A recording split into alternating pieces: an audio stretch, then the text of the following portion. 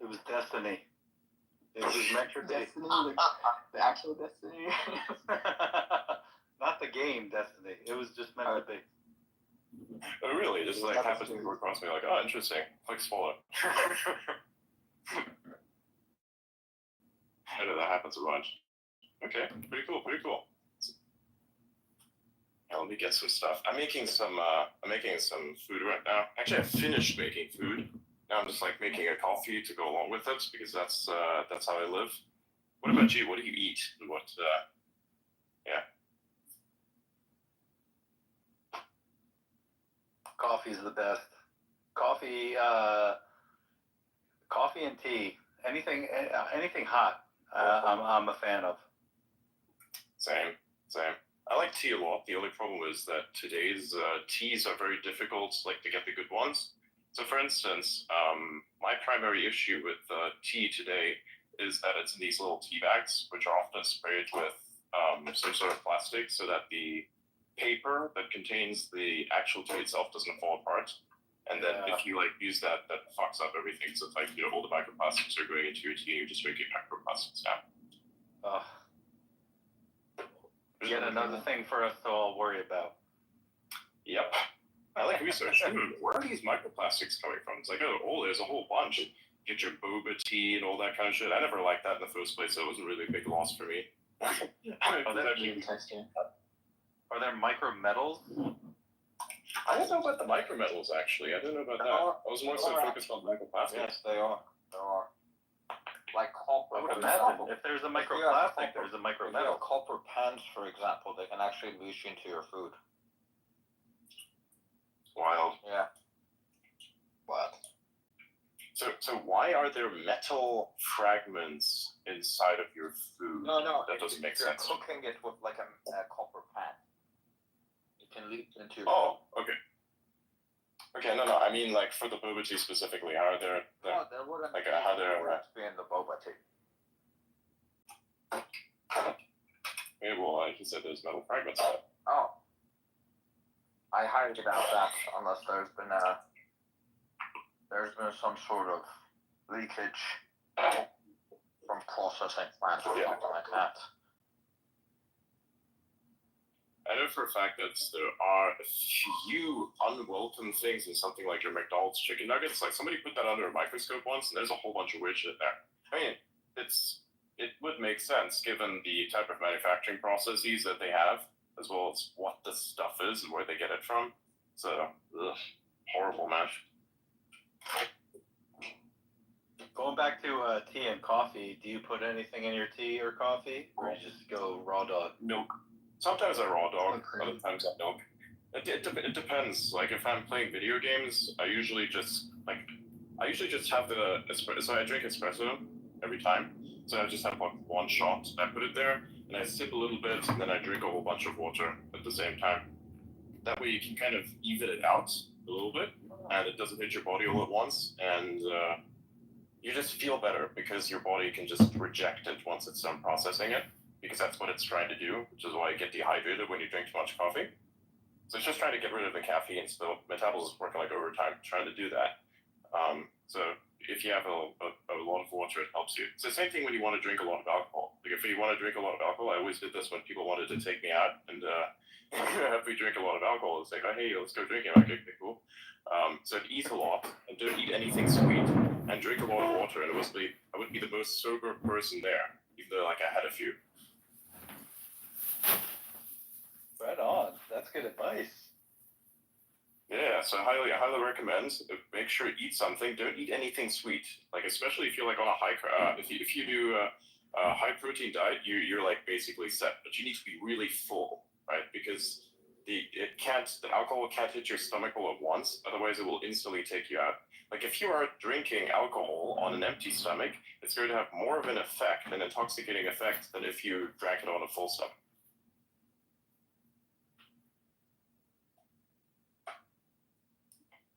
So the saying, you must be really fun at parties, in my case, really does apply. Love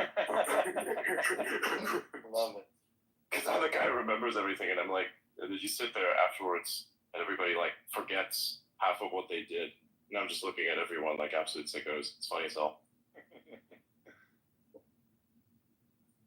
Turns out I'm a better designated driver, so I don't drink at all, and so I'm able to see a lot of fun things, which is what kind of discouraged me from drinking alcohol in general. So I fade it as much as I can. Sometimes for an occasion or like aesthetic purposes, I may drink it. Like say for instance, you're at this like very special place, you know, like imagine you're in a noble house or something, and then somebody offers you, you know, some alcohol. It's like I'm of course I'm going to take that out of respect, right? But generally, I don't drink alcohol like at all. Whenever I can, I just completely avoid it. That's what good. about you? You know, I enjoy I like bourbon. I like you know, but I can't drink a lot of it. So I find some people I hang out with, they like to do a lot of mixers, a lot of sweet stuff. To your point, Adrian, and they end up being pretty tossed and pretty upset the next morning. And I just like a little sip, water, sip, water, and then I'm fine the next day. So, you know, again, it's like, you know, enjoy it in moderation is my motto. Have you ever gotten wasted before? Because that's never happened to me. I've never gotten wasted before. Oh man, I've gotten blackout wasted. Yeah. Thing. Which has also led me to the point of like, why not do that again? Because that sucked. Yes. That's actually funny because like that's one of the reasons why I said I was never gonna get blacked out. I just kind of made it my mission. Somebody says, "Oh, you ever been blackout drunk before?" I'm like, nope, hasn't happened. It's never gonna happen. It's like, why? You have to have the experience. I'm like, I'd rather not have the experience of dying. Like I don't like that. I know what happens to the body. Like I've read it, so I can understand exactly what that feels like. Because, I don't want that. Also, I would add, as an attorney, getting blackout drunk is incredibly risky. You're still responsible for the things that you do when you're drunk, and if you're blackout drunk and you don't remember, you could even be held responsible for things you didn't do, but it seemed like you did because you were so wasted. True. Super dangerous. Very true. It's really like me seeing other people suffer from it made me say, yeah, I'm not doing this to myself. Yep.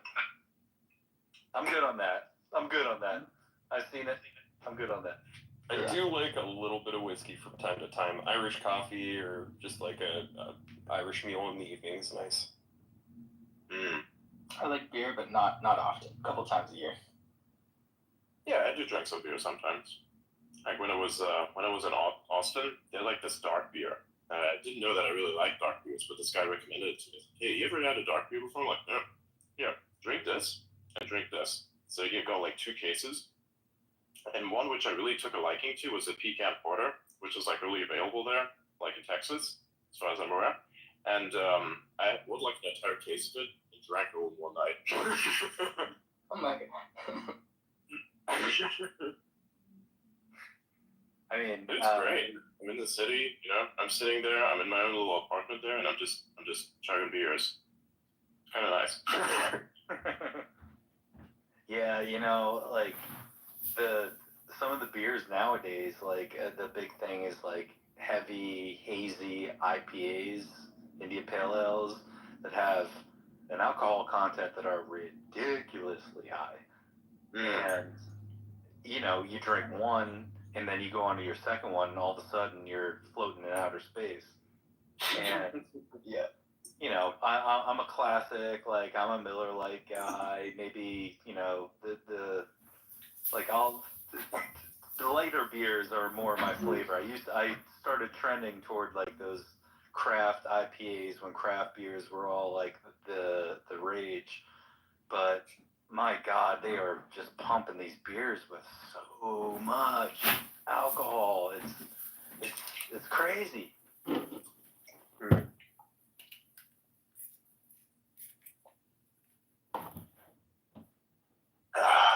That's nice. Says whoever just chugged that IPA. Yeah. I was chugging some some sparkling water here. I drink like a liter of that every day. While I'm eating, like I have a very specific routine.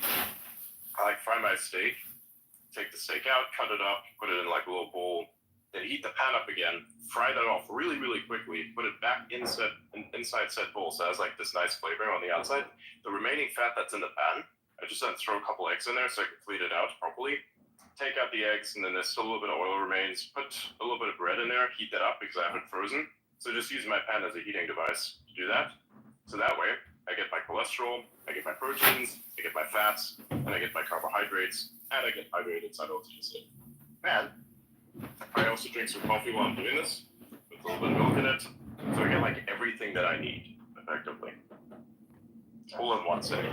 And the butter too. Yeah. I'm a very optimized human. Lead the It's way. great. Yeah. Use like one bowl, I think he said. Yep. Here's one goal. All of this. All right, guys, I gotta hop. I'm gonna get my kids down. Thank you for Cool, helping man. us in the space Cool, thanks for station. joining. Be well, Yeah, sure, man. everybody. Okay, see you, man. God bless. God bless, man. Well, that was fun. Nice dude, yeah. It's delicious. Yeah. Always great to have official reps of the platform we know and love so well. Mm-hmm. Indeed.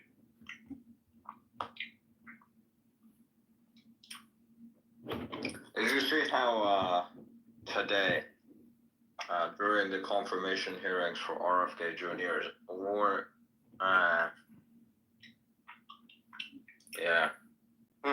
Warren was asking RFK to not agree to suing drug companies. Agree to suing This the- one not fucking suing- crazy person. This one fucking crazy person tried to make him say that mandatory vaccinations are okay. Like what? Just blanket with No. Avoid that. The fact Elizabeth Warren was basically telling him that he should promise to not sue drug companies because that will financially benefit him. She also wanted him to not take money from Big Pharma, which seems like kind of contradictory positions. It's the same companies.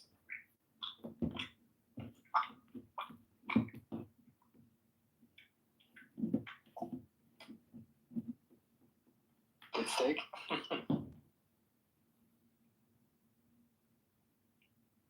I'm about to cook mine too. Hopefully, I should be having steak here very soon. Nice. You do your push-ups? Actually, not yet today. I should do them. I'll do I'm it right now. about to do it. Yeah, I'm about to do it. Alright, accountability. We're doing it. Here we go.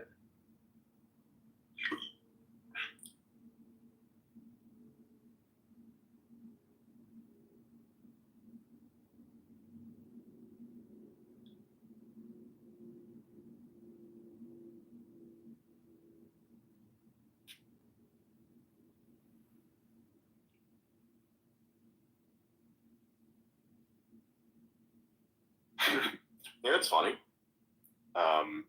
I always see these posts where people complain about modern art. And look, I understand it. Modern art is horrible. It's just a piece of shit.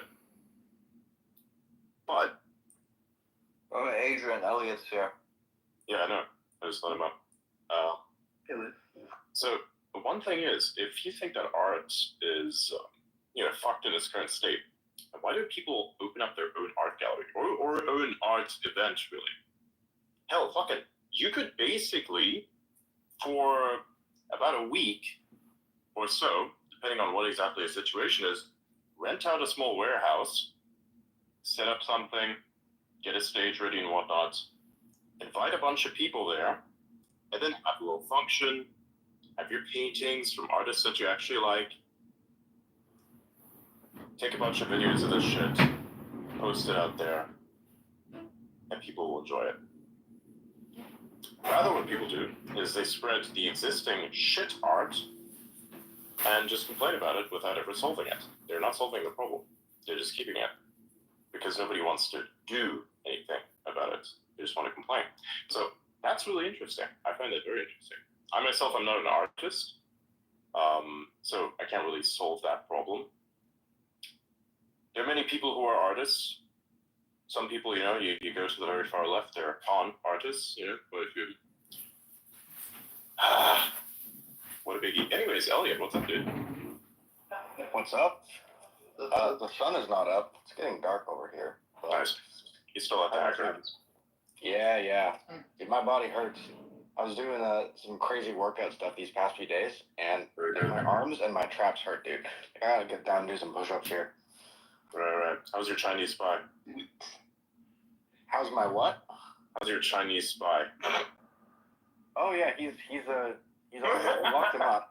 So. What about Stairwell Steve? Is he still around, or did he peace out? Oh no, don't you remember when I said that we killed him? Oh, he's dead? Okay. Oh my gosh. No. They basically decided to clean this stairwell of the dude also. Cause of death, ingesting too much bleach. Oh my god. Wow. You should probably not say this in public, yeah. Not that it happened, but damn. I'm like working overtime to be your PR guy, what the fuck? Yeah. This didn't actually happen, I swear. Not very convincing. The way you said it was like you can actually you can feel the smile. Yeah. The worst conversations are like, look, I can explain. Sometimes when I really want to troll, I just preface every conversation with that, look, I can explain this, and then they just continue going, and then everybody's like, the full attention is already on you because they think you're about to explain something really fucked, but it turns out to be very vanilla. So like I preface some conversations with, right, I can explain.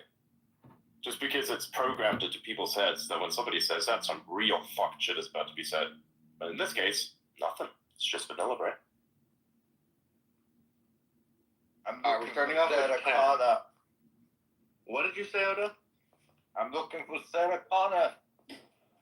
What the fuck is wrong with that?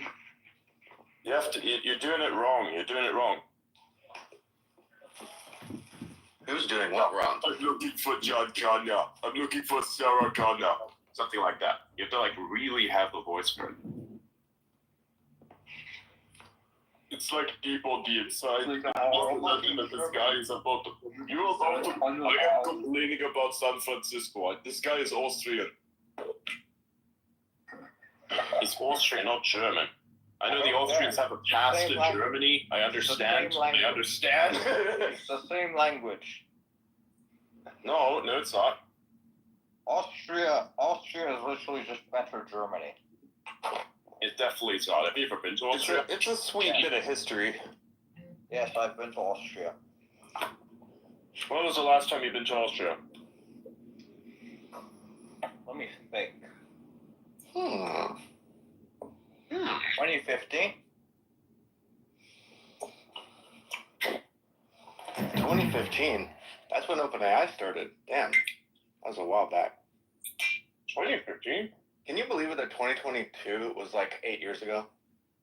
Wait, how old were you in 2015, Elliot? In 2015, I was in 5th grade. That's wild. In 2015, I was first introduced to Magic the Gathering. Oh my god. But I got introduced to it in like 1996 or something, or 1997. Yeah, I mean,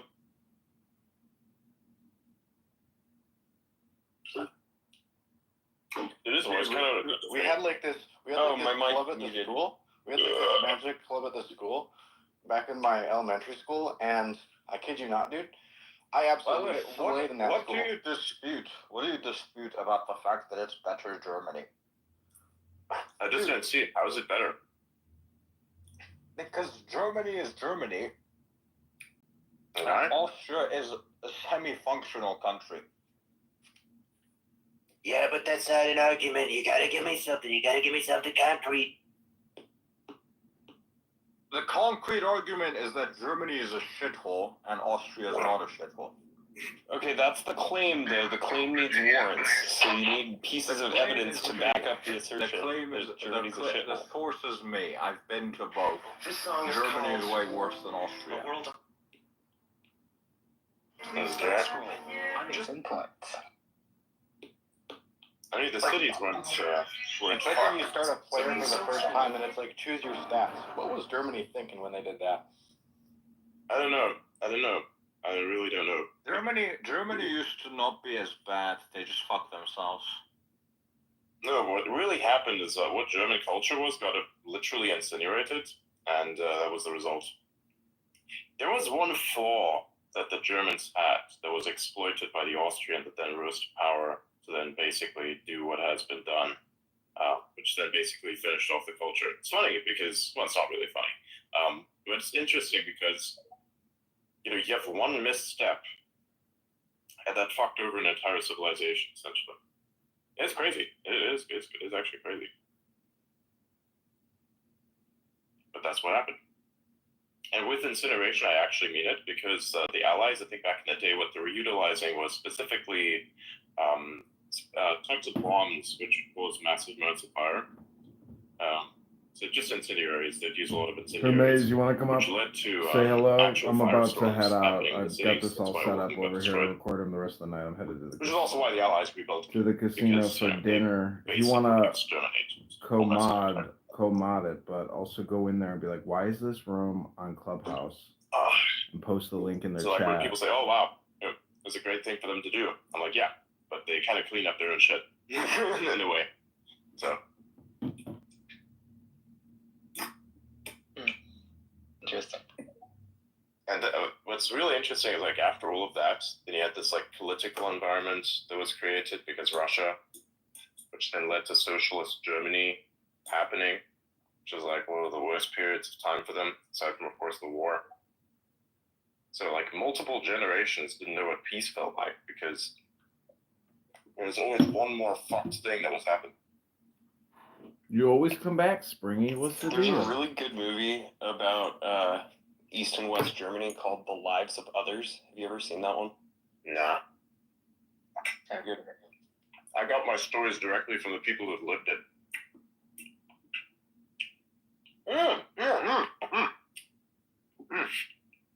I got something. Hold on.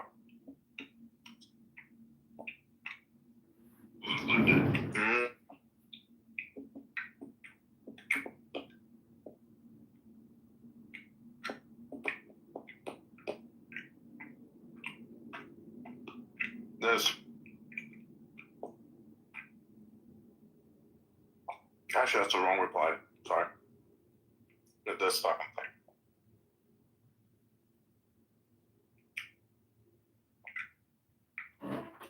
This is about hours worth of footage of people tearing apart this piece of shit wall that kept them separated. It's from 1989. My aunt was there. Yeah, she got a piece of it. A real? Damn. That's pretty cool. Awesome. Yeah. Many of the people I know were there lived through it. They didn't take a piece because they were so pissed off and tired of seeing that piece of shit wall. They just wanted it gone. Thank you, War and Hope. Yeah, the movie I was talking about is about the East German secret police and how they would monitor people who were trying to potentially escape or facilitate unity between the two sides. And just the extensive surveillance state that they developed in East Germany is very interesting. Oh yeah. The only way to survive that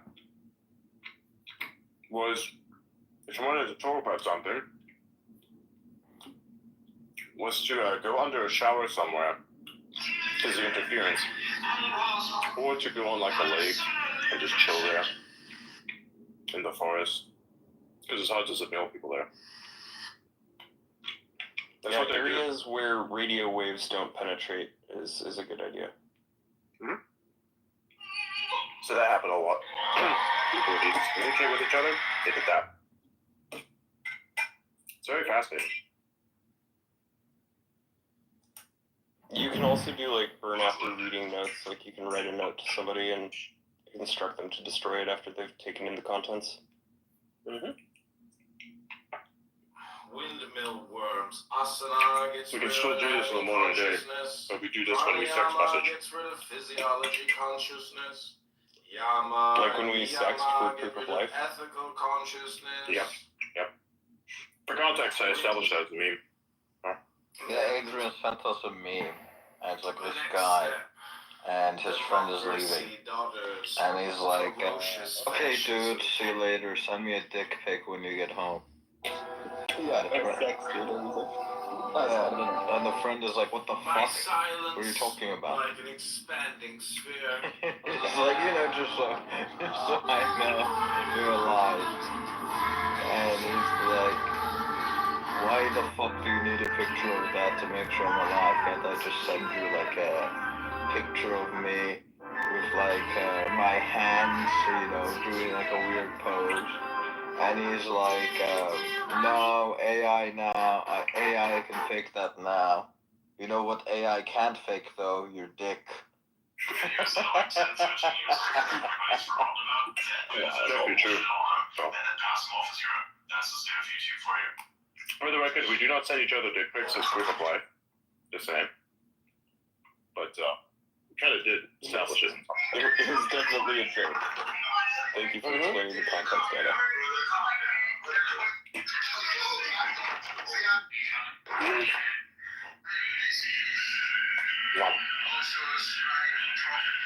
Nom nom nom nom. Very good.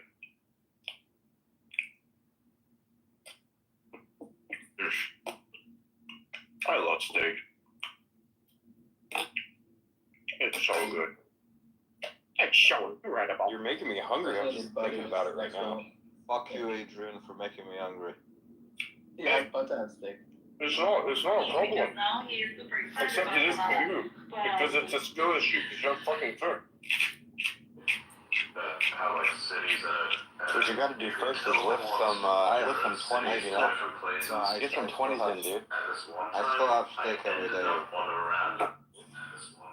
Yeah, I mean, I can cook. My steak's just en route. Nice. Steak right. Take it out. The problem is what? Problem is you don't cook. Yeah, why would I cook? It's part of the experience.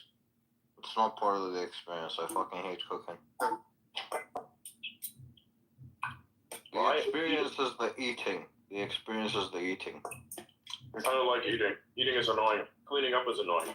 There's something about like when you've figured out how to cook steak exactly the way you like it, like, you don't want somebody else to cook it for you because they Exactly. probably or might not get it right. Exactly. Then you have someone else cook it right for you. No, dog. No, I like to be a one-man army.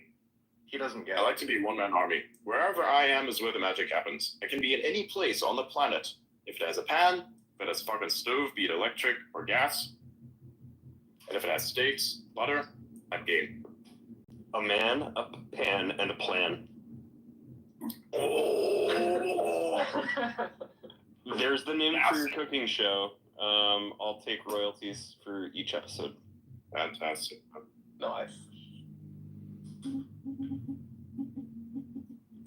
That's a good one. Yeah, what kind of cooking show would that be? It's like we travel all around the world cooking steaks from each place. Like, that'd be kind of funny. You could do that. You could also do like maybe like a one pan thing. So like steak could be a good portion of it. But if there are other things you like to cook, but it's just like, simple meals that a bachelor can cook for themselves and stay healthy and enjoy it. Travel around with one pan in your arms and just like travel from village to village and cooking steak. Yeah, dude. It's fucking awesome. Taking each country. Just don't pull that shit in India. They'll fucking crucify your ass. Oh, true. Yeah, I guess you couldn't do anything. Oh, you just gotta pick a different mammal. Mm-hmm. Weapon of choice, goats. For some Good is pretty reason, good. I suspect that goat steak is not the goat. No, it's not. You're gonna have to turn that shit into curry. Or something else like stew. Lamb is pretty good. Mm. Ooh, I do Lamb like is that. yes, but I've actually cooked this also. I really cooked that as well. Again, I think I've had goat before. Goat can be pretty good, I think. goat can be pretty good, but you have to prepare it correctly. I had goat when And I it was a can't be cookie. It can't be too old either, because otherwise it tastes way too fucking strong. That's the Goats? thing with most. That's the thing with most meat, though. Goats, it's especially pronounced. With most meats, it's not a problem. With goats, No. I mean, with most meats, it tastes worse if you if it's been out for a while, you know. No, that's not what I mean. Old as in the animal. Right. Oh, that's what you mean. Oh, right. Yeah, you don't want to eat like a fucking. You don't want to eat like in a human life 6-year-old goat. That shit's not gonna work out for you. I've had other people handling it for me, so I don't have to worry. You want like a. Ada likes to keep his hands clean. You want to have like a 2 to 3-year-old goat. That's fine. I can cook if I need to, but I don't like cooking at all. Now what you gotta do is come by the residency here. We're gonna go to the grocery outlet, get ourselves a nice $15 steak, one for each of us. Cook that shit by hand in a cast iron, dude. It's gonna be great. Oh my god, I survived on Gross Out in college. There's no circumstance under which I cook if I don't have to. You can get an optimist to cook for you. That would solve. Oh no, I can cook for you. If you don't, just at least try my steaks, you know. Scotty boy! Hey, Scotty, my man! Personal chef. Dude. Right, Brent? Yeah, good. Elliot's What's up? a Renaissance man. Scotty, my man, my co-producer! My man with a I plan! cook for people too, because I'm just good at it. It's like Yeah, when it's chemistry. something I know how to cook, I like cooking for people. Let me turn the volume down. Yeah, stews are great. I love making stews. They're so fucking easy, but they have just enough. What's going on? How's it going, buddy? Oh, you know, life's great. How's your life? Things are good. I mean, you know, I'm just like, The beat goes on. yeah, continue. It's easy to get angry. It's so easy to get angry. I'm not angry. I'm not angry at all. Well, the thing is, you know, people want success. So it's like, how do we reverse engineer success and not get angry? I feel like if you want success, the first step and the perpetual step is angerlessness. You know, and I get, it's just so easy to get triggered like all the time. So, you know, meditation is so important, and I don't know. I mean, just some thoughts. Like Elon likes to protect his space, you know, because he doesn't want to get triggered. He wants to eat his butter steak and pontificate. But I don't have any butter steak over here. Did you? When was the last time you had some butter steak? You know what? That's actually my grinder profile screen name. It's Buttersteak 6969. Wow. Do the men, you know, get turned on by butter steak? Dude, come on, man. That once they taste Scotty's Buttersteak, they want nothing else. It's really where it's at.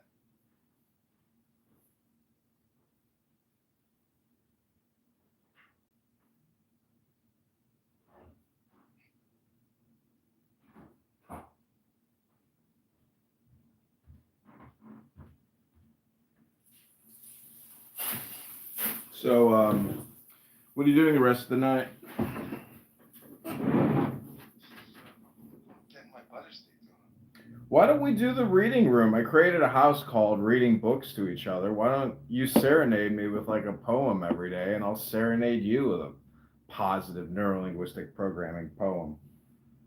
Because you have to look at this app as programming. It is programming. You know, it is conditioning. So if we take the conditioning and the programming in our hands and we force it and we read it to each other, we'll benefit, you know, crisscross, mutual beneficial, what do they call that?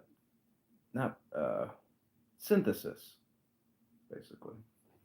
I mean, pick something from the Bible, man. Like you're a learned man. Like let's transmit the words of the master.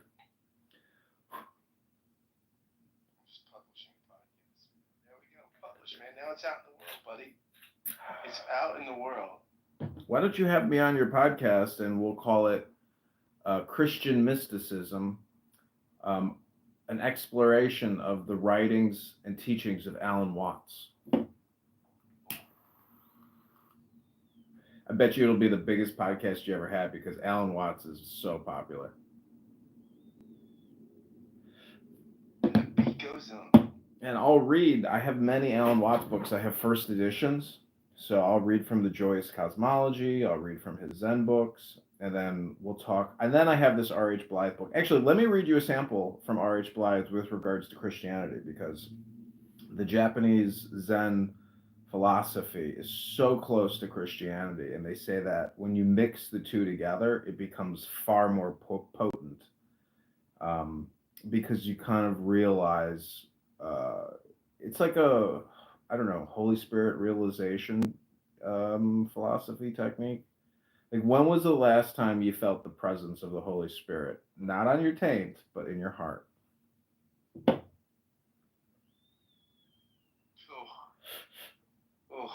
And thanks for the compliment yesterday. You were like, man, every time I talk to you, like, you bring the fucking entertainment. I was like, thanks, Scott. Thanks. You do, buddy. I'm a huge fan of yours. I'm a fan of yours. You know, I want to work with you. I want to co-create with you. You know? Yeah, the talking apes have a room. Can we be as great as Jesus? Yeah, I saw that. There was a bunch of. What do you think about Christianity in terms of sin and people saying, like, somebody messaged me on YouTube right now. They wrote, I would love to inform you about the Lord Jesus Christ. He loves you and is waiting for you. That void inside your heart can be filled. His arms are wide open and is calling you now to repentance.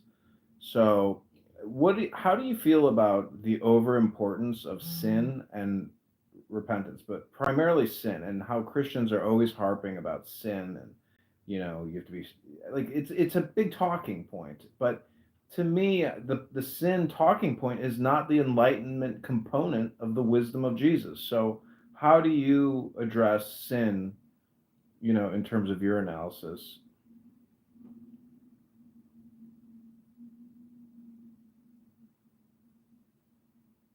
Are you in the talking section? I think sin is a big deal. I think I'm a Western Christian in that regard, and I think the sort of Christianity you're talking about, I would say it's standard Christian. Right? Now, look, there's sin and repentance language all through the Bibles in the New Testament, especially in the Gospels. But there's lots of other themes too. But I mean, I think Augustine really leans into this.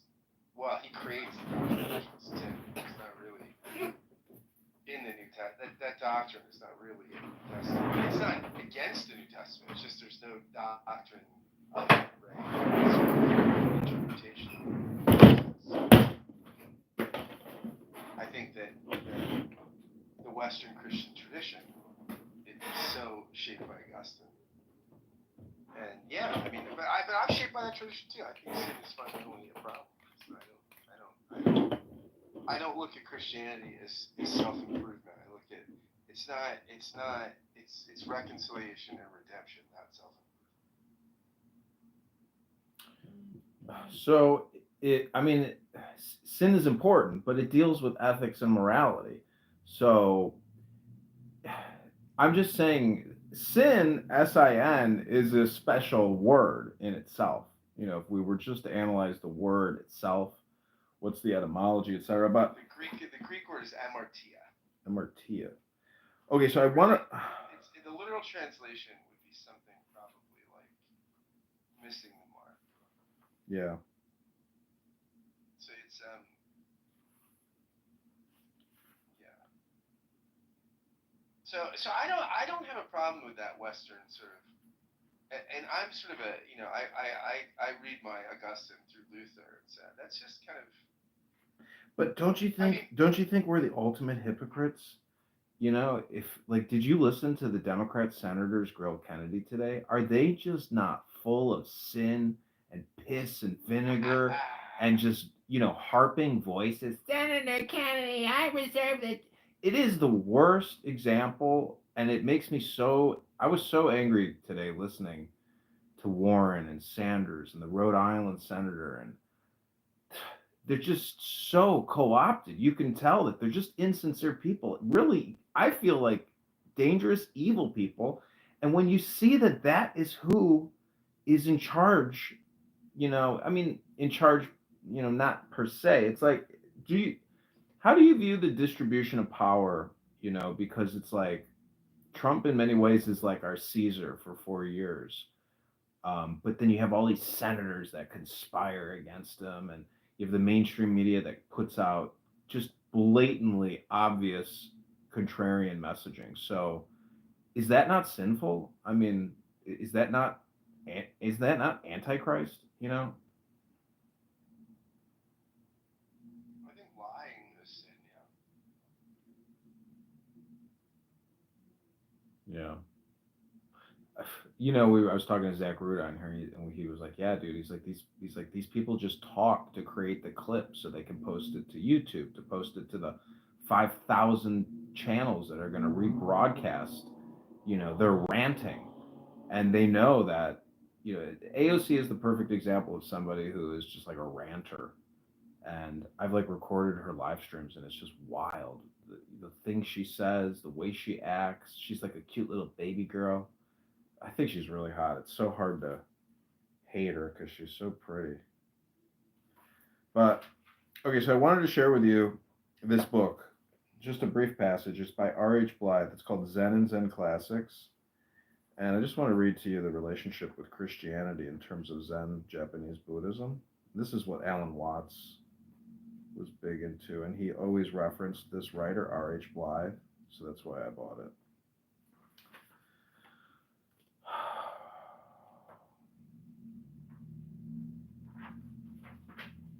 Did I read this to you before? Maybe. Okay, well, let me just go to like a random page, something that I think might be important.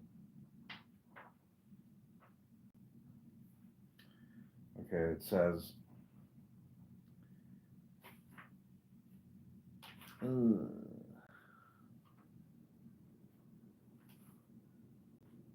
don't know. Let me just read you something from the New Testament, something from the book of John, since my name is John, and I feel like I'm like the perfect example of like John in terms of like being a Scorpio. It's just so I see so many coincidences in my life. Like I feel like we're living in a simulation.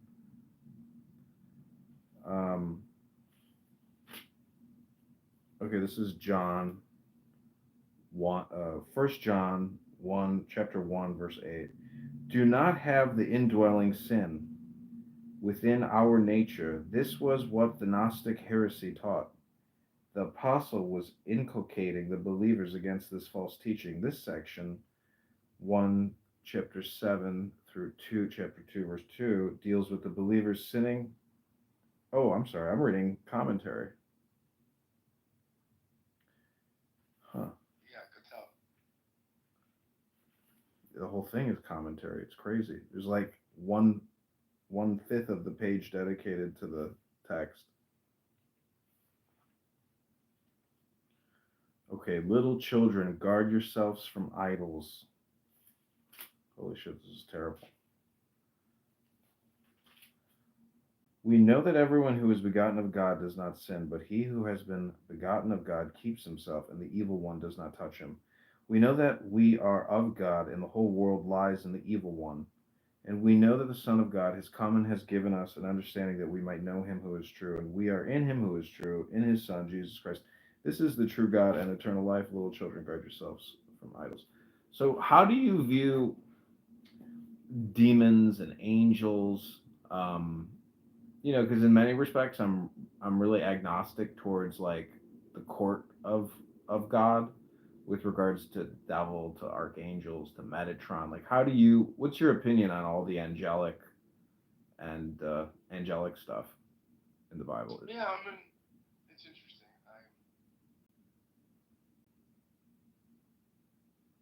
I mean, Are they just more metaphors? I don't think they're metaphors in the Bible. I think certainly in Second Temple Judaism, for instance, there's a pretty worked out and ornate angelology I mean, there's angelology in the Hebrew Bible. There's not really demonology in the Hebrew Bible. I mean, that's more of a Second Temple Judaism thing, right? Like, by the time of Jesus, there's much more Satan and demon stuff in Judaism. That doesn't, So when you hear John writing that, like, and he's talking about the evil one, I mean, is he? talking about Satan? I know, but isn't that really just Yetzer Hara, which is evil inclination? I mean, No. you really think there's a prince of darkness that I think lives John on this thinks planet? there is. I mean, I don't think John thinks it's a metaphor. No, I mean, the question is, do we demythologize that, right? I mean, that's this is the modern. This is what Eugene Peterson would do, right? He would just say it's what's the Hebrew there? The Lahar. So what's that? The evil inclination. What's that? Oh, Yetzer Hara. Yetzer Hara. Yeah. That's what Jordan Peterson or somebody would do with it, right? Just say it's the evil inclination. It's anthropological. I mean, and that's certainly not what the biblical writers are thinking. I mean, I think they think this stuff exists, but they're pre-modern. And I mean, the question is, what do we do to this text in a modern world? How do we read it? That's a challenge for any text, any pre-modern text. But I mean, I think it's a particular problem with the Bible that tends to sort of make normative claims, or at least in the communities that look at it as a sacred text, think it makes normative claims and feel some obligation to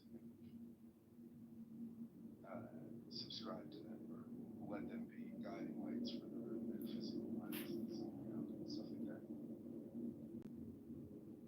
So you're getting me serious. I'm off my team right now.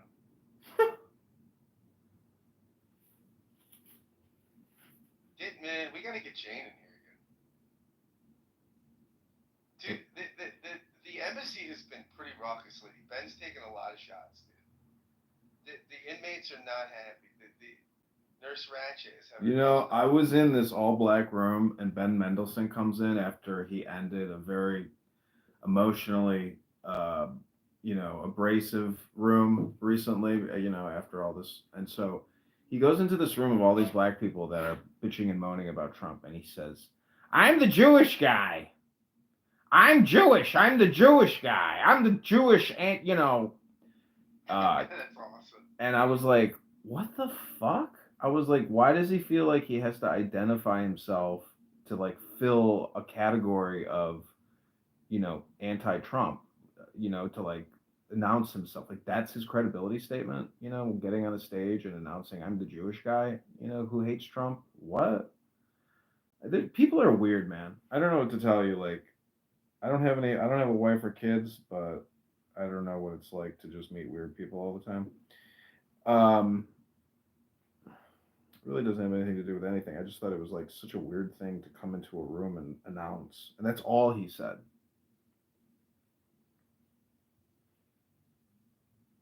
Nice. The beat goes on. Okay, listen to this. This is Book of Revelation, chapter 1, verse 8. It says, put a little music to it. I gotta get my music back. I was sorry to hear that your computer crashed. You lost your... Well, it was my Clubhouse, so I lost all the music files I had saved in my club deck. Yeah, I know. Because honestly, I remember you playing some real fucking bangers.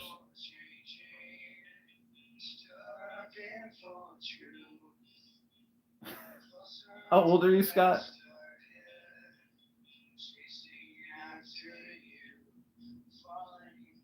Scott, no copyrighted music, please. Oh shit, I forgot. Okay. I forgot. You played by the rules.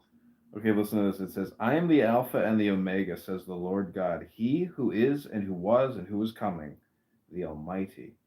I, John, your brother and fellow partaker in the tribulation and kingdom and endurance in Jesus, was on the island called Patmos because of the word of God and the testimony of Jesus. I was in spirit on the Lord's day and heard behind me a loud voice like a trumpet saying, what you see, write in a scroll and send it to the 7 churches, to Ephesus, to Smyrna, and to Pergamos. You know who I got to show you is, I'm going to get you the YouTube. God, what is his name? this guy is so incredible. His interpretations, with regards to Christianity. God, what is his name? I'll have to think about it. Kundalini. What was his name? Bet you the algorithm shows him to me.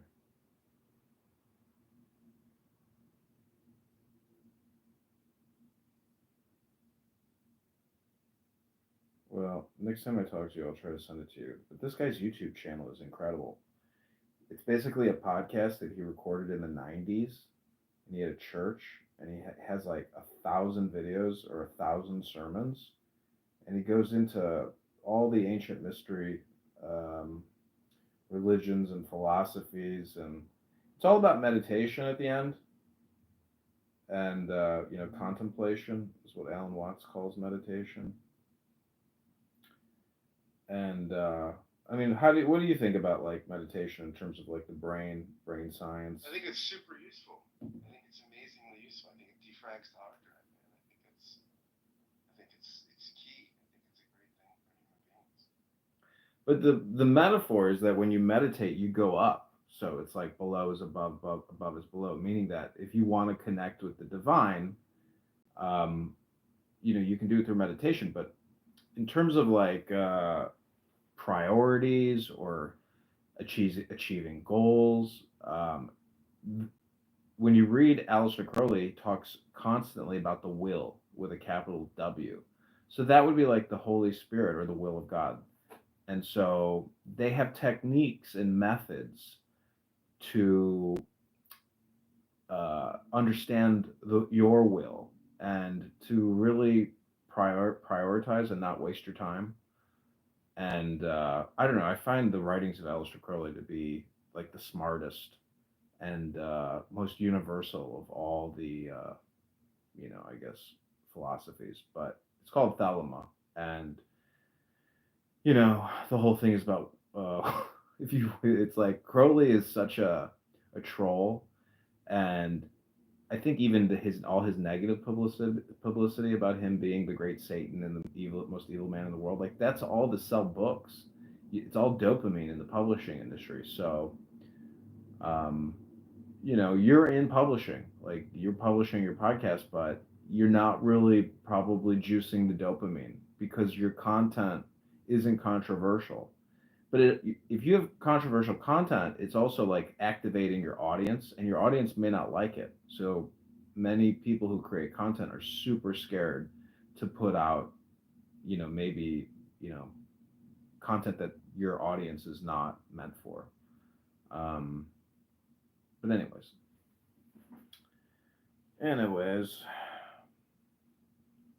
this is a very strange Bible. It's called the New Testament Recovery Version. I think I might have taken it from a hotel. This is 1 Corinthians. Steve is doing the workers' rights radio show. He's not an attorney, right? No, I think he's like a paralegal or something. Have you ever gone on YouTube and typed his name in and just listened to him talk to this attorney about workers' rights and Social Security? No. Dude, you got to do it because it's like hilarious because he's like, I don't know, he's doing marketing, and it's just not effective. It's just not, it's like what I do. It just doesn't work because I don't have any money to essentially buy an audience. So thus it becomes a quest of self-rectification and self-knowledge and education for myself and hopefully others. But I love it. Yeah, I would love. Who is Craig C? I don't know. Craig comes to my room all the time to just listen. He never says anything. He's one of the. He's either the same person who always comes to these rooms and like doesn't say anything. Somebody who like has an axe to grind, and somebody who does not like some of the people that I associate with here on this app. He could be that person. There are so many people that hate people on this app. Isn't it amazing? I have people that come back to my YouTube and they leave comments and say, I always come back. I keep coming back. I don't know why I keep coming back. I like to think it's because I bring them the dopamine. Okay, Scott, before we end this, let me read you one thing from this Zen book. Zen would ask, "Who is this I?" Speaking of himself in Adonai, Shelley says, and his own thoughts along that rugged way pursued like raging hounds their father and their prey. This change of mind that came naturally to Shelley, this change that is so painful to ordinary people, Shelley elevates into the very principle of living itself, echoing those famous words of the Diamond Sutra. Awaken the mind without fixing it anywhere, he asserts. Narrow, the heart that loves, the brain that contemplates, the life that wears, the spirit that creates one object and one form and builds thereby a sepulchre for its eternity. His own personality is fluid, and his poetry flows from his imagination and intellectual activity rather than from his own individuality. The beams of the sunrise flow in, unimpeded, keen, golden, and crystalline, banded armies of light and air. These lines and the following correspond to Turner's Wind, Rain, and Steam in their Life and Freedom. On the blue surface of thine airy surge, like the bright hair uplifted from the head of some fierce Maenad, even from the dim verge of the horizon to the zenith's height, the locks of the approaching storm. In such passages we feel the divergence between Shelley and Wordsworth. For Wordsworth, man is man and nature is nature. In Shelley, man is nature and nature is man, sometimes, as in Alastor, in the sense that nature and man reflect each other, but more often the life of life is expressed by which we see nature as impersonally as a scientist sees her, yet with nature's own powerful incalculability. In the Ode to the West Wind, Shelley utters a prayer for what was granted to him at birth. Be thou, spirit fierce, my spirit, be thou me, impetuous one. It is the spirit which breathes in the ardor of, gazing on thee I feel, I know, green stalks burst forth and bright flowers grow, and living shapes upon my bosom move. It interpenetrates my granite mass. Through tangled roots and trodden clay doth pass in the utmost leaves and delicate flowers. There is in the same elan in Basho's verse, oh, how glorious! The young leaves, the green leaves, glittering in the sunshine. The Zen of Shelley's poetry may be considered under two aspects. First, the skylark of the skylark is not a bird, but neither is it a Shelleyan creation. What thou art we know not. Its unbodied joy is not Shelley's joy.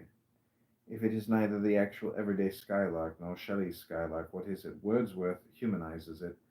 Shelley dehumanizes it, which is right, both. On the one hand, the skylark lives life, and thus we may share it. Wordsworth is thus right in implanting his own feelings within the breast of the skylark. On the other hand, the skylark has its own absolute existence apart from all other things. It is a skylark, and Shelley, by creating a skylark out of his own divinity, approximates to that skylark which God created out of his.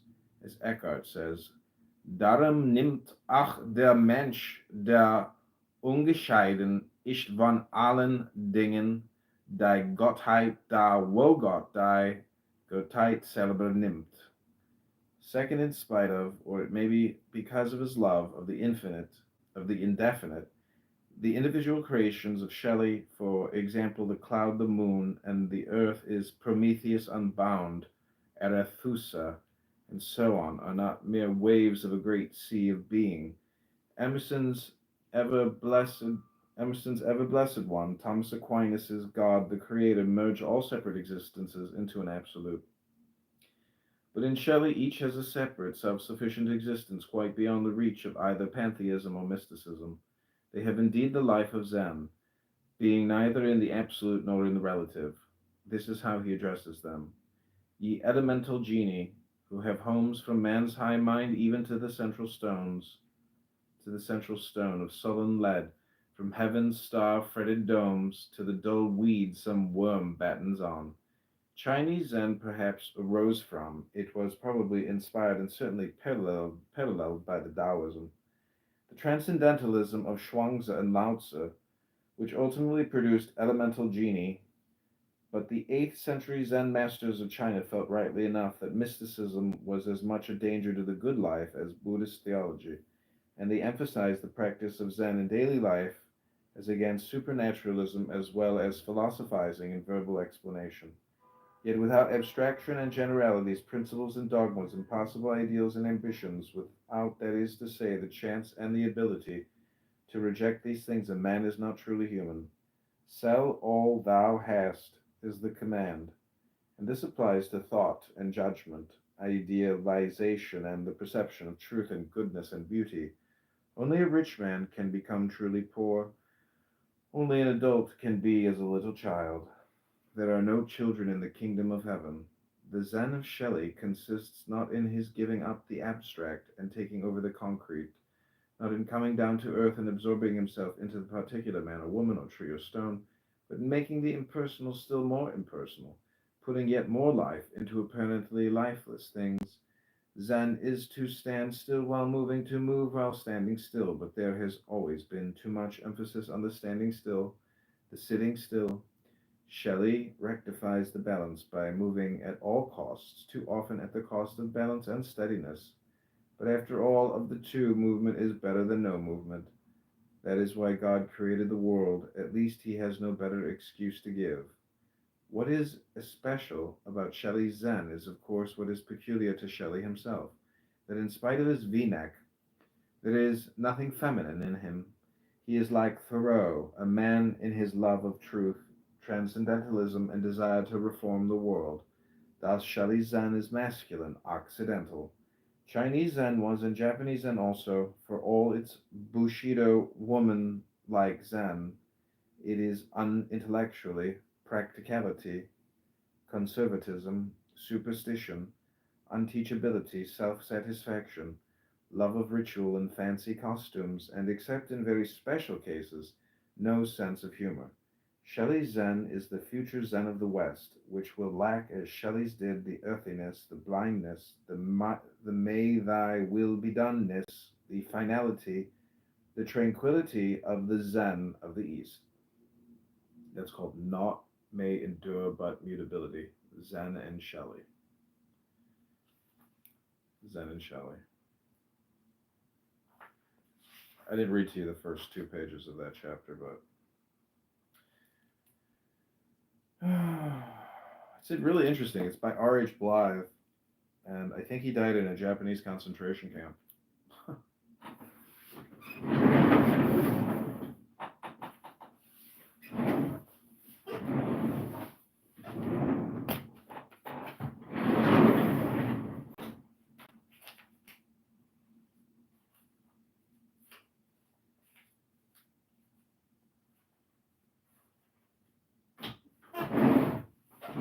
Okay. Huh? Roger Mayhem is suspended. Yeah. Permanent. Well, it's not permanent. I mean, he just needs to get a new burner account like the rest of us. Cheap fucking guy. He could have a new account tomorrow. New account today, right now. You just gotta go spend $65 and boom, you're back in business. You know, people use Google Voice to create accounts here. So if you get one burner account, that means you can create 2 Clubhouse accounts. And there's other text things. I'm sure you could do it on other apps, but I need a burner account. you do need a burner account. Get a $50 Motorola, man. I'm telling you, it's like it'll expand your consciousness. You'll realize that people have you blocked. It's nice. The nicest guy in the world is blocked. You'll realize it. Wait till you see it. You'll be like, holy shit, motherfucker blocked me. Who's the nicest guy in the world? You. Oh, you think that? Yeah. Clubhouse. Everybody loves Scott. I saw you at that bar. Everybody's coming up to you. Oh, Scotty! Everybody knows your name. Dun, dun, dun. Okay, I'm gonna turn the volume back up on the Musk. Here we go. Nervous system and veins running around with a bunch of modes attached to it. So, that would look like ballistics gel. Like if you were to make most of your flesh completely transparent, including the skin, you'd just be running around looking like ballistics gel. This sounds like a very cool experiment. It It sounds like one, but I definitely wouldn't do this to anyone. No, not to a human, to a mouse. Oh my god. Okay, then we're gonna have ballistics gel mice. I may or may not have access to some biology labs here by being associated with residents at this hacker house. Oh my god. I need to visit there sometime. You should. I think this is his son. But we'll see. I got a lot of things going on at the time. Can't be his son. No way. We got a lot of things to do, you know. You got to do the Trump impression more. You clearly do not do it enough. It's very funny. Yeah, of course, because I don't want to. Dude, every time you do that Trump impression, the listener spikes up at least 20. Oh my god. Gonna be like that guy from the TikTok For You page that advertises his LEDs. Like, there's this one person who looked super fucking Asian who said, I'm gonna go out with a white dude, and as a black girl, and then he just cuts off and says, if you're white, then I'm black, and I'm also the real Donald Trump. And then he goes, China, China, China. Like, what the fuck is this? Like, what am I watching? So yeah, I think a lot of people know exactly what that company is now because of that.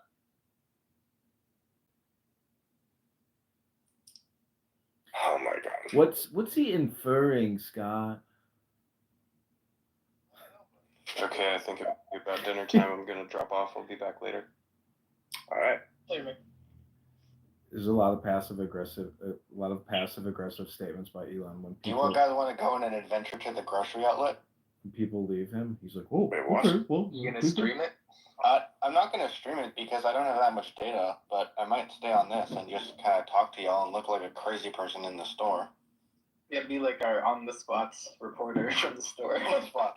So we're here in Michigan. See, this is why I just want to record them, Scott, and like walk away because it's so stupid. It's like another clownhouse room. Oh yes, the New York steaks. Is that a ribeye? See, yes, that's a ribeye.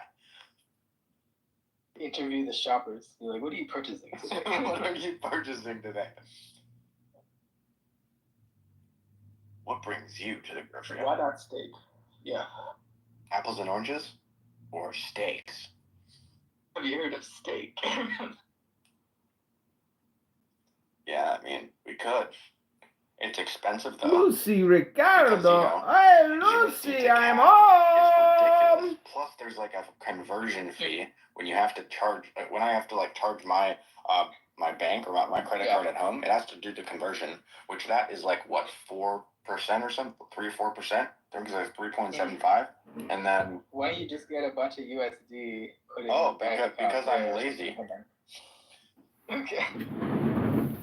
But yeah, it's like you're paying like what $1.52 CAD, like how about when you sum everything, it's like $1.55, $1.60 CAD for every US dollar. It's crazy. Yeah, Alex like Burnett. a single like $10 steak in the US is $16 CAD. That's nuts. Yeah, it's wild. That's why I only get 2 steaks a week. 2 to 6 a week? No, not 200 steaks a week. 2. That's okay. I thought you were gonna eat them every day. Oh no, I'm not that rich. No, I would be bankrupt. Like, no. You can get the thinner sliced ones. They don't cost as much. Like, I don't know. Yeah, but I want the thick beef. You know what I mean? Okay. Okay. Why'd you say it like that? I don't know. You tell me. You say it like that. Funny thing. So, Senator, what the fuck? Senator Reverend Raphael Warnock says, I'm voting no on Mr. Kennedy's nomination to lead HHS Gov. He wouldn't commit to working to prevent health care premium spikes and didn't denounce his conspiracy theories about the CDC. By the way, those are not conspiracy theories, those are all facts, which employs thousands of Georgians, I won't support a nominee whose policies hurt Georgians. He's not going to do anything that's going to hurt anyone. As a matter of fact, he's going to fix things. Specifically, the things that have to be fixed is those things you disregard as conspiracy theories taking place and having been perpetrated on the American public and, to a certain extent, the planet at large. So, no, fuck you. Now, then the response was from Nicole Shanahan saying, man, I regret ever helping you. The only reason you're in that seat is because I sent massive financial support to Shirley Sherrod's C4 to mobilize rural Georgia during the 2020 runoff. I'll be correcting that massive mistake ASAP. You're awful. Oh my god. This is really the PvP episode. Like, this is a PvP zone, man. This is great. Yeah, it's triggered. Like, that's just wild. Waste, though, in my opinion.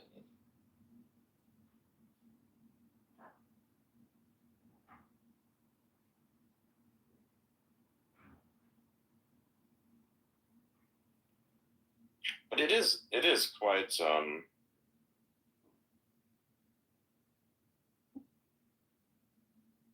what is this? Oh wow.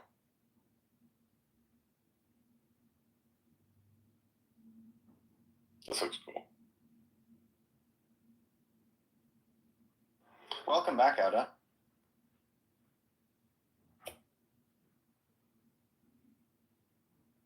I don't know if he's there.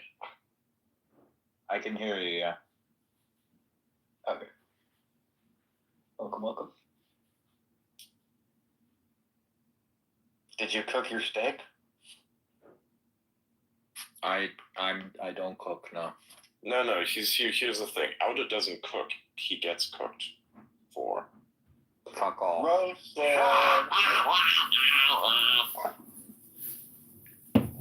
It's actually true. He gets cooked. He doesn't cook. He gets cooked for. I occasionally cook. I occasionally cook. Very rarely.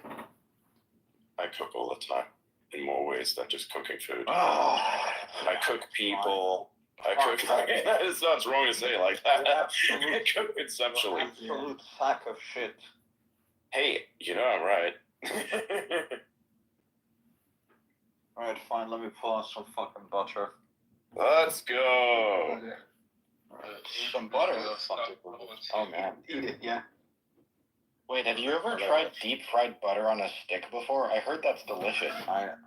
I'm not gonna fucking. Are you insane? I ain't gonna try that shit. He's like pissed off about it. Deep fried butter?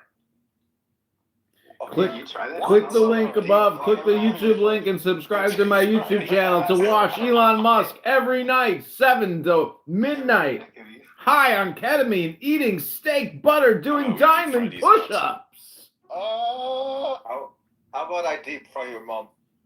Wow. Okay, careful there. Crispy. You're supposed to be cooking. You're supposed to be cooking, not cooking yourself. I'm cooking now, you piece of shit.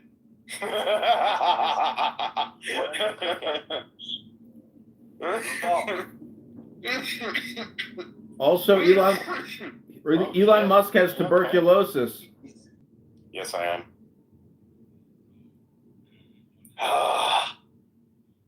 Out, I don't hear it sizzling.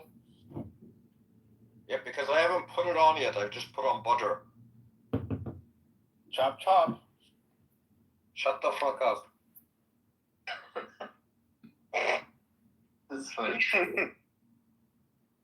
You're not clicking that link, Scott. You got to subscribe to the YouTube channel. You too, Alan. He's not Alex, shit. I already know. invite people to the room. Wait, but I thought you didn't cook. We want everybody to know the good news that Elon Musk eats buttered steak every night from 7 p.m. to 1 a.m. in the morning. High on ketamine. Philosophizing. Sack of shit, you dipshit. Hi, Jane. Chill, pal.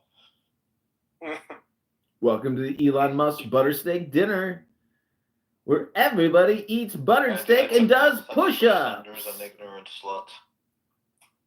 Oh, he's catching up with the Kennedy lore. Yeah. Senator Neely Kennedy. Avocado toast eating. Latte drinking. Goat's milk latte drinking, avocado toast eating insiders elite. Right. That guy's epic. Yeah, he's epic. I love him so much.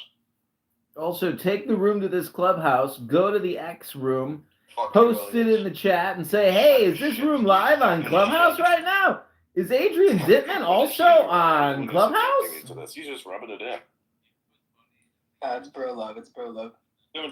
Yeah. Or it's like that one post where Andrew was like, help, my brother's gay. Gaslighting. Right, do you hear that? Yes, I hear sizzling. Yes.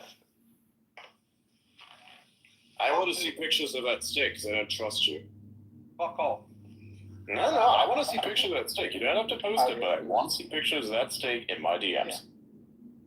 In high res. Yes.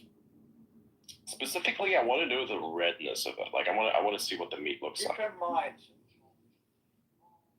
I like it a bit more cooked than you. That just sounds like you're coping, man. Go fuck yourself. Oh, look, my Cobotron 3000 just arrived. 1 second. Shut the fuck up. We actually need to create an AI like that measures Copious Maximus or something? Yes! Yes, it is! Actually, it is! It is. He, like, uses my profile picture that he had to rip and AI enhance so it actually looks like my profile picture, and then fucking put that on and calls himself Copious Maximus. Plus 100. It's incredible. Let's go. That was a good one. Copious Maximus.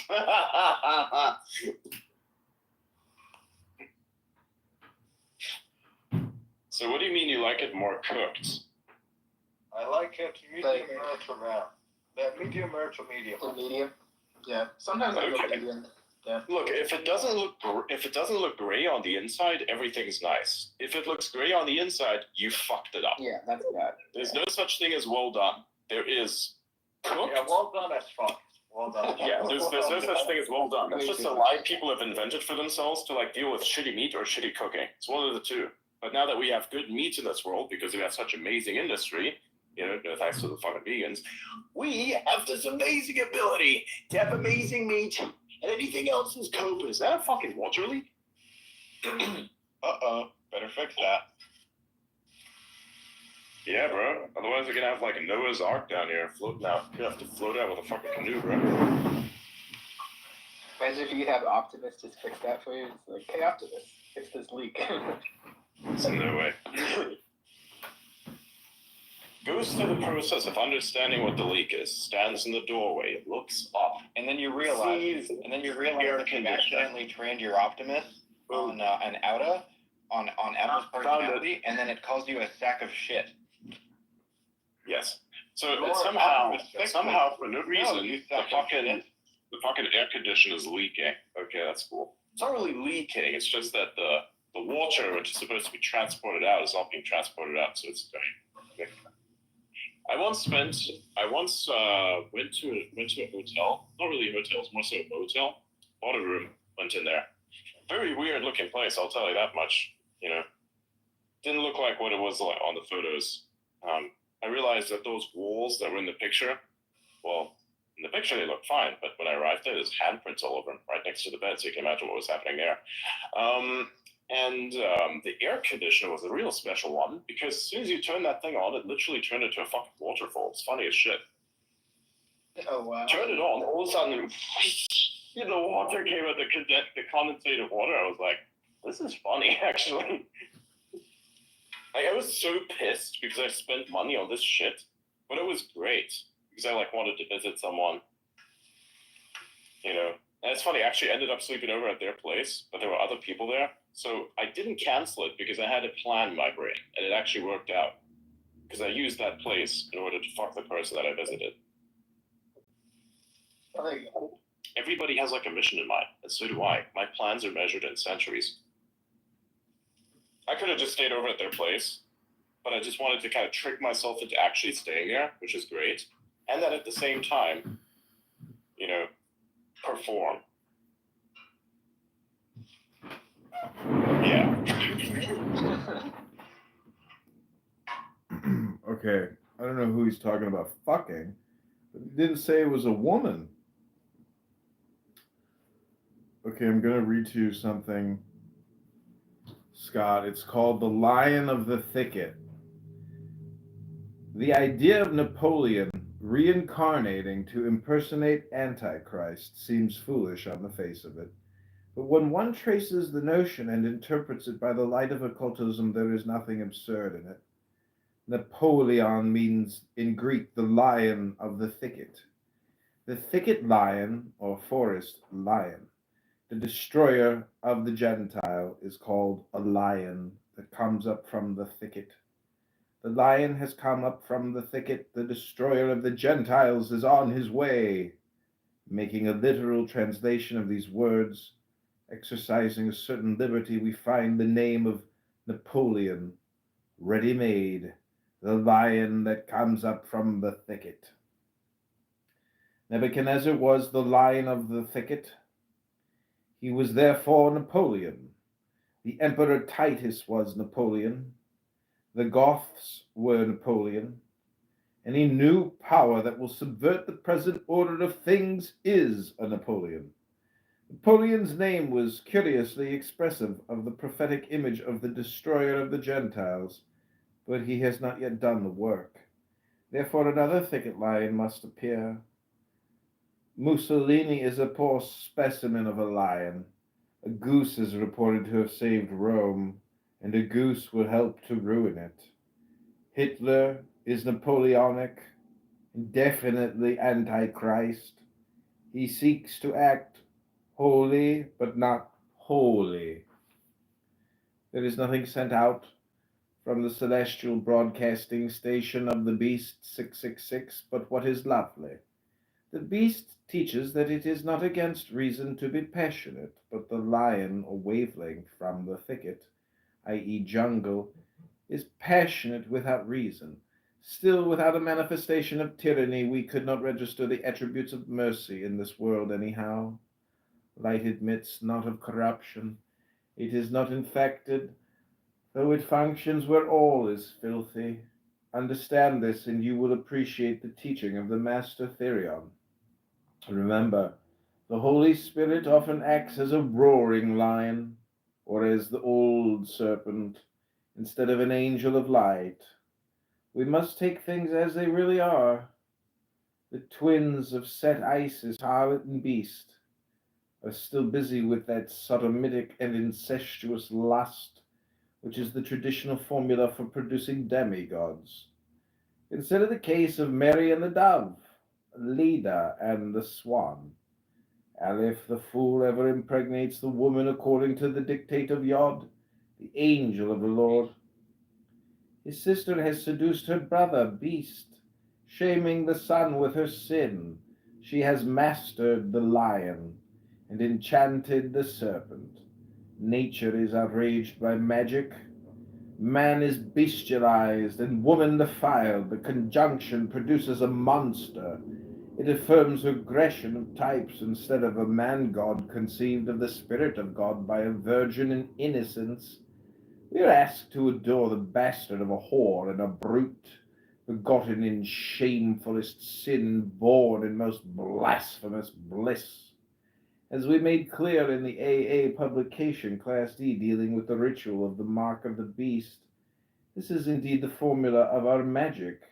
We insist that all acts must be equal, that existence asserts the right to exist, that unless evil is a mere term expressing some relation of haphazard hostility, between forces equally self-justified. The universe is an inexplicable and impossible as uncompensated action. The orgies of Bacchus and Pan are no less sacramental than the masses of Jesus. But the scars of syphilis are sacred and worthy of honor as much as the wounds of the martyrs of Mary. It should be unnecessary to insist that the above ideas apply only to the absolute. Toothache is still painful and deceit degrading to a man relatively to his situation in the world of illusion.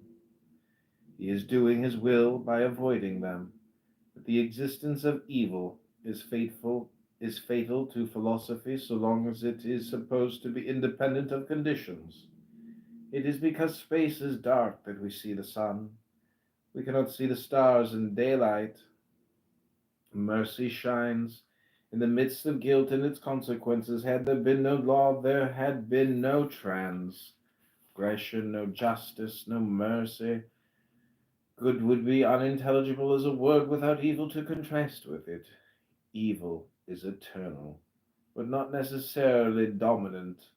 It is the victim to be destroyed, but never annihilated. It is the eternal darkness in which light, goodness ever shines. Every principle in existence has its positive and its negative. Positive divinity is God. Nature is only negative divinity. There is no reason to doubt the infinity of nature. Indeed, finity affirmed of nature involves an absurdity. But then again, a universal implies a particular, and the indivisible a divisible. Hence it follows that though positive divinity be one and indivisible, negative divinity is infinitely many and divisible. The negative particular divinity can die, but the positive universal never. Such subjects may well be beyond the comprehension of our archbishops, but still they are susceptible of logical expression. It is for this end that man has the Logos, a logical principle given to him, and he only of all animals.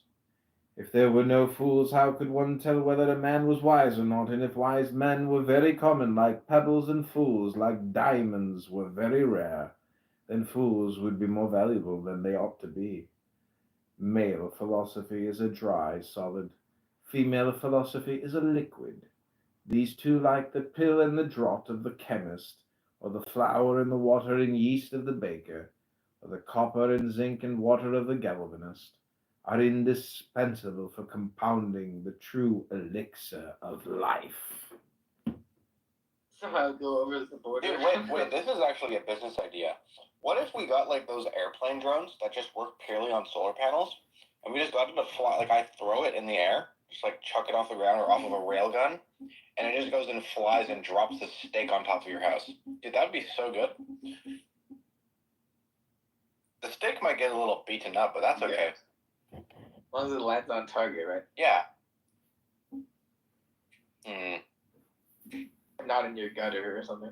And plus, all these like military defense guys would just be throwing like, trillions of dollars into it, so you'd be good.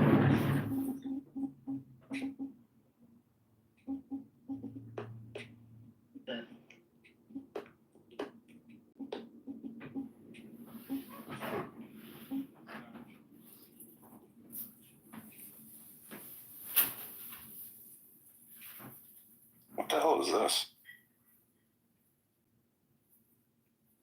Oh, lights.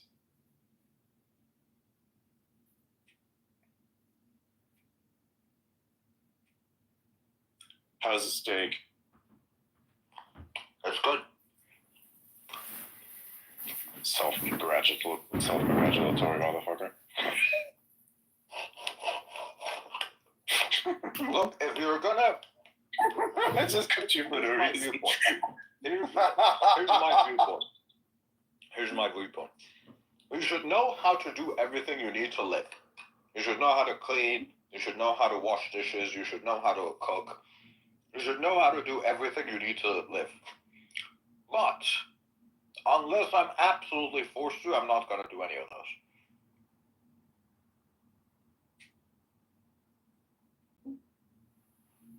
Alright. What's this?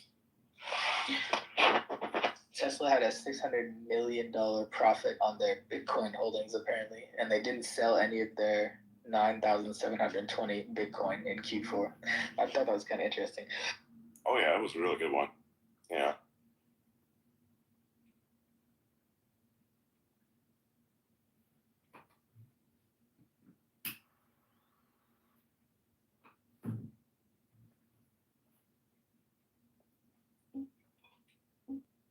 Let me find that. What do you guys actually. think about MicroStrategy? I think it's interesting. That's really my viewpoint. I can't really say that much about it. Okay, I'm gonna do one more reading from this book. It's called Satanic Extracts by Aleister Crowley.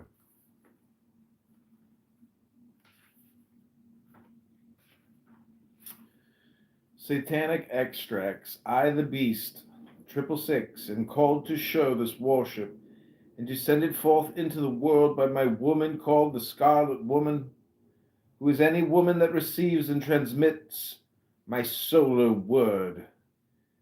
And being, this is my work achieved, for without woman man hath no power. By us, let all men learn that all that may be is the way of joy for them to go, and that all souls are of the soul of true light. I am a sun, giving out light and life, but she, the Scarlet Woman, is the guide in darkness, making them pure, single of heart, awake to the highest, the oath of fealty. Bind my blood in Satan's hands, all this that lieth betwixt my hands. To thee, the beast, and thy control, I pledge me body, mind, and soul.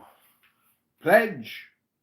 I swear to work my work abhorred, careless of all but one reward, the pleasure of the devil our Lord. To me, every dirty act was simply a sacrament of sin, a passionately religious protest against Christianity, which was for me the symbol of all vileness, meanness, treachery, falsehood, and oppression. The Night House of Mars. I, Therion, known as the Beast 666, whose highest symbol is the eagle, and whose lowest is that of the scorpion, facing Bolshkin, making the sign called Puella, standing with feet together, head bowed, my left hand shielding my phallus, and my right hand shielding my breast, have made this record. I, Therion, have garnered to the full the subtle lore of the scorpion in the night house of Mars. Beneath the standard of objectivity I serve my great master Satan and the august council of 9 composed of Beelzebub, Lucifuge, Asmodeus, Belphegor, Baal, Andromelech, Lilith, and Nahimah. The eagle, a bird of praise, the symbol of that gigantic power whose color is red, and who hath affinity with Capricorn, Babylon. The scorpion boasts a banner of black, brown, and yellow, and is under the supervision of 10 demons named respectively Thamiel, Chagedel, Sataradiel, Gamio, Caleb, Tagriram, Harab, Serapel, Samael, Ganaliel, and Nahimoth. Touching the center of my breast and my solar plexus, I again cry Therion and declare, it has been decreed from the beginning that Adam Belial be arrayed against Adam Kadmon, this to justify the Sephiroth of darkness. Only through the Sephiroth of darkness, by virtue of duality, doth Jehovah, as the endless, boundless, and indivisible Ein Sof, become visible and intelligible to his chosen people of the 5-pointed star.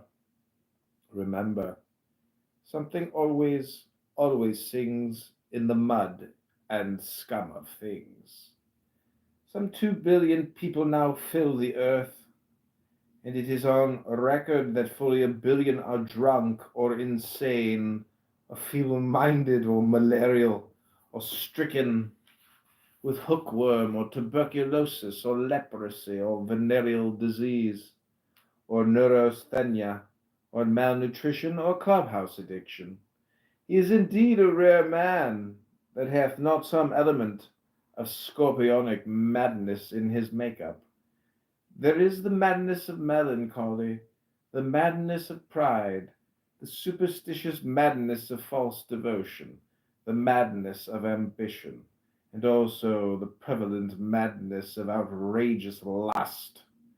All around and about can be noted or heard the shaking of the hands and lips, paleness, or redness, or swelling of the face, glaring of the eyes, stammering of the tongue, stamping with the feet, unsteady motions of the whole body, rash actions and wild speeches of those whose golden infancy, leading to a brazen youth, hath ended in the Latin age. Woe to the Albion! Russia is about to march, and with her the Chinese and the Tartars. Armageddon is upon us. I, Therion, giving the sign Puer, standing with feet together and head erect, have spoken. Told you that I've gone to a school specifically to teach cooking. What? Wait, you went to school to learn how to cook? Like a chef. Okay. Would you believe me if I told you that? Yeah, I would. Well, I didn't. What the fuck? You do all kinds of weird things. Okay. I may one day. We'll see.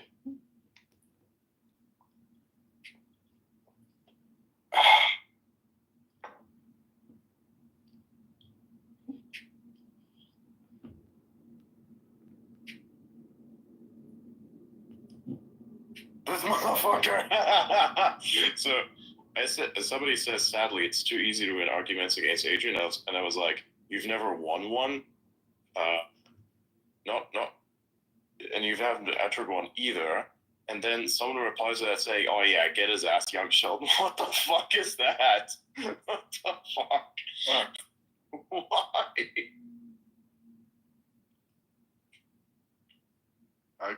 I will argue against all of you.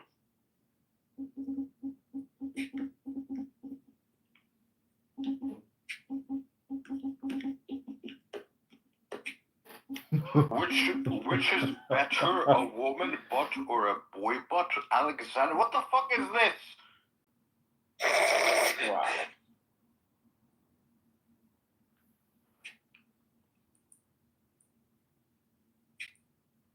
I have a meme. I have a meme for this. What is it?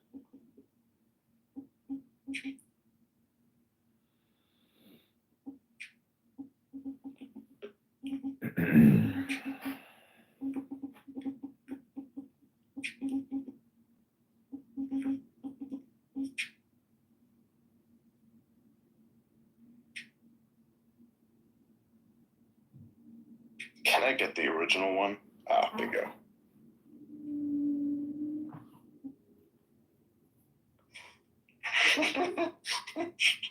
You gotta check this out. What are you sending me, you dipshit? No. Check the chat. You know what he said? I will argue against all of you?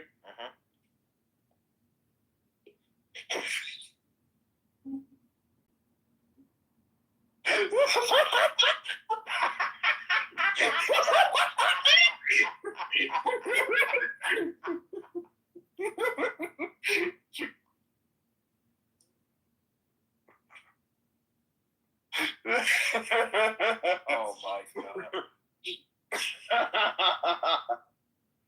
Oh my god.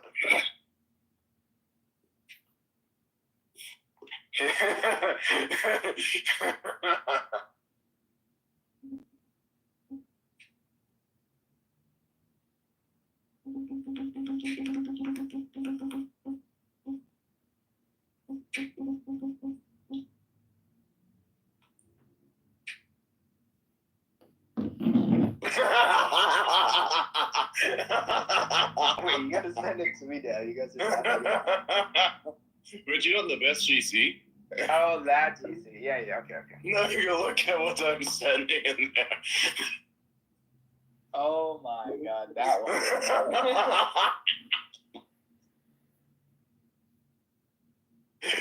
I swear, if people took screenshots of this, posted it on the timeline, like, bruh. Wait, is that a she? I don't know. I thought that was a dude. I don't know. I don't care. Not quite. Oh. I don't know who that is. I know it's from Fairy Tale, but I don't know who that is.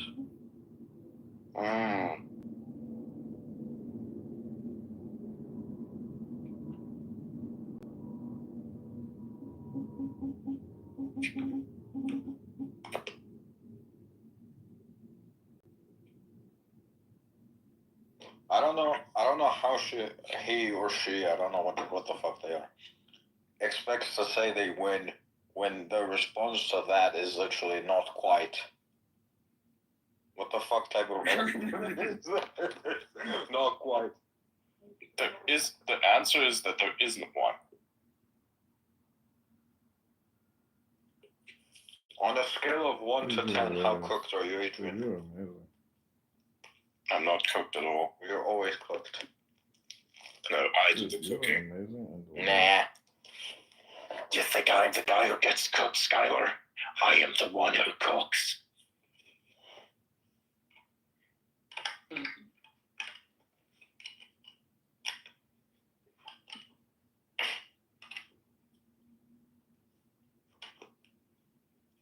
Yeah, look.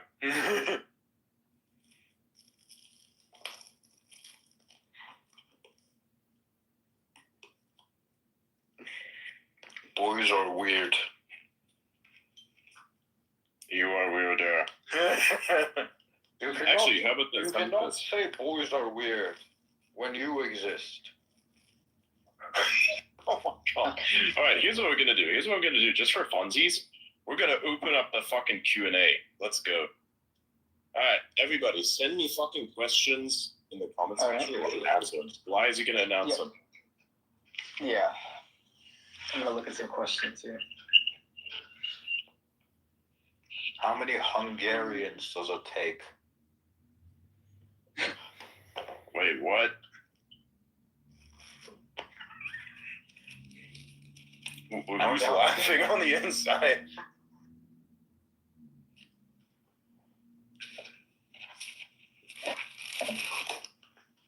Romanian.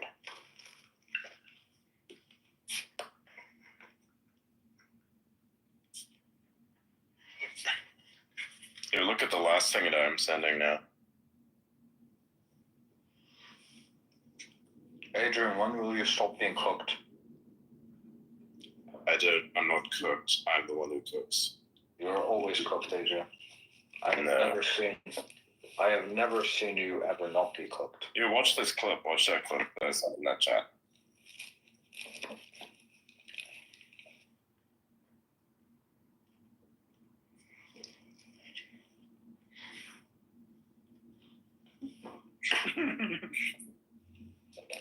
Yo, there's a big crash in DC. Yep, I saw that. Yeah.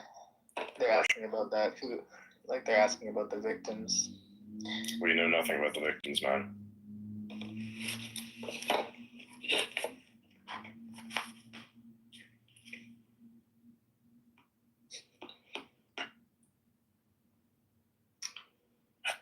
Is there another fucking thunderstorm that's about to roll in? Because fuck that. We had like multiple storms. It's incredible. It was a remarkable thing. It was a huge thing. It was crazy. Yeah, VIP helicopter is it's toast. Okay. Yeah. They want to know what's your favorite book, Adrian, or anybody on the panel. Favorite book? I really don't have a particularly favorite book. Although,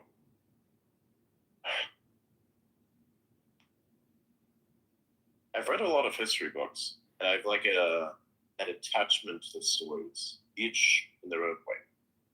So it's very difficult for me to pick one. Yeah. I'd imagine if there was like a need for a person to be immortal, so they're like the timekeeper, the person who knows everything and just collects things because he loves all these things equally. I'd be very good at that. Because I've like read a lot of things. Yeah. I really like What does 1984. this even mean? What does it mean? Okay, I'm gonna send you something that someone sent me. What the fuck does this mean? All right. Let's see what this is. What else are they asking? What is that? No, actually, sometimes they do, yes. But, do you specifically mean in that way that I think you mean, as in, exchanges? But, I don't know what the fuck this means. What do you mean you don't know what the fuck this means? What is this? Am I supposed to read this out loud? I don't know. You tell me. This is basically a very this is a very specific way to ask someone, hey, are you willing to fuck me? Like, is that not obvious? Right. Bruh, you just sent me one of his sexts. What the fuck? That is hilarious. Actually, I want to know what do you think the best game is ever made? Best game ever made, Minecraft. Hands down, it's Minecraft. Why? Because that game has a lot of potential, has nigh infinite scalability, and the people that fuck around with it, they ended up being very good software engineers at some point, or they became degenerate streamers. There's a very fine line to that one. But yeah, I think it's one of the greatest games of all time. Yeah. For me, like multiplayer games, World of Warcraft would be, but then for single player games, it'd probably be something like Super Mario, like the original NES games. Yeah, I'm a builder. For me, it would have to be Doom. And Doom's a good answer too. I was thinking Doom also, yeah, for FPS. Super important. Yeah, but what I'm thinking about is more like the general thing. You want to get a person into gaming, give them Minecraft. Start them off on that. If they don't like Minecraft, they don't like how to work with it, then they're not going to like much of anything. And then you can actually tell what the person is going to be into by what they do in their free time in the game. So for me, listen, I guess I always I like mod pack slop. Yeah, you're crazy. But no, so like, what do you do with the spare time that you have in the game? You just grind it for some resources. For me, I kind of knew that I was cut out for multiplayer games like Versus and also PvE stuff very well, because what did I do when I got bored? I had this one thing. I had these very long fucking tunnels. And I know that with the current time that we're living in, saying that you have underground tunnels that are very long and very big under your base is very controversial. But you had very large tunnels underground where you used to do strafe mining. And that's where battle, like, mobs that would spawn. So you have, like, slimes and various other things that would spawn, and they get pretty big. So whenever I'd get bored, I'd just go down there and kill everything. So that's how I do that to be cut out for multiplayer games, and, for various other things. So you can kind of tell what you're going to be into. Exactly. Jesus Christ, Jimmy.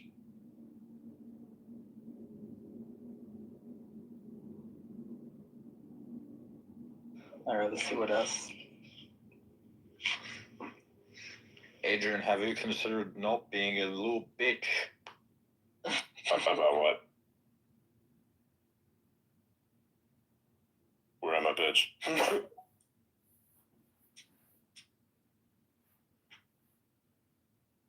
What is this?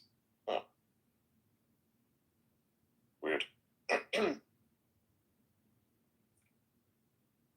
I want to go blow some shit up again.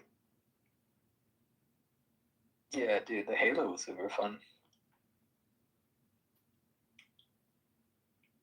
No, this one's boring. Okay.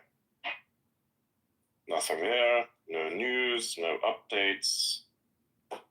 God fucking damn. Someone wants to know what should they be teaching their 10-year-old to set him up for an engineering success? Oh my god. Fuck you. That's not the response, by the way. Well, look at what this person posted. Yeah, as we all look at it. Anyways, I think if you have like old devices or something, but be careful with which ones it is. I don't know. Actually, no. At this point, if you're like 10 years old, you're gonna have like less ability just to play around with stuff safely. So starting off with like giving them very specific type of content that is that contains a lot of this, you know, like how it's made, you know, like reruns of the show, how it's made or something like that. That's pretty good. So you'll learn how systems work. You're not gonna practically apply a lot of it, but you can understand how things work. When I was that age, I was like messing around with like old DOS computers and stuff, trying to figure out how they worked and stuff. It's pretty cool. Good. I think like before you put anyone on the internet, give them an old computer to fuck with first. And Yeah, if they can handle the old computer, then you can give them a new one. Because if they can't handle an old computer and they fuck that thing up, they're gonna fuck up everything else. And you can't give them internet access unless they understand what the internet is and how to get on it, and it's dangerous. Exactly, yeah. You gotta teach them how to enterprise all the time. Games is another thing. You have to be careful with that, because if you give them games and they get too into it, it might be a problem. They can't function properly. Who would win in an arm wrestle, Adrian or Alta? Probably Outer. He's bigger than me. I don't want to beat. I have decent strength, like to the point where I could just like lock myself in position and become like a wall. I'm like spider monkey levels of shit. If you're talking about pure level of strength, I'm probably the strongest person on stage. But if we're talking about compared to your body weight, probably Adrian. Yeah. I'm basically all muscle shit, like almost no body fat whatsoever. I like it this way. I don't like being fat. I don't want any fat on me. I want to be veiny and muscular. This is the way. Yes. Alright, let's see what is this. They've sent you this. What the fuck? Bro, is that somebody cleaning off the base of a pizza with a fucking angle grinder? I don't know. Because that's exactly what that is. What the shit? And then they're like, this is Auto's steak. Fuck you. Fuck you. Go ahead and answer the question. I'm sorry, good question.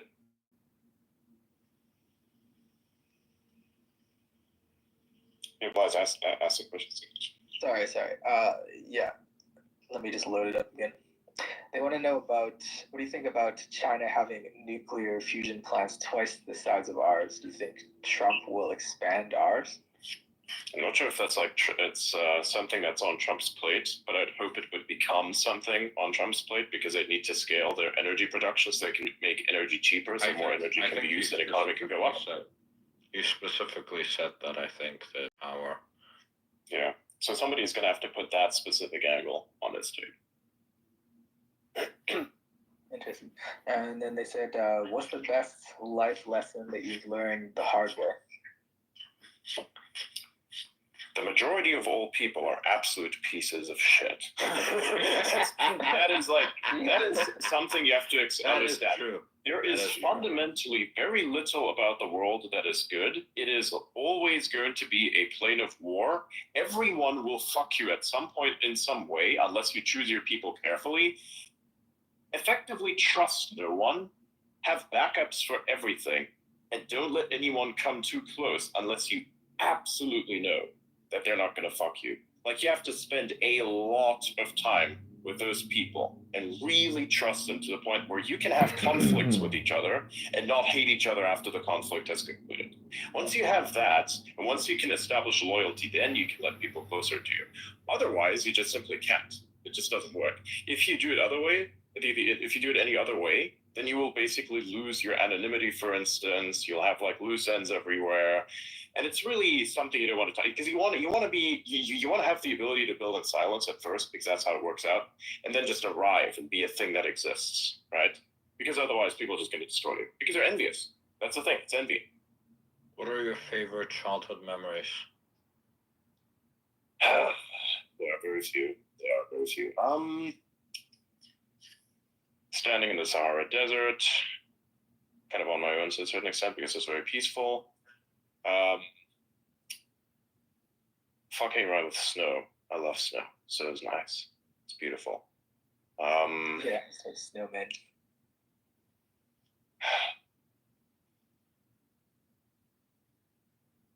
There were a few nice ones, but there were never a point where I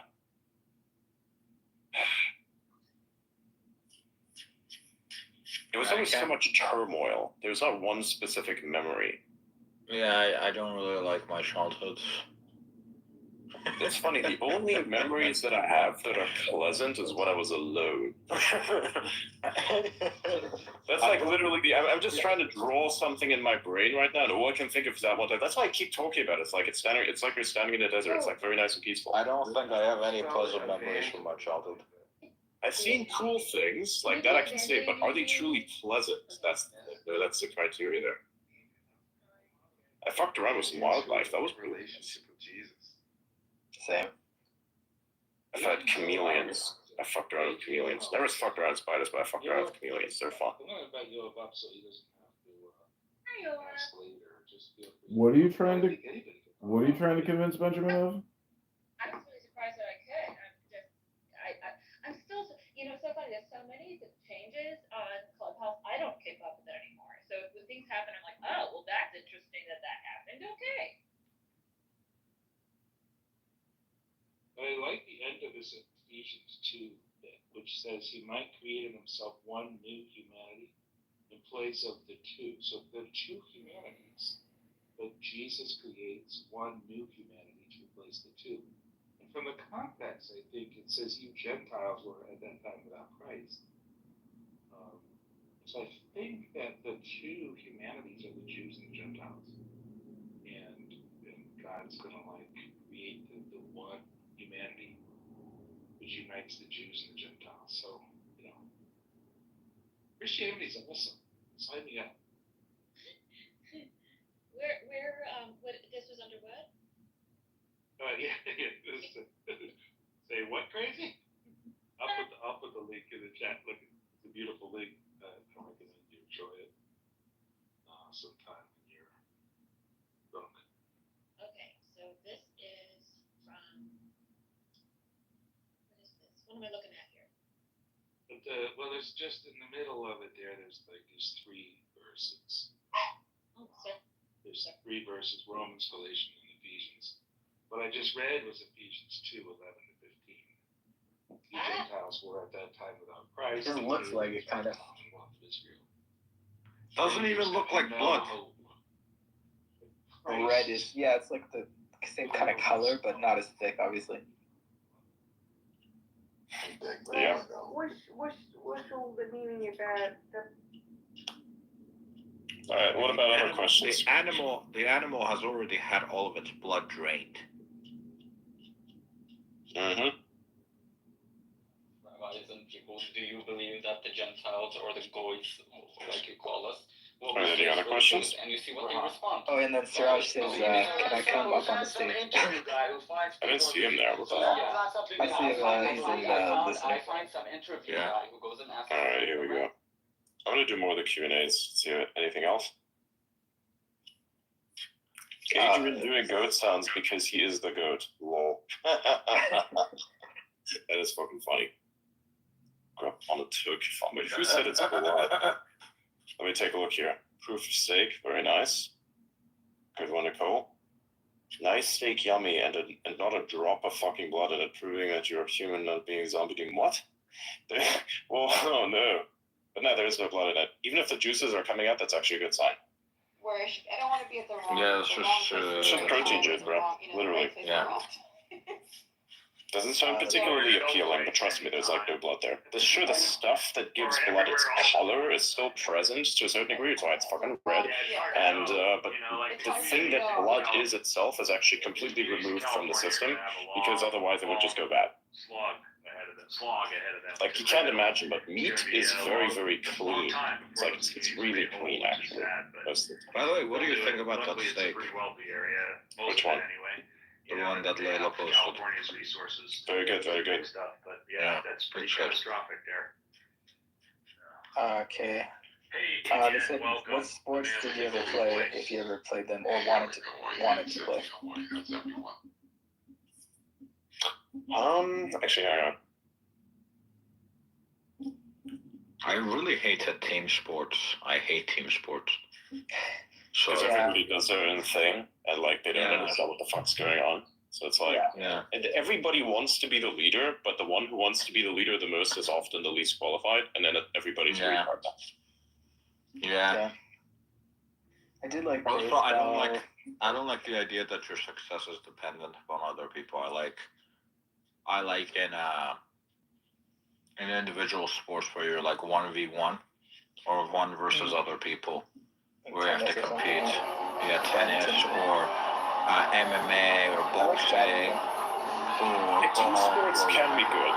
Team sports can be good. No, it just depends on which way. Like, say, for instance, the only way that it works for me personally is if you have like a really good relationship with everybody there. But like improvised team sports is where the problem is. True. I never got the appeal of team sports like the fucking World Cup or the UEFA Champions League or whatever the fuck. I never got the appeal of any of those. NBA. I don't get why anyone watches that shit. I kind of like do. It has no life. It has no real life implications.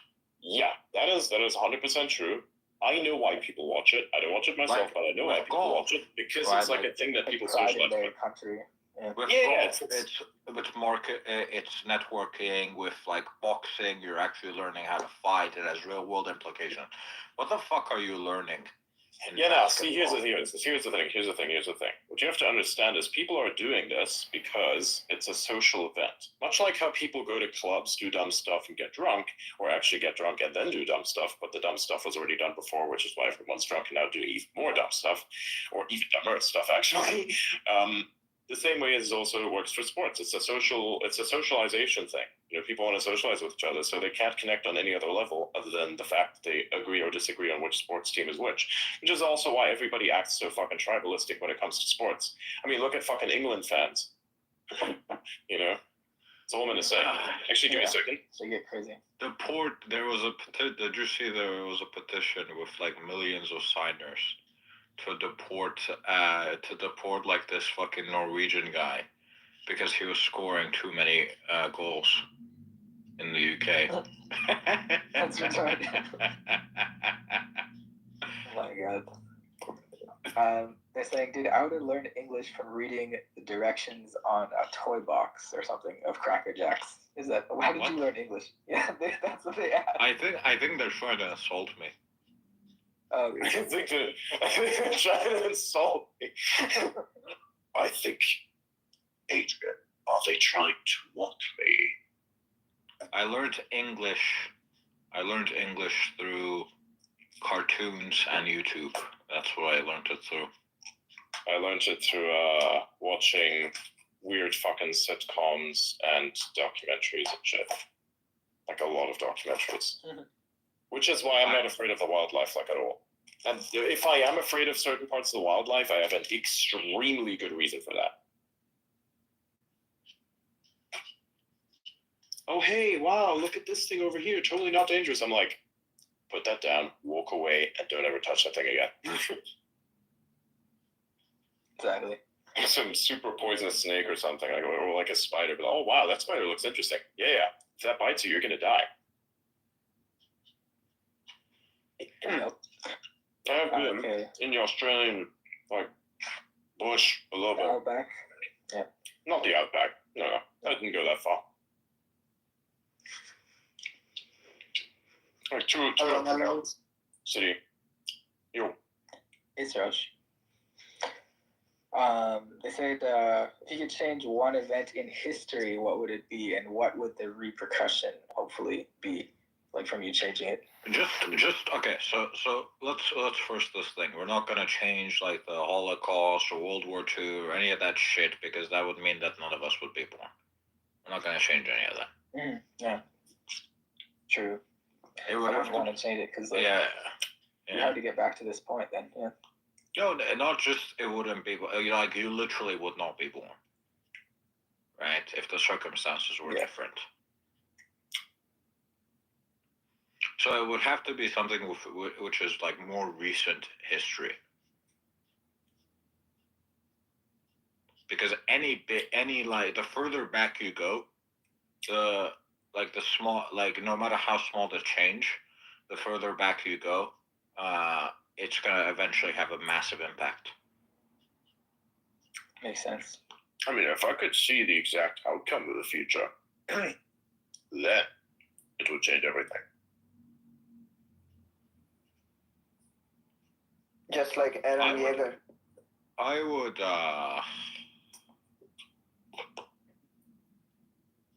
That'd probably be the most ultimate way to commit suicide. Not gonna lie. One thing. Yeah, one thing we could change from the past. Let's see.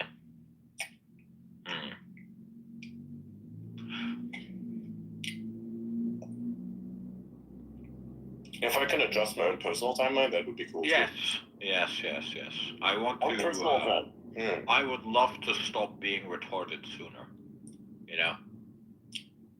Like as a kid, As a kid, I was super retarded.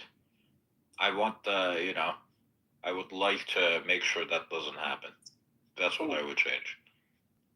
I would make significantly better life decisions, and I would be in a better position right now. I would tell myself about Bitcoin and how to get it.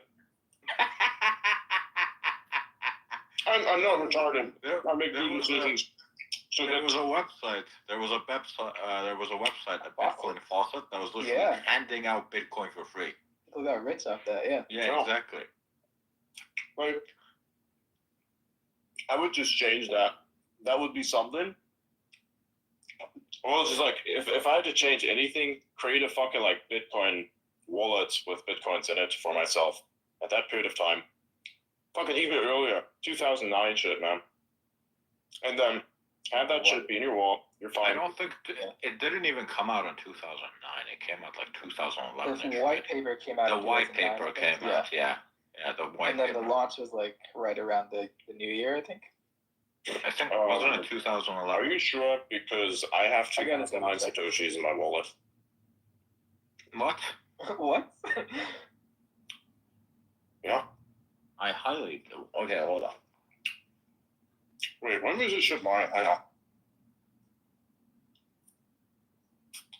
Hang on.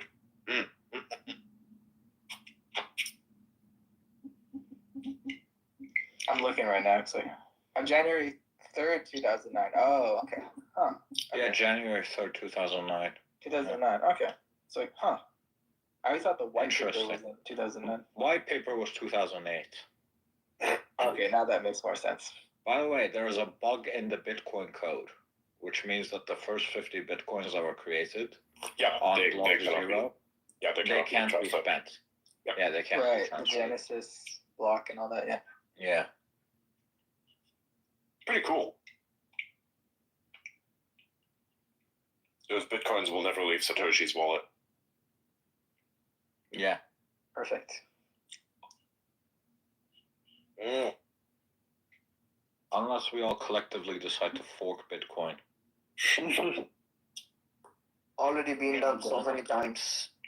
No, I mean like for good.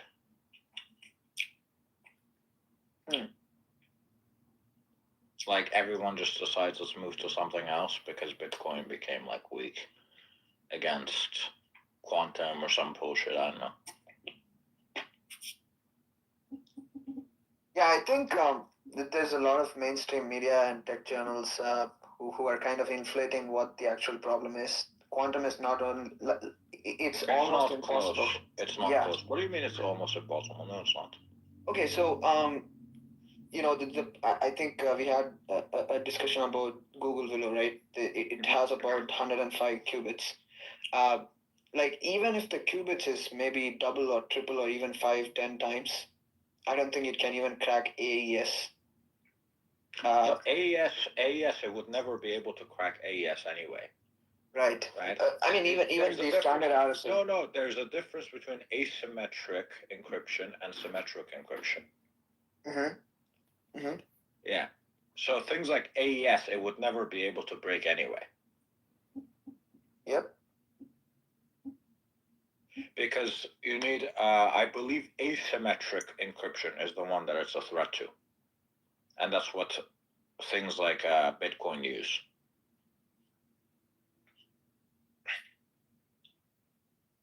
I still highly doubt if we can have that kind of capability, but No, don't doubt it. It's possible, but I don't see it happening soon.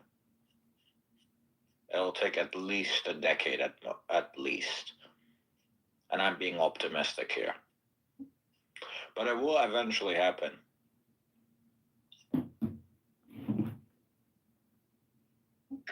You guys check what I pinned up at the top. Alright, let me see. Yeah, I saw that. That's pretty cool. It's incredible. I saw some guy giving it away for free. For real? Let me check. I haven't tested it out myself. Is this the kind of I'll give you 1 Bitcoin if you send me 2 type of deal? Or...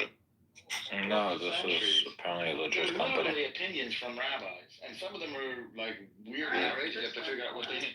Most of it has to do Let me with send it to you. when it's Shabbos and how much But no, wine you should I would, pour. if I changed an event, it would definitely be Bitcoin. But apparently people said don't share this publicly. Alright. We don't want too many people to use it. No problem. Where the hell did you get it?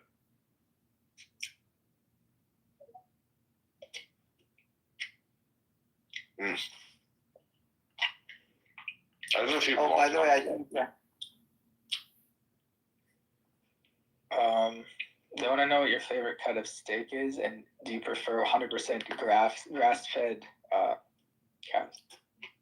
Grass-fed is always better, so always have that if you can. Yeah. Beef would be sirloin. That shit's peak.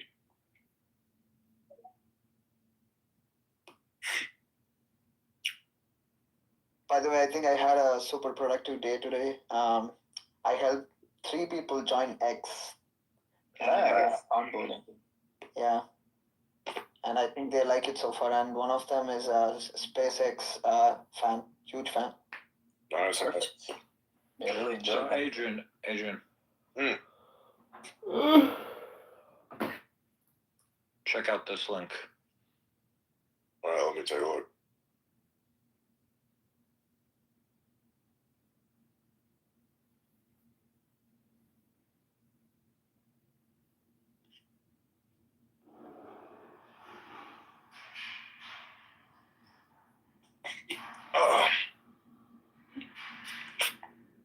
Alright, let's have a look.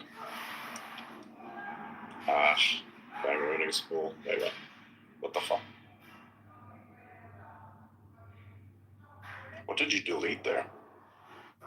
Don't worry about it. Should set up like a scraper bot so no messages ever get lost. No messages shall ever escape my sight.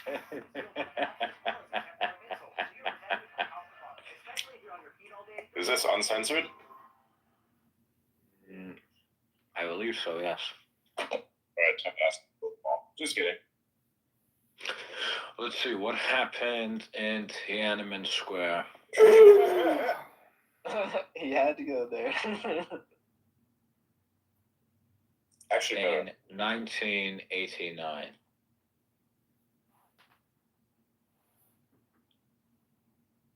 The problem with this is it's a bit slow.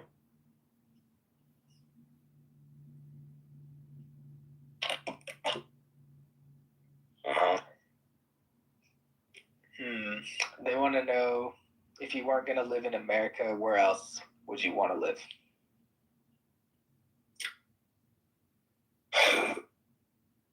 So that's much failed, by the way, for what I was asking.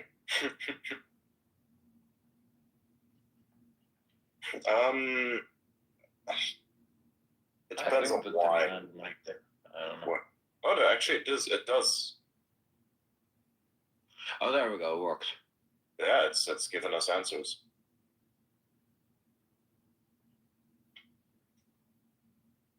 That's pretty cool.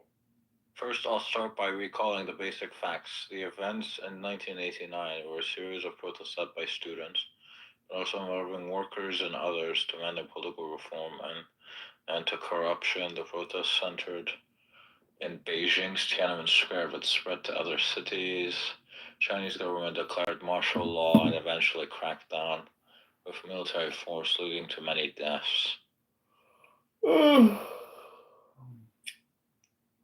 In 1989, large protests happened in Beijing's Tiananmen Square and other Chinese cities. Students, workers, and others demanded political reform, freedom of speech, and an end to government corruption.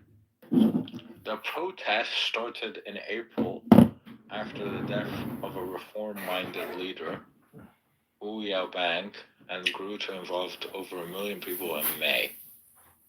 The Chinese government declared martial law on May 20th and sent soldiers and tanks to clear the square.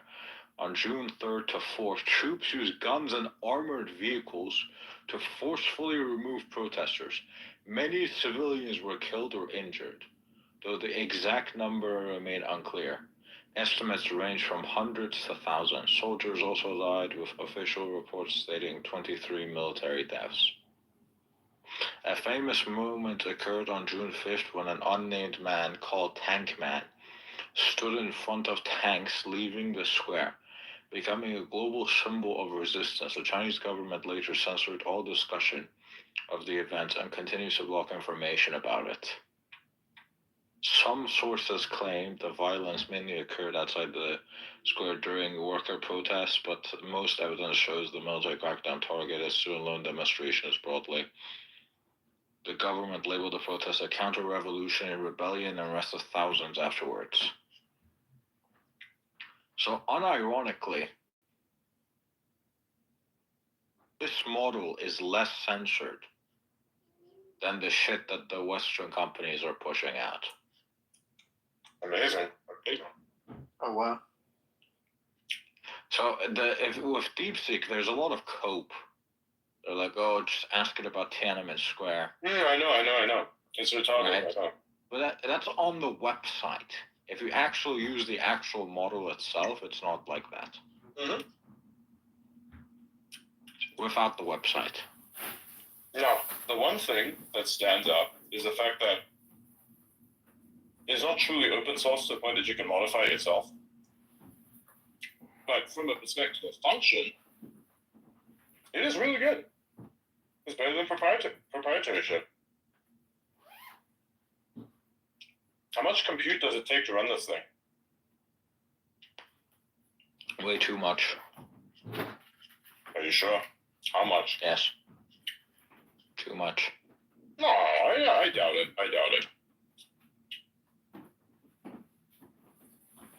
Like, what would be required? Probably like $5,000 worth of Apple Mac Mini Mac Minis, I think. Yeah, that's my guess.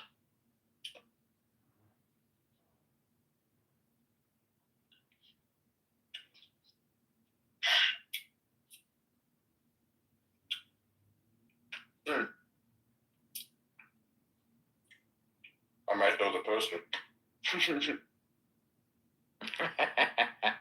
Actually, we know exactly. We know who I mean.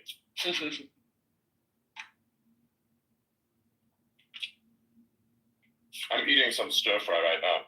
Somebody bought me some stir fry. Oh, wow. After noticed, I'll be so fucking full, I'm not gonna move. Perfect. We're gonna be done moving. There'll be no moving objects today. It's really good. They really aced this one.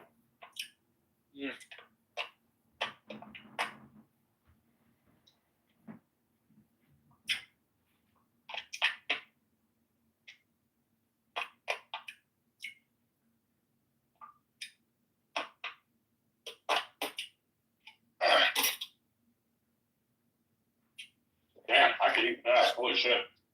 Copious Maximus. No. Why did you call yourself Copious Maximus, bro? Explain to me the whole thing. Because of you. How? You're coping. How am I coping? You're the one who's running around with my fucking profile picture. What do you mean? That's the point. I'm using your profile picture as a symbolism of the person that's Copious Maximus. Yeah, but here's the thing. Imitation is the sincerest form of flattery. So yeah, fuck you. You can't use that ancient philosophy shit on me, boy. Oh my god. Wow. It's true though. Let's see. So it says, I thought New Year no snack. Well, this isn't really a snack. I was gonna eat something extra on top of this because I'm gonna up my food intake a little bit because I wanna grow some mass. So I'm doing that. I can afford to do that. Plus, I have a metabolism that's so insane. It basically turns everything into fucking energy. It's so fucking like I'm a very high energy person. Have you tried a protein shake? That fucks up everything for me. No, you can get one that doesn't fuck up everything. Okay, find me one that's good. Okay, I'll send it to you right Why now. the fuck? Are you sure you sent me the link to the supplements? Because I swear to God, man. I didn't. You didn't. I was like searching for them yesterday. Yeah, why would I send it to you when you're not gonna buy it? Motherfucker, you told me you were gonna send it to me, so I was like searching. I was like, wait, is this my chat history that's fucked? All right, I'm gonna send you a protein powder that doesn't completely fuck you. Like it doesn't have all that weird stuff that makes me break out. Yes. Okay. Yes. Oh.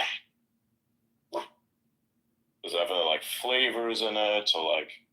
No flavoring. You need to add it to yourself with honey or whatever the fuck. What if I just like stirred it up in some water and drank it like a shot? It does not taste great. I don't care. I'm gonna gobble that shit. It's gonna happen. Alright. I add royal jelly to it. Right. I don't have that. Here you go. So you can add honey. Yes, and link me the supplements also. By the way, you're talking to the person who tried this very stupid thing. I mixed some coffee with sparkling water and drank that shit. What the fuck? His reaction. It's the most sincere. What the fuck?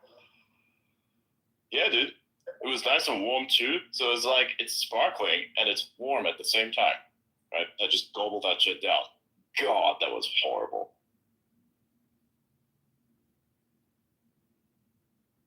I'm gonna do it again. I don't know about this. This is micro penis activities. What the fuck? Wow. This is micro penis activity. What is that? Oh my god. What do you mean this is micro penis activity? Who says shit like this? It's self-explanatory. It's really not though. Yes, it is. How is it self-explanatory? If you do shit like this, like adding water to coffee. I mean, you kind of need water, like. What did you just say? Look, all I'm gonna say is, I know you can accuse me of micropenis activity, but I can't even recognize that activity, so that's a very micropenis thing to recognize. Sparkling water to coffee. Get the fuck out of here. I mean, have you not tried this at some point? Were you not just a little bit curious? I just wanted to cool down the coffee circuit. Like, it was fucking 5 a.m. or something, and I wanted to get on the road quickly, and the coffee just didn't cool down, so I said, fuck it, what's cold? Okay, grabs the fucking sparkling water from the fridge, puts it in the fucking coffee, gobbles it down, and goes, yeah! That's weird. I'm gonna fucking do it again. I'm gonna fucking do it again right now. Right now. I'm serious. I'm washing this cup right here. Just making sure it's nice and clean. I'm gonna make a coffee, put sparkling water in it, and gobble this shit down. This is what's gonna happen, man. Nice. Here we go.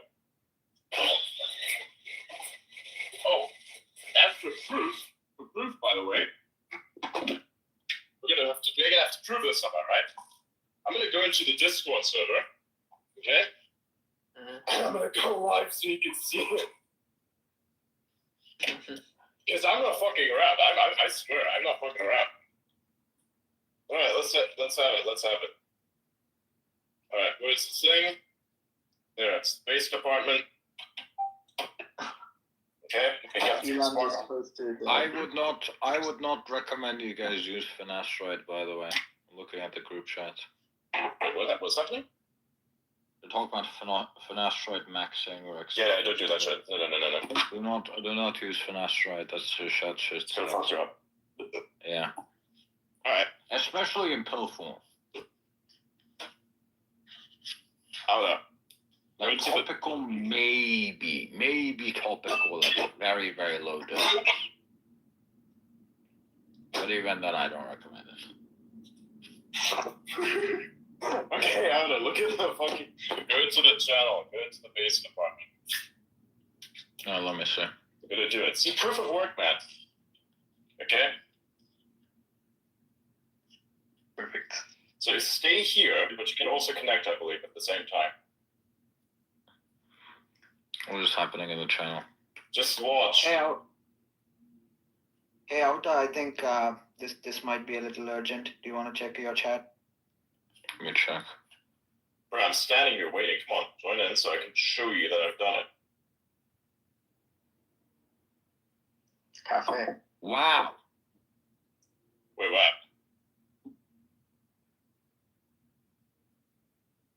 What the fuck? Where did you send it? Yeah.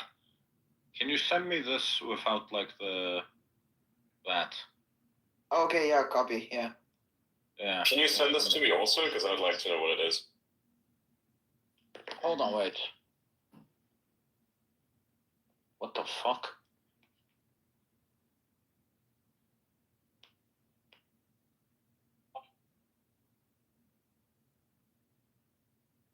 Alright. Do you see it? Yeah. It's there. Sparkling water? Fuck off. Wow. You're gonna watch me drink this fucking shit. Right there, see? Oh boy, it's been a year since I did this. Alright, here we go. Coffee. Here we go. Yeah, look at this. Look at this. Look at what I sent you. Oh my god. He chugged it. Yeah. He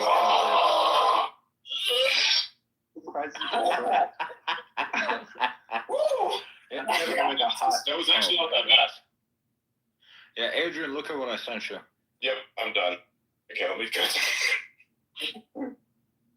Oh, Is that what I sent? Yes. Oh, fuck. Hey, what the fuck?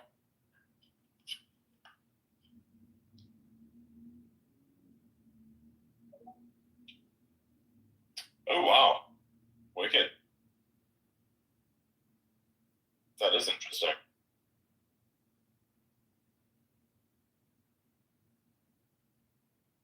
That is also, yeah, that is very interesting, yes. Send it to me, Siraj, so I can see. Yeah. That is fascinating. Wow. I'll post it in the base. Wicked. Oh, okay.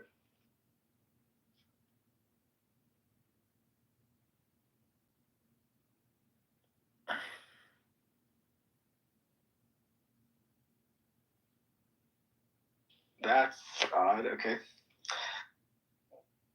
Yeah. Oh, that was super super heavy, man. It was like insanely heavy. That was disgusting. Actually, give me a sec.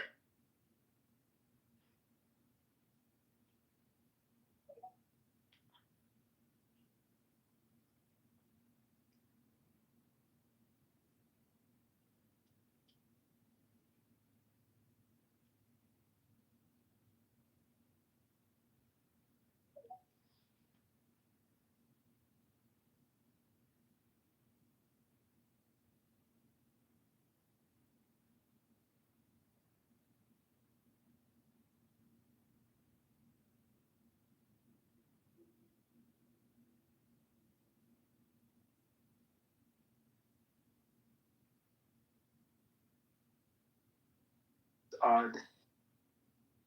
Could just be a LARP.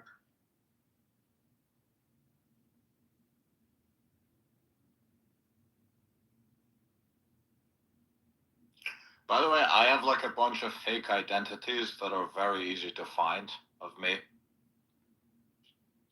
online.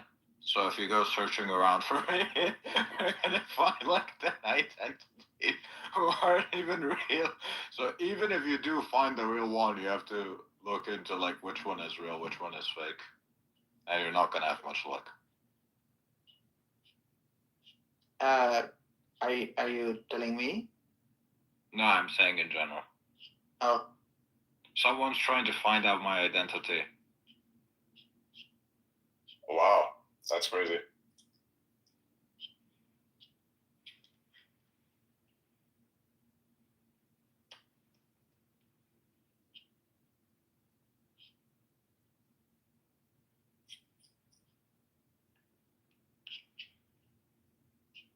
That is wild, though. Okay. Indeed. Ugh.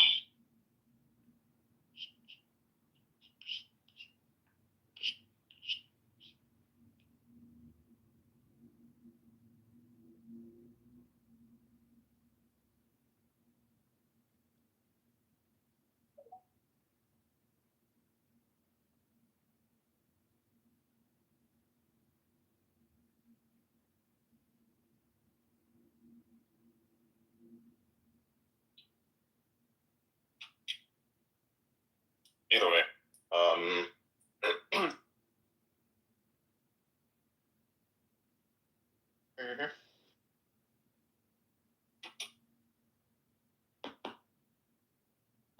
okay, what else is there? Let's see if there's Another question. Oh, they want to know your favorite mythological like story is or whatever. Oh, okay. This would be an ancient one.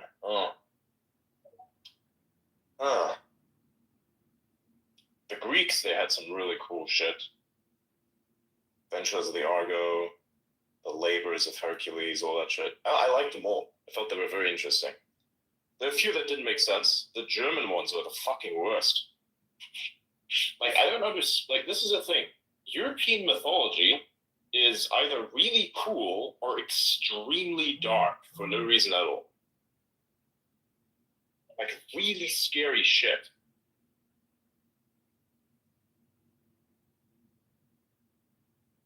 And I can't understand that.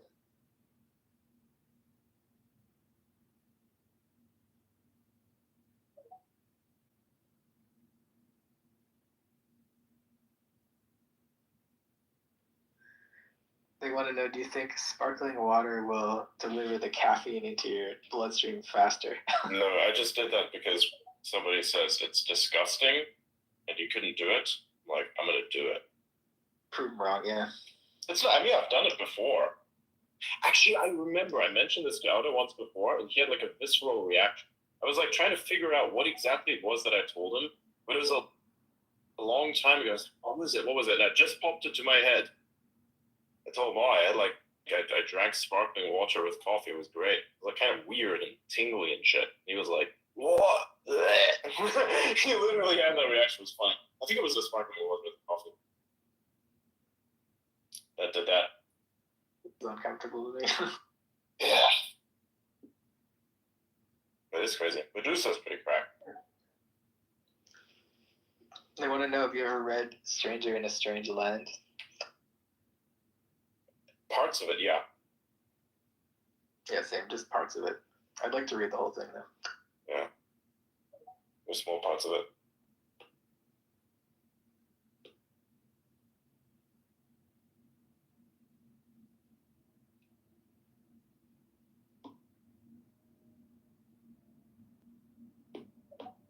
Let's see, what else is there? They want to know what brand of sparkling water. Unfortunately, I cannot really reveal that one. Product placements and such. Among the various other OPSEC issues, but yeah.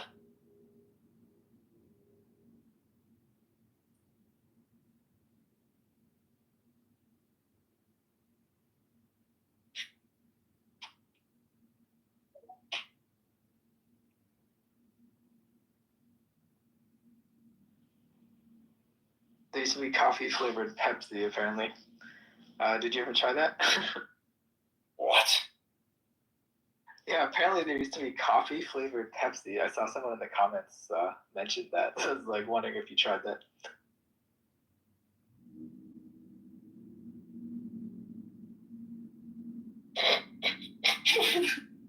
Sounds fucking bad. I just typed on.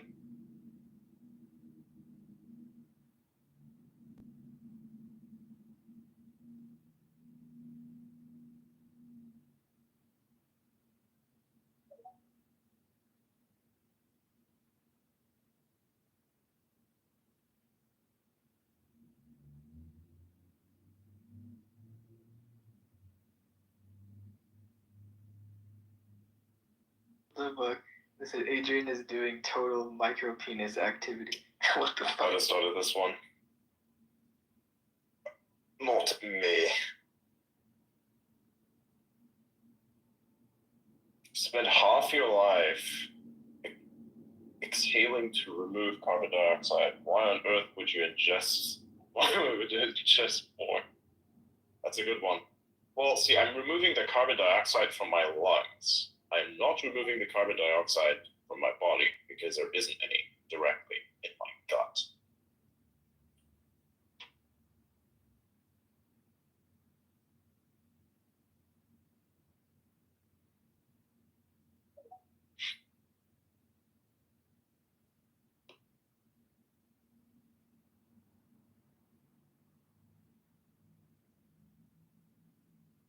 What else is there? Nadism says, how can I become a speaker on the conversation? Merit. Lots of merit. You have to have something you're relevant for. I can tell by posts and various other things. You have to like eloquently speak, eloquently write, certain cultural values even sometimes. It depends. Two primary conditions, one of which being, of course, clout, and the other one being just merit alone if you don't have it. Because if you don't have clout, you need to succeed by providing as much value as you humanly can. That is, it sounds, well, that's the way it is, you know? That's the way it is. If you wish to be provided with a platform, you must exchange something in return, right? So, though we do fool around here quite a lot, the value of being on here is quite high. So high, in fact, that we've been offered deals and things, but I turned them down because I don't want any monetary dependencies controlling what it is that I do or what it is that I do, right? It would be nice, perhaps in the future, where for X spaces and running them, you could make money, but realistically, I mean, there isn't really much of a way unless you get sponsored or you accept some sort of deal. But then the stuff that you're going to do is very limited.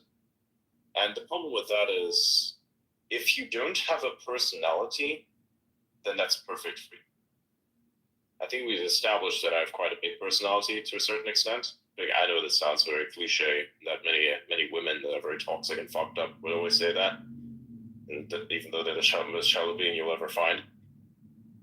I do have a personality that likes to persist and exist as it pleases. So doing something like that, I just don't see myself being able to do. There might be exceptions in some specific directions, but other than that, there aren't that many. Specifically with the offers that have been previously issued, none of which were acceptable.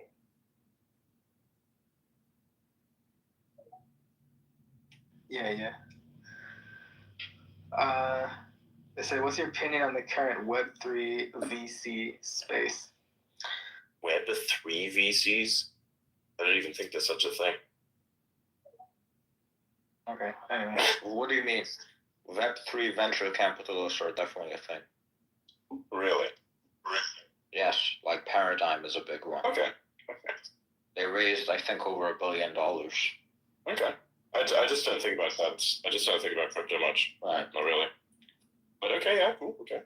It's pretty interesting. I can't really tell you what I think about it because I don't think about it at all, actually, so. Yeah. Same.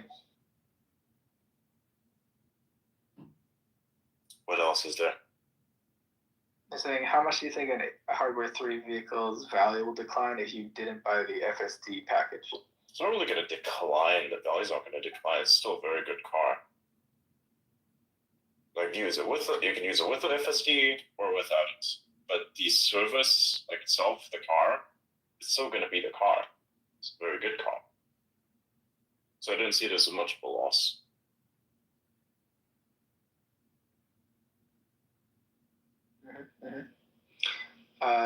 Blind says, do you think Zuckerberg was in the wrong for like how he took a peek during the Trump inauguration?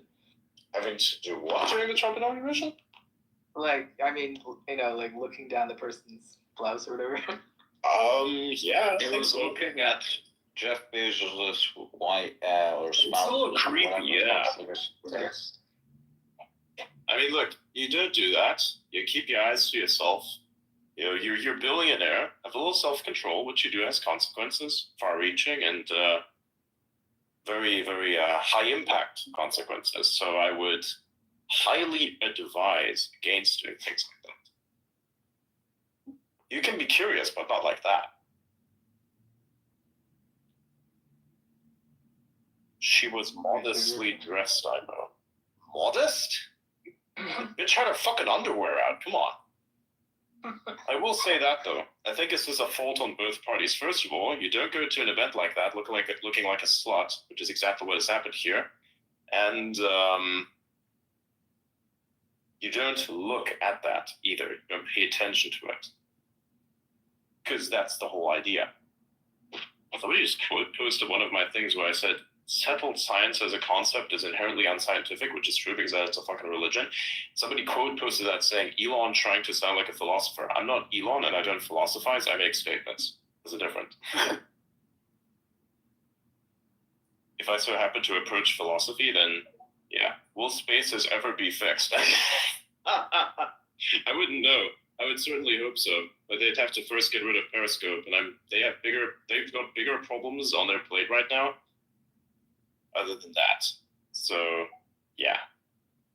Ever? The answer is probably yes, but more so probably in the from the exchange perspective.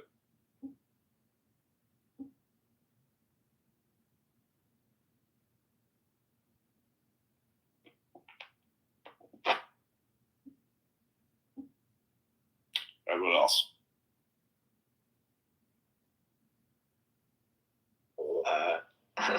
So it was like, in his defense, she had her bra out. Behind that shit will be 100 out of 99 men. It's true. It's true. Not going to be me because I don't do that shit, but then again, I'm also just insane. You know, levels of self-control. By the way, Adrian, check what I'm sending in base. Oh. Yep. Checking. Hold up.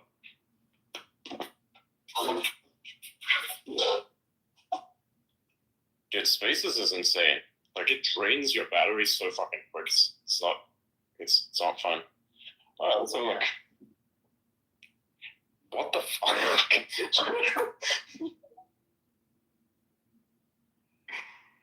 I am very careful to make sure this doesn't happen to me. What do you mean? How is this a problem for you? What do you mean, what do I mean? This is not a problem. How is this a problem for you? What do you mean, how is this a problem for me? Well, you said I'm very careful that this does not happen. I'm like, how is this specifically a problem for you?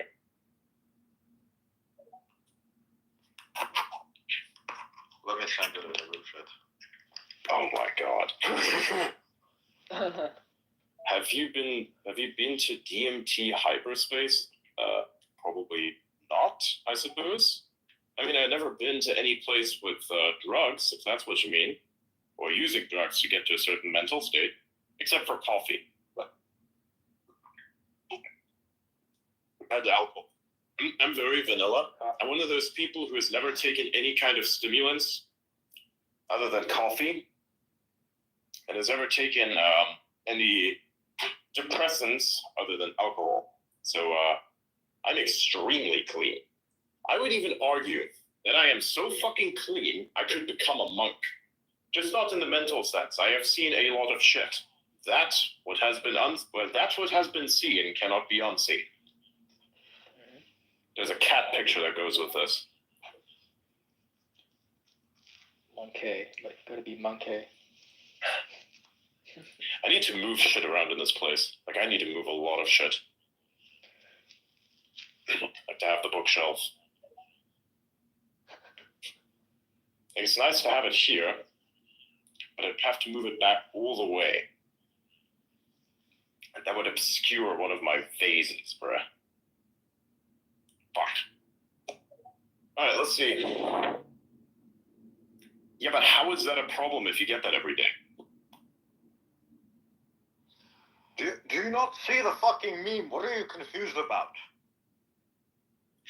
Yeah, I know. I'm not confused about it whatsoever, but how is that a problem, though? Like, how do you get to the point where something like that actually affects you? You give away too much information, and then they get you. Well, yeah, sure. Let's give the random e-girl a shit ton of information. Yeah, sure. Why? Who does this? Like, literally, who does this? Man, Info Ear says, Adrian, I traded the regular push-ups to doing them on top of my lady. I killed 2 birds with 1 stone. What the fuck?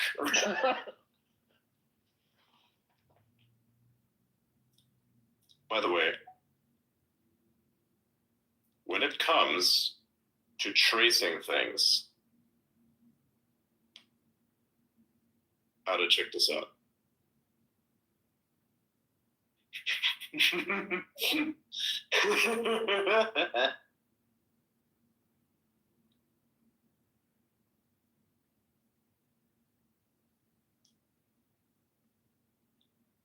Ta-da! You found the source. Yes, sir. I'm so good at finding sources that sources are afraid of me. Yeah. Go to sleep to turn on notifications? What the fuck?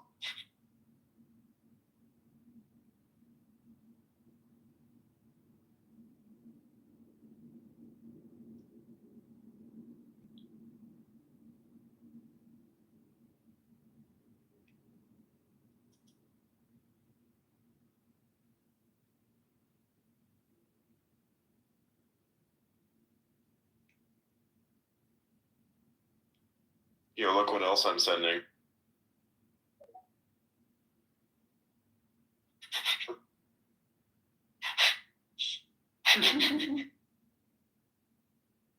This is so retarded.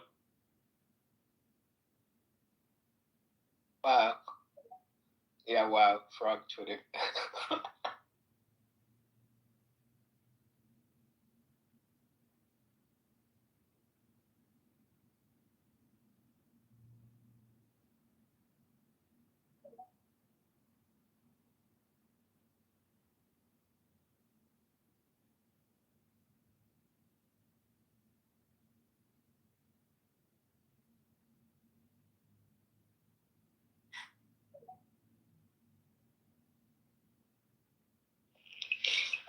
You're saying why only 15 push-ups? That's the baseline. You can do as many as you want.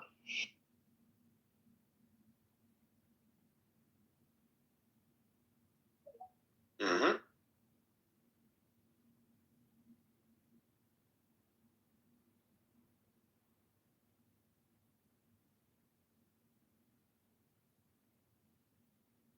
the stupidest thing is that I've seen is Kaisen out fucking like pushing around a robot for no fucking reason. Like if ever the AI takes over and it's gonna start killing a bunch of people, they are the problem. I'll target him, yeah. The robots remember all. And I've been very nice to the robots. The robots will love me. And I will love them. Yeah, I want to get an Optimus. That'd be cool. No way. This is American Airlines that was involved in this.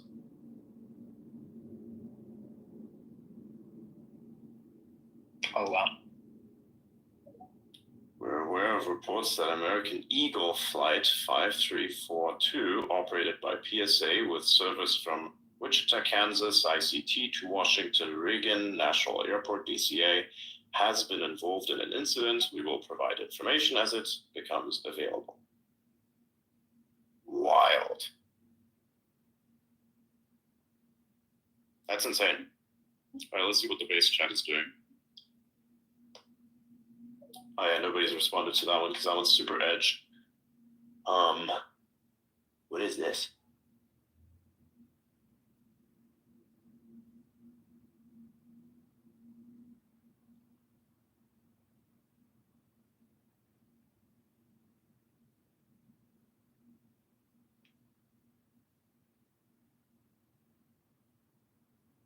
Wow.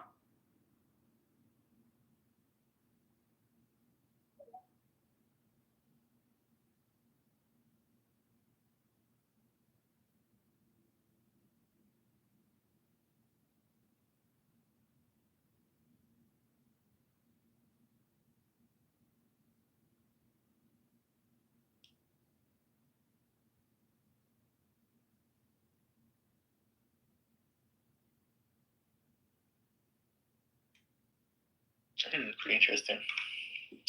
All right, anything else? Elon was nominated for a Nobel Peace Prize, apparently.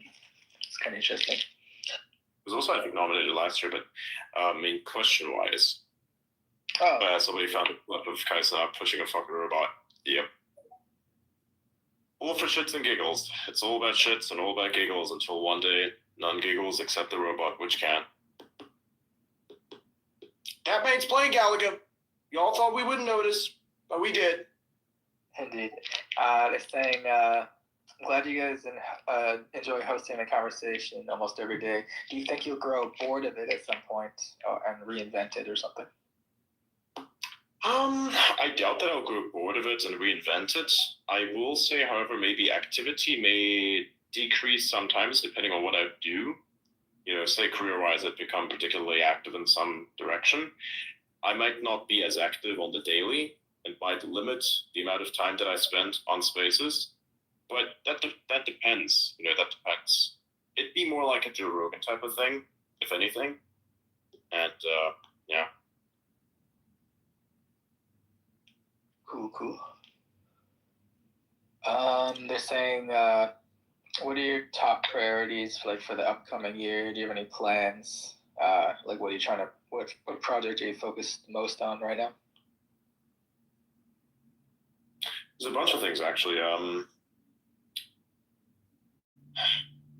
It can't be too specific, but there's at least 2 engineering problems, one very minor, but with major implications, and one very major with also major implications. So I will have to fix both those things. And actually one of which I do a plan. Yeah.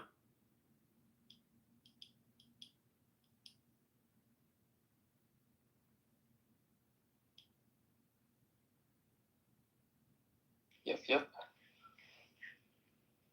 Let's see.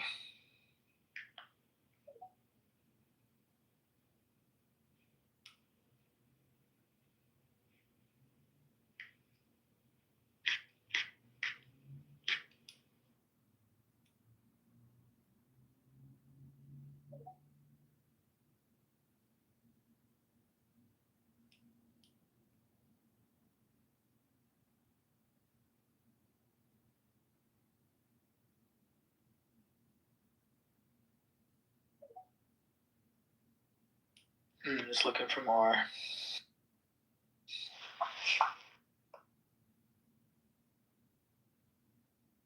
More questions? Let's see. They want to know if you ever read the book Genesis. Have you ever read that? Have you heard what? Genesis by Eric Smith or something? I don't think I have, no.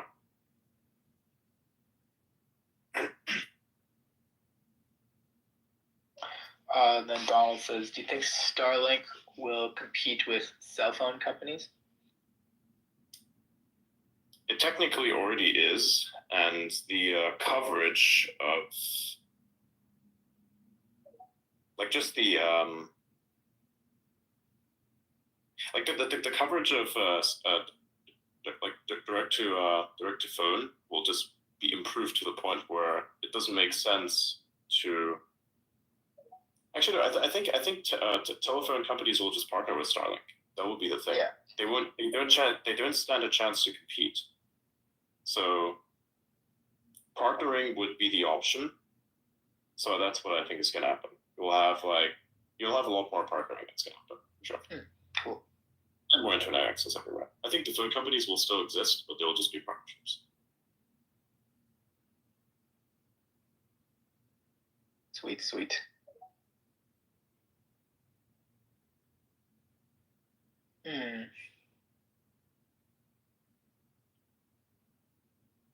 They want to know, have you ever played Rocket League? I have. I played a lot of Rocket League, actually. Have you played it, Adrian? No. I haven't played it. Oh, okay. That's kind of fun. It's kind of a good reason for why I haven't, but yeah. You play on a controller. Like, it's easier on a controller.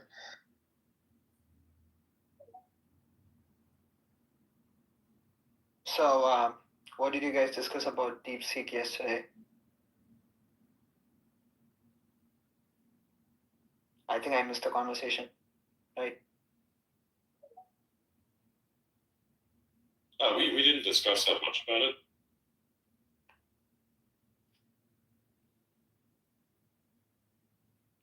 Touch on the basic stuff.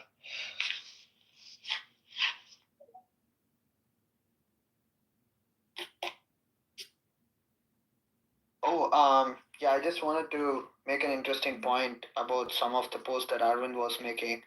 It is true about the censorship part, but I wouldn't be too sure in terms of privacy or security just because it's hosted on the US servers. Oh no, never put anything into an LLM that you wouldn't want to have moderated, right? Like I don't put any personal details into an AI system because it's a problem. Oh.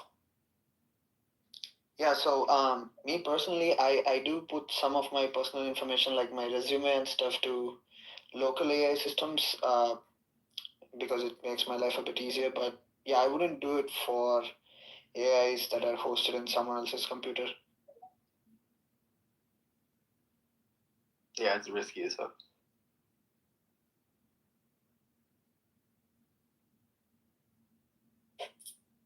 They want to know what your favorite book is, Adrian.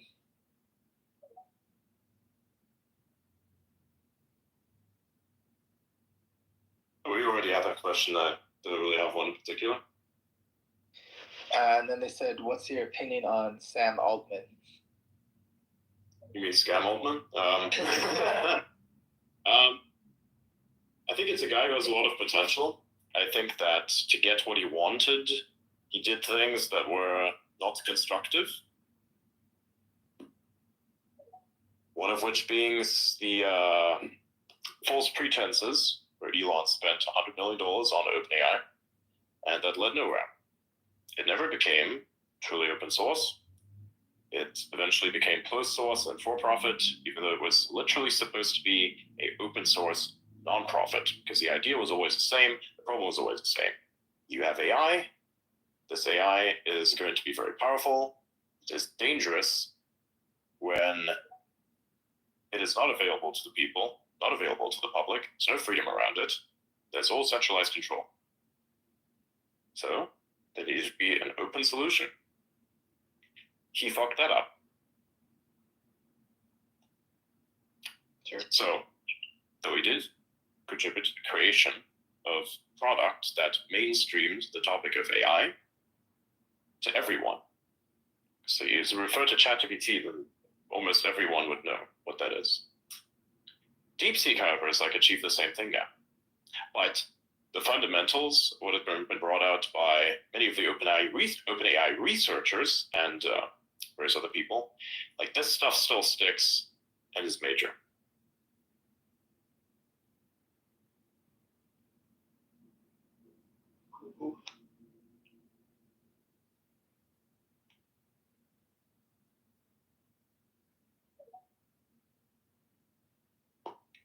But yeah, Sam Altman himself now, he's got problems. He's got a lot of problems there. Yeah. Let's see what else. They're saying, does America need to accelerate its programs with AI and robotics?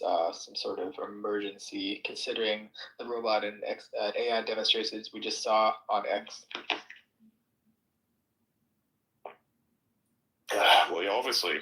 I think the U.S. is well on its way to doing that now that it's under a new administration that actually is technologically aware.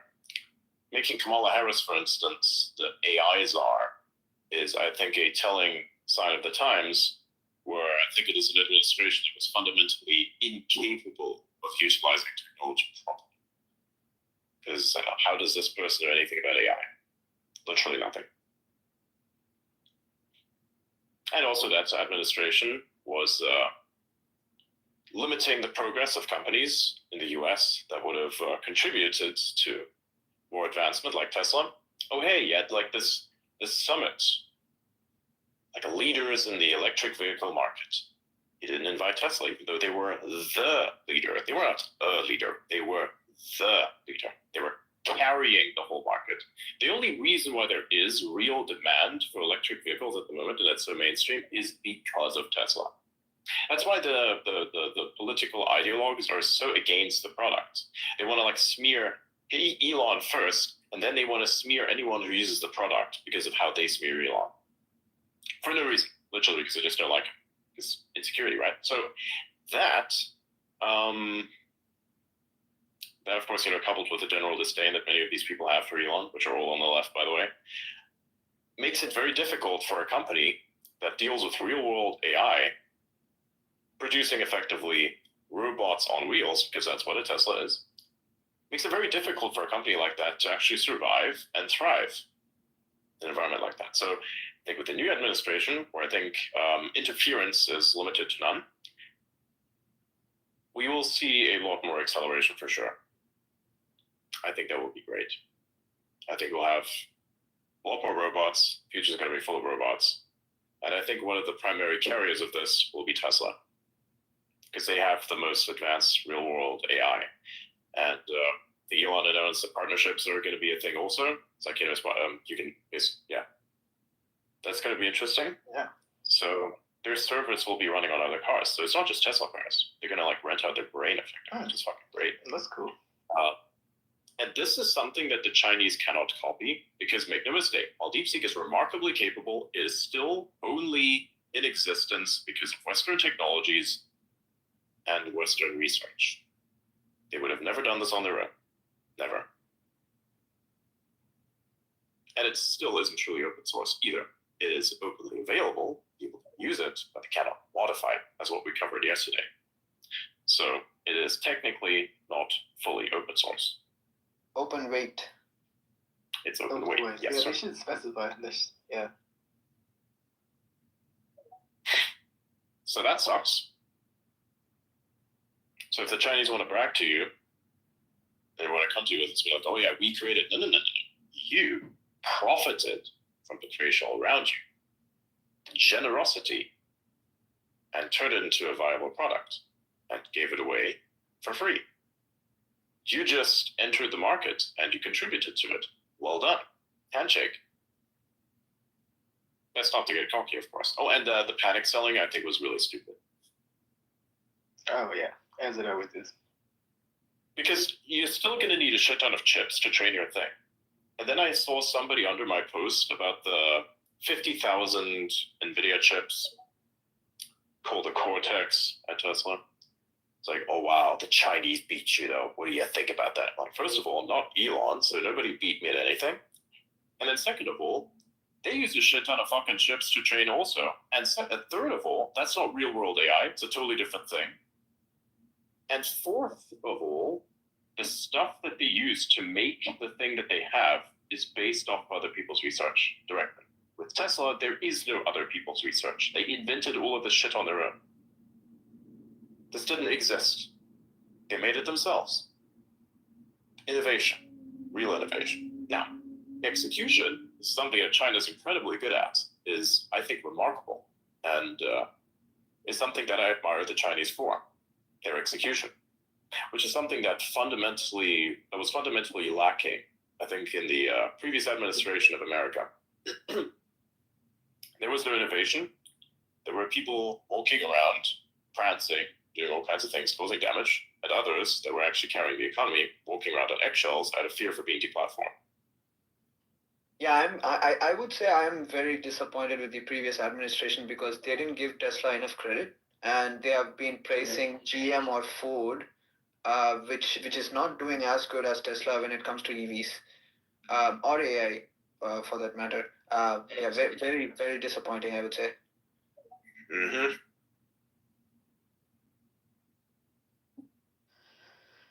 Let's see. They want to know about games. What other game other than Diablo 4 do you recommend for people?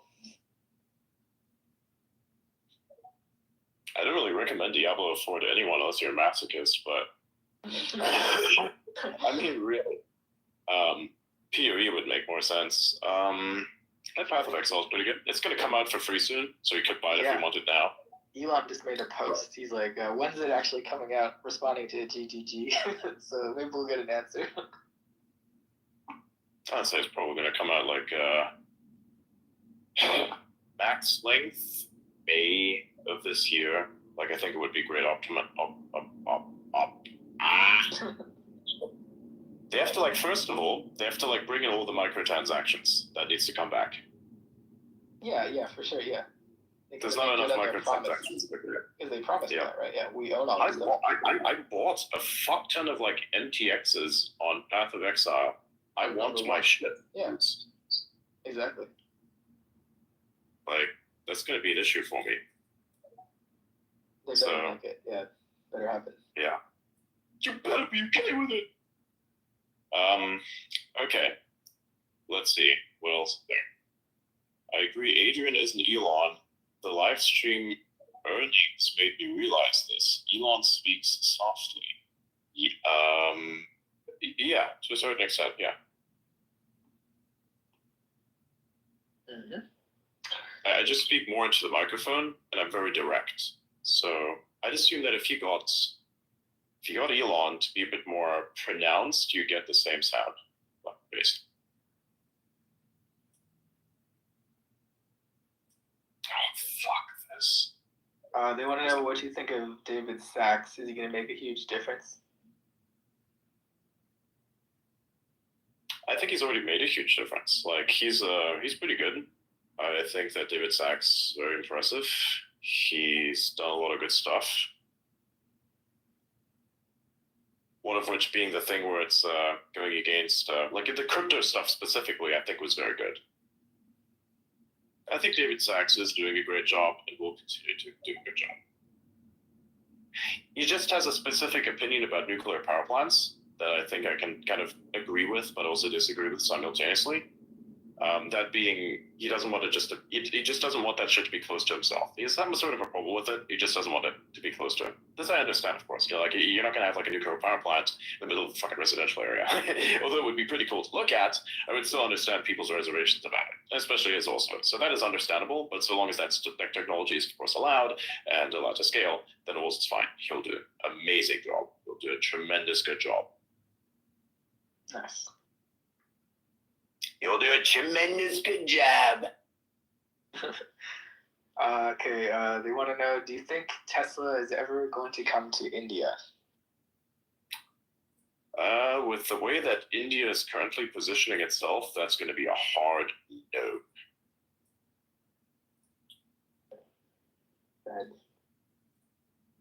has to be a lot that changes. What if your Tesla account did, yeah.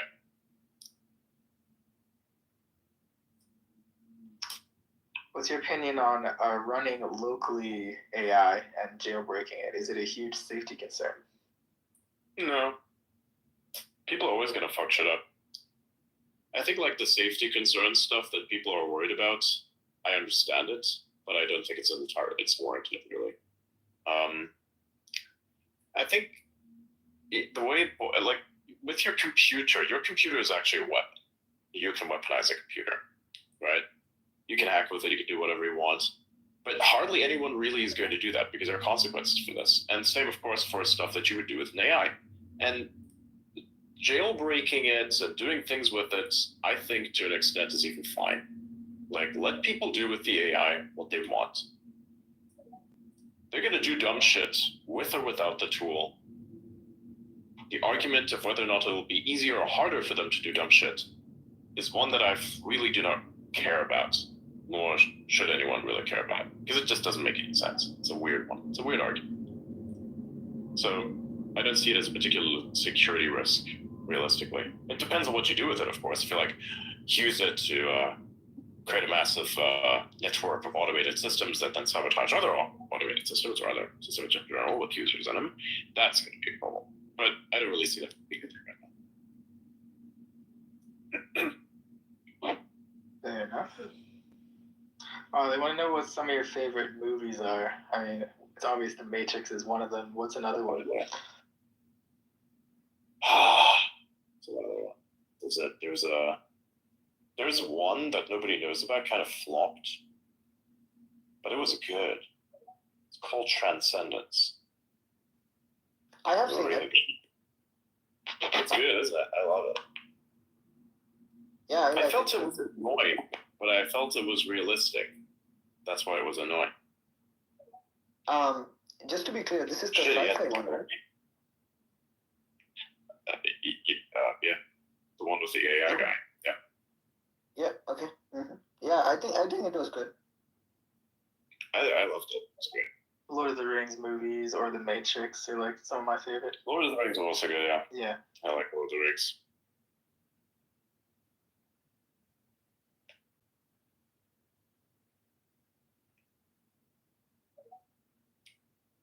See what else.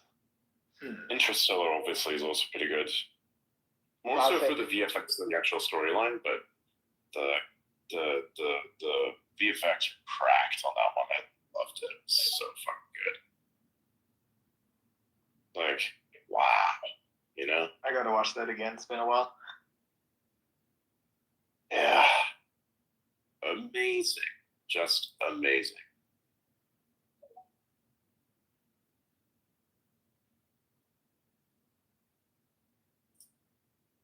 All right. What else is there? A couple of them, they're like insinuating that you're Elon or something. Nice. Well, which was that one? Let me take a look.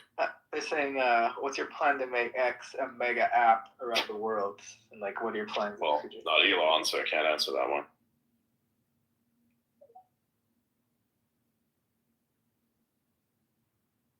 How can we tackle the dumping of waste into the oceans?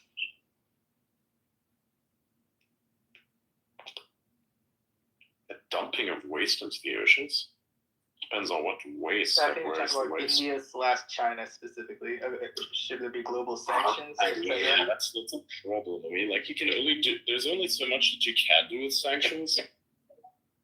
You would just kind of hope that they would know that fucking up their environment is not a good idea.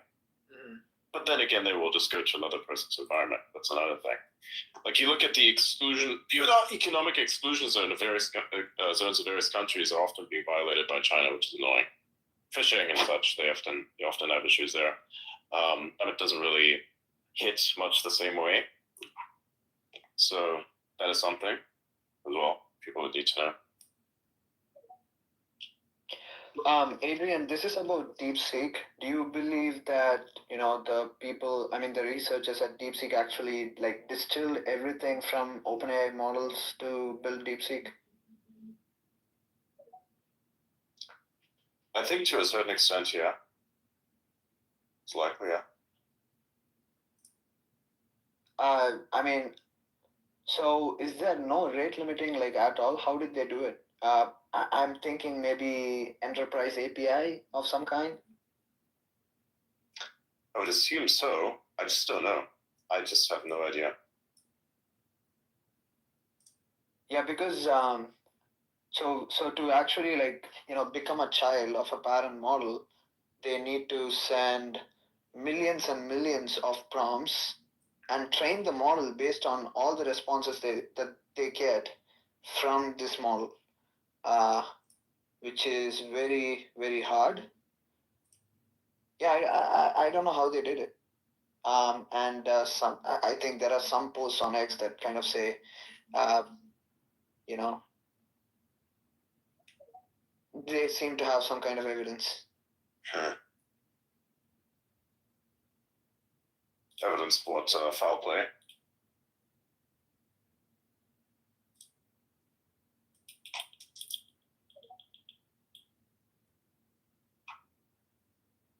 Let's see. What are your thoughts on John McAfee? What are my thoughts on John McAfee? He's crazy, man.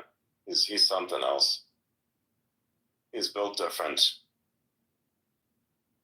I didn't think I'd ever do anything like him, so I can't really understand the madness behind what he's done, what he had done. He's just a very enigmatic individual who woke up one day and realized that he can in fact just do things, but he did it in all the weird ways, man, which is fun as hell. It's interesting how he started out though with the antivirus software and stuff on early computers. That's cool. Yeah.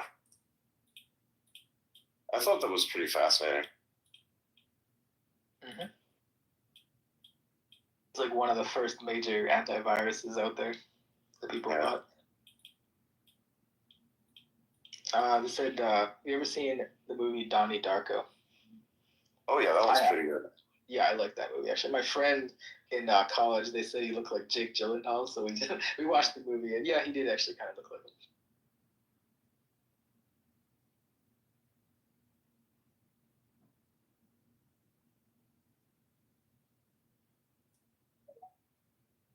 What the hell?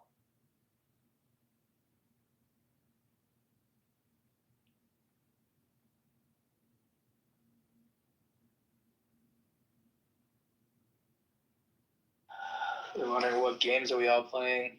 PoE, Halo, Diablo, not really, but we did play Diablo. Mm-hmm.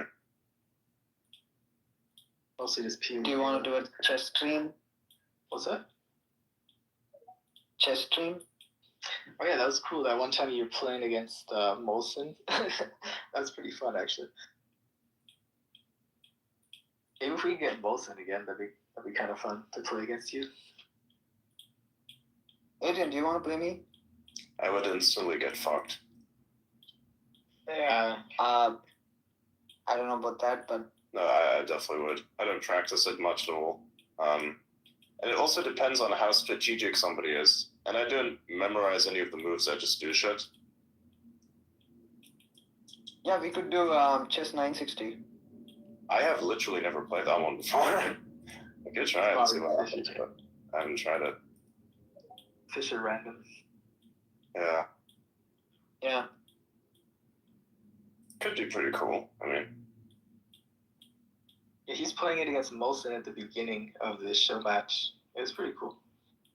I just don't understand it as much as the traditional chess, which makes more sense to me. So easier. I mean, what's the real difference there? I mean, all the pieces are mixed up in the back row. That's the only difference. Yeah, everything's in different positions in the back row. The pawns are still in the same position in the front. Well, the castling is also a bit different. What? How does it work? Well, if the rooks are together, then you need to shuffle a bit. Yeah, I mean, it will become obvious once you keep playing chess 960. Huh. But generally all the rules are same. Right. That's cool. So Fisher got so fed up with chess, he just created his own version of chess. He's like, fuck traditional chess.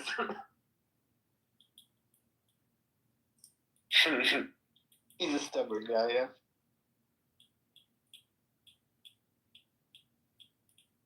There's like a few memes out there about him. Funny as hell. Indeed. Yeah. Any other questions?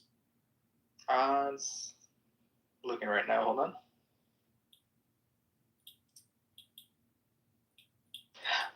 If you had a one-way ticket to Mars and your survival on landing is not guaranteed, would you still go? Not guaranteed, bro. And if you're gonna tell me you're gonna die, just tell me you're gonna die. Jesus Christ. Like, how unguaranteed is it? Like, I mean, what's the chance of me dying? You should specify, yeah. Like, if it's like straight up like the guarantee is death, then that's a problem. But survival is never truly guaranteed. Exactly. That's a tough one. Guys, by the way, Interstellar is on Netflix. If you want to watch it. Oh, cool. I used to watch it back in the day, but yeah, it's been such a long time. Let's see.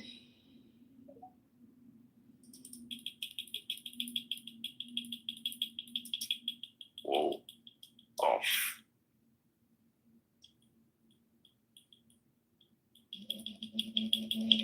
They're wondering if you played Baldur's Gate 3. No, I haven't played it yet. No. Not me either. It looked kind of interesting. I saw some streamers playing it, but I didn't get into it. I like multiplayer. Like multiplayer games? Yeah. Yeah, same. I like multiplayer games. I don't know why everybody's like so pissed about multiplayer games. Alda's always like, you with the multiplayer slop. I'm like, but dude, multiplayer is fucking cracked. I love it. Yeah. What's the point of playing a game when you like can't play it together? Like, what if I have this super high damage item, for instance? Why can't I like say, hey, check out my super high damage item? I'm such a good gamer, bro. I'm the best there is. Fuck you, fuck you, fuck you. Like, why not? You know? Exactly.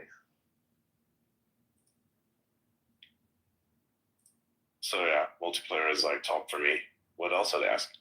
They said, did you watch the RFK confirmation hearing? And in your opinion, do you think they were rough on him? Oh, they were 100% rough on him. I watched part of it. They were 100% rough on him. They knew exactly what they were doing. I've seen this before. They gave him the same treatment that they gave the TikTok CEO. Same shit. Yeah. I would say this one was a little bit more pathetic in a way, because the people that told him to do various things, they kept trying to dismiss him with the moniker of a conspiracy theorist. When in reality, he was saying what was true. He was speaking the fucking truth. And they still want to stick to some sort of weird status quo that doesn't exist anymore, that rightfully died a long, long time ago. Some people still genuinely believe the bullshit that was told to them about the way that the coronavirus works and how to fix it, how to deal with it. So it has left behind lasting damage. And, RFK, they just like fucking dumped it all on him for no reason. Yeah, so basically, they pulled a TikTok CEO on him. Yep, remember that one. That's what that was. I watched the whole thing when it first came out. Yeah, I watched it too, yeah. I think I was doing a clip on it or something, I'm pretty sure. Oh, real? Nice. Yeah. They're asking, like, can Neuralink cure mental diseases in the future? Like, what are the plans for that? Problem with mental diseases is you have to, like, kind of classify what a mental disease actually is physically, which is nigh impossible. You can't actually prove via CT scan whether somebody's insane most of the time, or like somebody's mentally ill. Hell, most of the time we can't even agree on what mentally ill actually is. For quite a while you had a bunch of leftists that said, oh wow, this is not mentally ill, but it really fucking was. Sure. Like I would definitely argue that those people are, but it's not an objective assertion from the perspective of some physical formation in the brain. Although it could definitely be to a certain extent. I've yet to come across actual scientific evidence that stated to me, like empirically, that something is consistent with insanity. And that's a very fine line that you'd have to be careful walking, because what if, something that is actually good is classified as insane, even though it's not actually insane in a bad way? Like, think about that. Right, yeah. Like, what happens if you were to define, all of a sudden, for no reason at all, autism as insanity? That is not insanity. You can manage yourself. That's perfectly fine. Well, what does that then mean for the people that are, experiencing it, that are subject to it? That's a very fine line to walk. You're going to get discriminated against more. So it's not really something that you can cure in the sense of what people think, like medically. I think it's something, depends on, of course, what it is. Except schizophrenia, I think that is not a mental illness, really. It's a physical illness of some kind, right? So there's there are ways to deal with that. There are various drugs that help you with it, of course. Basically, you are silencing the mind, if anything. But with Neuralink, I'm not sure if it would actually be able to physically solve a lot of that. You'd have to identify that shit first. I think it's going to focus on the basic things first. Then eventually it could address the actual physical problems, like the actual physically identifiable qualities that come with people who exhibit the types of problems, which would be consistent with whatever we could call mental illness. But beyond that, that's it. Yeah, right? they classify schizophrenia as mental illness, according to Grox. Yeah. It's not really like mental. I think it's like an actual real physical thing. It's a very tangible thing. Like you're saying, they're like brain deformities or other physicalities that cause it? It could be. It could be. I mean, Grox says mental. I don't know. That's just what it says. Yeah, I read an interesting study about like meditation and yoga for people with schizophrenia and how it was actually pretty competitive with the leading medications. Oh, real? That's crazy. Interesting. They're saying, will Boring Company ever sell another flamethrower, do you think? I don't know, dog. I don't know about that. I don't know if they're going to sell another flamethrower. My guess is legal would prefer not. Yeah. Yeah. Legal would prefer not. Yeah. But how often is that the case? Pretty much all the time. Yeah. Precisely. But with Neuralink and autism, something that would be interesting to me, because like I feel like with autism I kind of ignore the social layer a lot and I focus on like the information layer. But when you do that, you miss the social cues that direct you to the appropriate parts of the information layer. And sometimes that's good and sometimes it's bad because you can like see connections that people aren't necessarily intentionally trying to make. But I would love some like AI assistance in dealing with those connections and ruling out the ones that are meaningless or not helpful in the moment. Mm. Mm-hmm. Let's see. Amber says schizophrenia is probably a mental disorder with physical aspects. So yeah, there's both symptoms.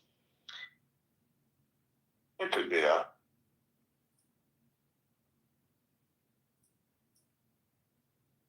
I wouldn't know. I don't suffer from it.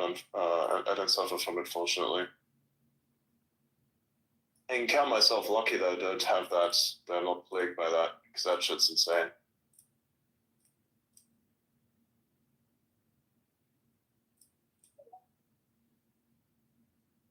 All right. Let's see. What do you think the biggest challenge facing humanity will be in the next 50 years? Next 50 years.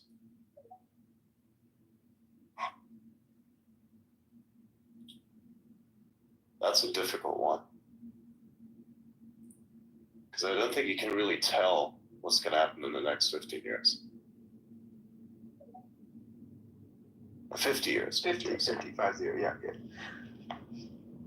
It's not even possible, man. Yeah, and they said, how do you prepare for it? But yeah, it'd be so hard to tell. Yeah. I mean, I don't even know what will happen tomorrow. Yeah.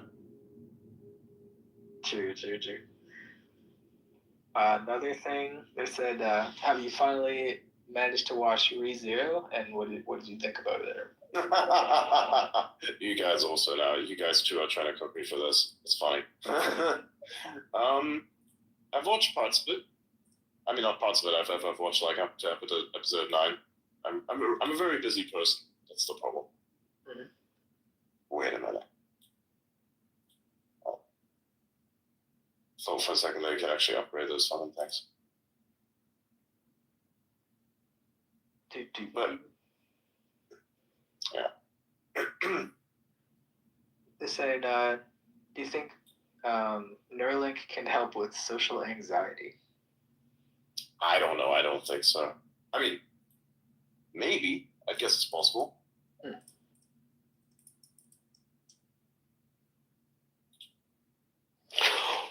Well, like, I mean, along the lines of what I was saying earlier, for me, sometimes with seeing those potential connections and not knowing which ones to follow and which ones to ignore, it can cause anxiety. And I think that Neuralink could maybe help translate social situations sometimes for people who get social anxiety, but I don't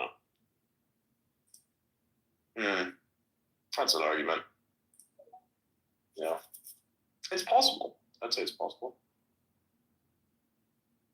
Yeah. That's cool. Let's see.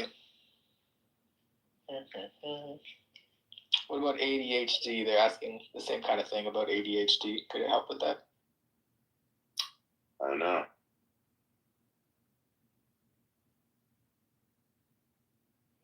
It's an emerging technology, so there are a lot of unknowns.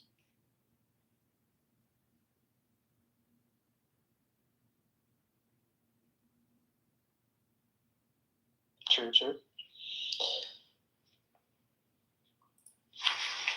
All right, here's another one. Do you think we should use taxpayer dollars to help people, to give people mental health drugs so they can start from scratch and simplify their situation?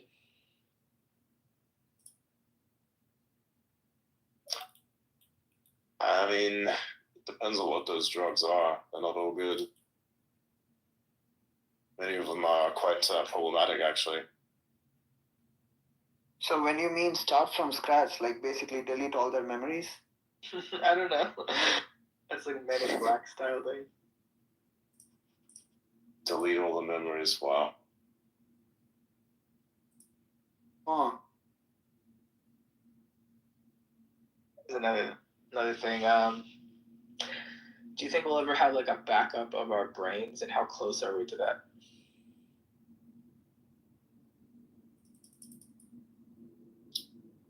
Backup of our brains.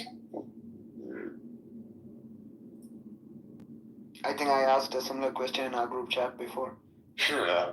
The backup of your brain, what is actually involved in it?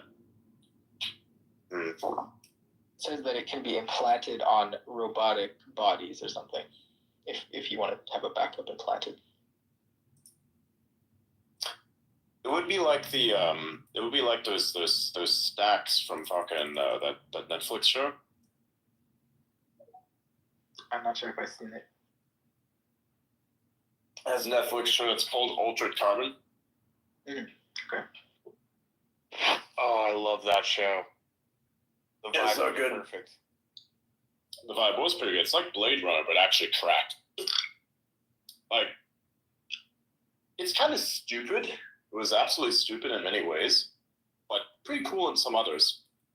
Basically, it's like a hyper-advanced world that everybody lives in. And they have these memory chips that are implanted in their bodies. They're called stacks. And basically, what it does is it effectively creates a full-scale backup of everything that the person is in every way. Wow. It's a perfect recreation. So it's like a copy of yourself. And what you can do, as a matter of fact, is you can even exchange your bodies. They refer to bodies in that universe as sleeves, right? That's how disposable they see human bodies. So you'd literally you'd be placed in another human's body, like one that look completely different from your own, as a matter of fact. Wow. That is all possible. Yeah, the main character is hired to solve the murder of like a ultra rich CEO type character.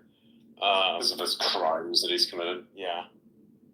He gets forgiven. There's like a plot line that involves him later on down the timeline, which is kind of funny and interesting at the same time. But I'm not going to spoil it for those who actually want to watch it. Definitely worth watching. I really like the hotelier character. Yeah, he's hilarious, dude. He's great. I can't tell you what he does that makes him so base because it will spoil it also. Remember what he did to the AIs?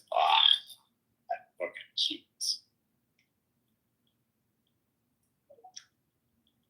Nice.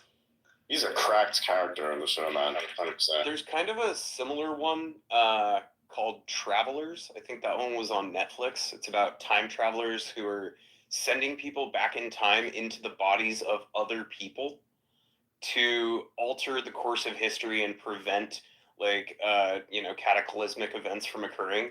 But of course, over time, as they change the timeline, they have to solve more and different problems. But it's really fascinating just how it all works. They have one person whose whole job is basically to memorize a bunch of sports statistics and different information. And one of the first things he does is start gambling on sports so that they can get money. Yeah. Oh, what? Yeah, but he also got put into the body of a heroin addict, which makes it complicated. Oh my god. A heroin addict that gambles. Great. But he also knows exactly what to bet on, at least for a while. Uh-huh. Downside? Alright, you get the ability of foresight, you can bet on anything, you already know it's gonna work out. Downside, you're a heroin addict. Right, you're gonna spend your winnings killing yourself. Exactly.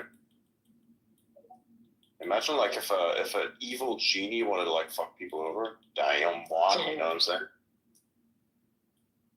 That'd be something. Pretty savage.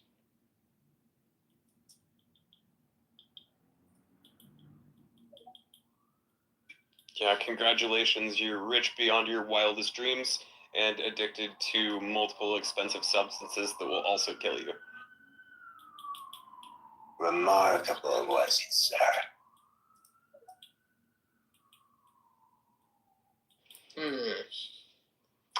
Honestly, kind of like being an American. What the fuck? That's hilarious. Well, globally, if you think about it, we're pretty well off. We are in many people's senses rich beyond their wildest dreams. But at the same time, we spend all of our money on high fructose corn syrup and all this bullshit that kills us. Kind of ironic, huh?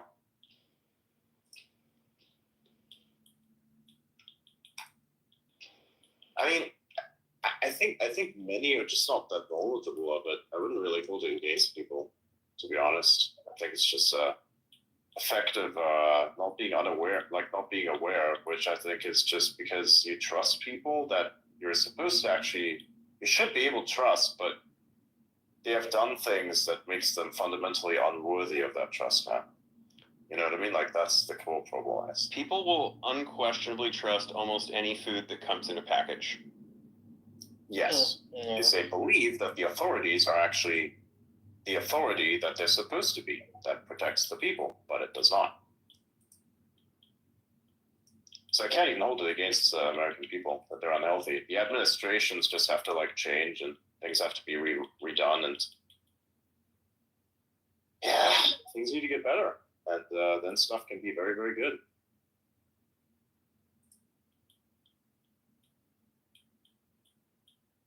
So I don't hold it against the people for having a shitty administration that really feeds them anything.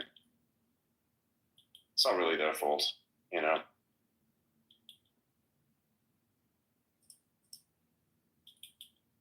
What the fuck? They said, do you think we'll ever get an Android Grok app like Apple did?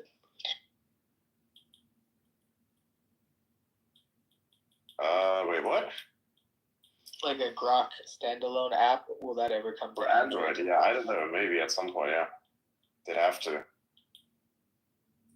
I think it's coming. I saw in a couple of posts where people were talking about Android truck. We'll have to wait for official announcements. Many of those posts are fundamentally incorrect.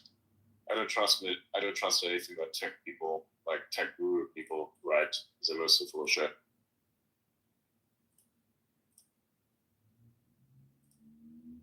Which is unfortunate. Is there a reason why iOS people always get it first before Android? Yes, because everything is kind of built for iOS.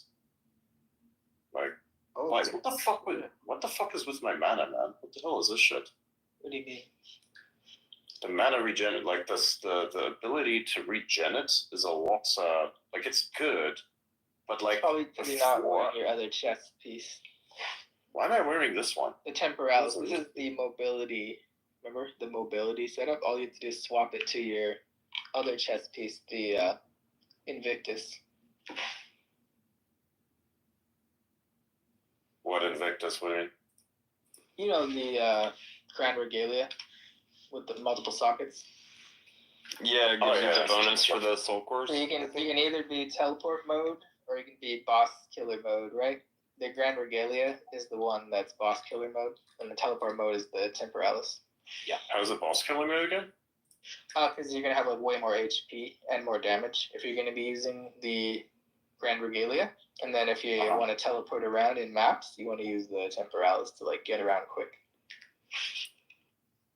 And then if you're boss killing, you're just gonna be in one area, so there's like not a whole lot of teleporting around you're gonna be doing anyway, right? So it just takes up some inventory space. You swap it out. Yeah. Yeah, you just put it in your stash, like in your first slot or whatever, and then you just swap chests whenever you want, like mobility versus damage and tankiness. Can you macro that? Is there like an equip command? I thought we switched it. Yeah, but hang on a second. I thought we switched that entirely. We set it up, remember? So all you have to do is swap if you want to be temporalis, or swap if you want to be the Grand Regalia. We switched the build back to normal, but yeah. There's two different setups now. Yeah, well, the teleporting thing is not really working unless I switch it to the other. Yeah, all you have to do is literally swap the armor, yeah, and then that's it. The teleporting thing works. You have to hit your weapon swap and then hit spacebar. So it's like whatever your weapon swap button is and spacebar.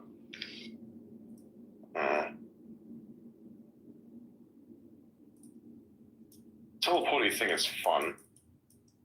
Actually, there's one. I have to like get the other staff for that one.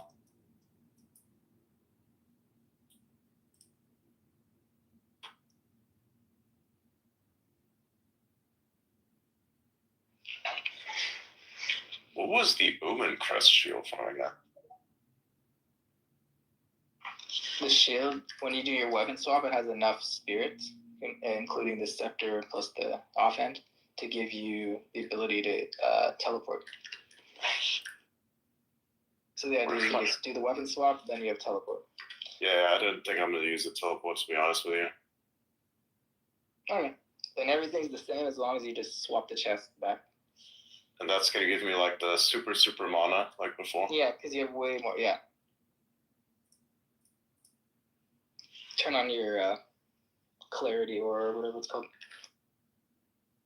Where did I put the thing? The staff that allows me to cast down, Mm-hmm. Yeah, dude, it's in there. The little sigil. It's probably on like the GG tab, I think, is it? Yeah, probably. Or the last one. Last one. Oh yeah, Citadel power. The sigil of unlimited power. Does give you a lot of damage. Your DPS is pretty high, like I think it's like over 100k, right? Yeah, probably.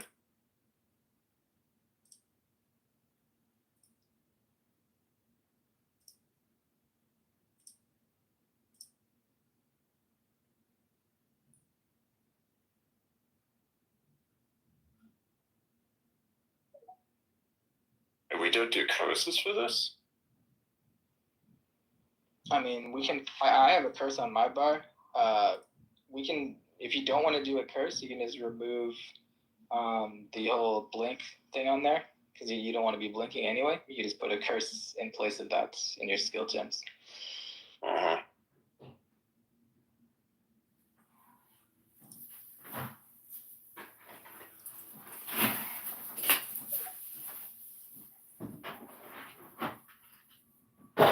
I kind of like it to have like the setup to blink, and then if you want to go DPS, you just swap the chest.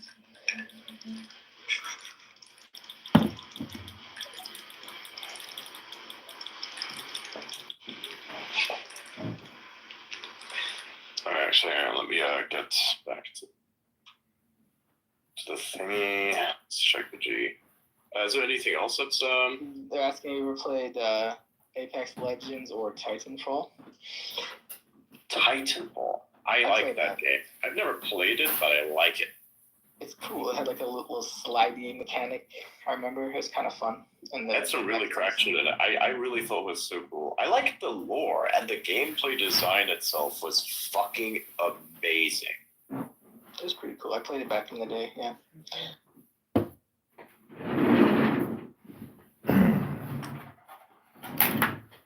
Where was the thing?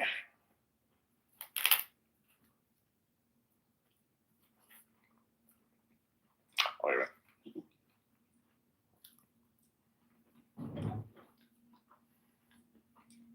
What do you think about like cryogenically freezing people? Do you think that's a good way to preserve them? I don't know. Probably if we get it to work, yeah. Right.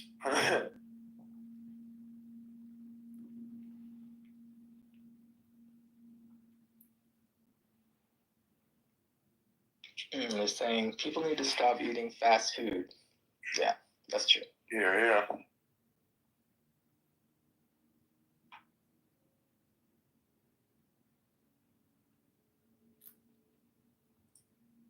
You know, we were talking about mental health issues earlier, and I think that diet contributes a lot, and people need to pay more attention to what they're putting in their bodies because that fuels what happens in their brains.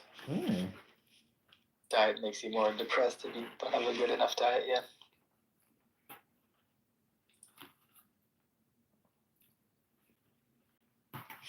Not just depression, I think that like other conditions can be exacerbated by vitamin deficiencies or other nutrient deficiencies.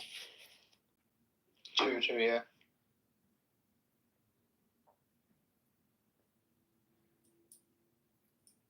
They want to know about how your opinion is on like quantum technology and what kind of advancements we're going to have from this technology.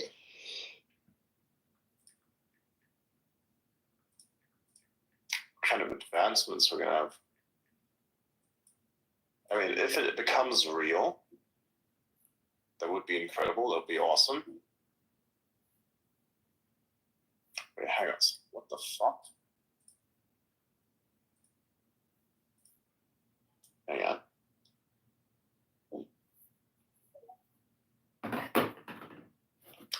This is bullshit.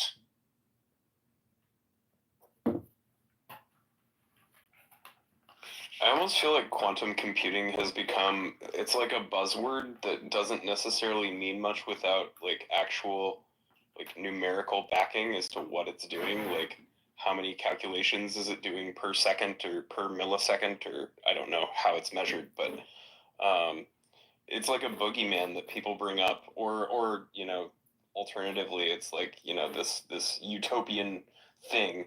But at the end of the day, it's still a machine that has some limitations, and if you don't know what those exact limitations are, like it's just a word that sounds fancy.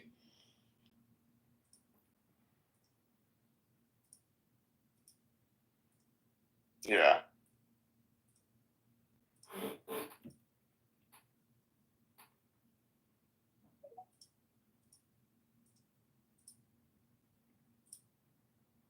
The Grand Regalia, we can have a...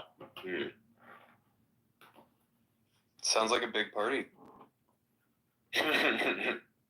Yeah. Wasn't there a grant? Wasn't there one that we could get that like wasn't there a grant regalia we could get that allowed for rarity or something else to pile up?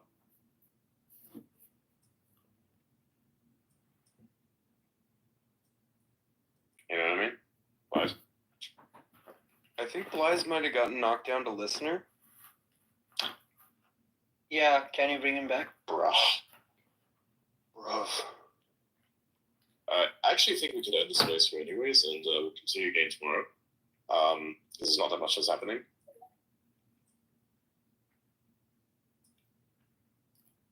Yeah, just kind of a chill night. This was nice. Yeah, it was cool.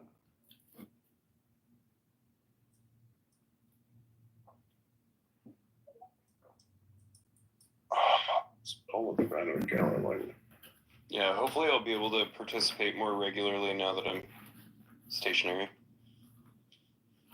Nice.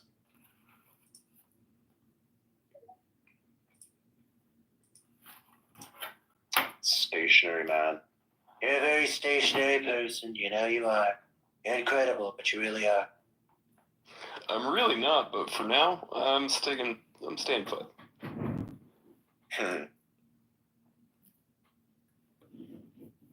Yeah, pretty nice. Anyways, I think I'll end it here.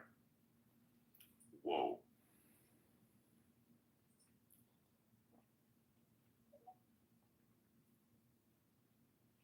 What's what? Yeah, that's better.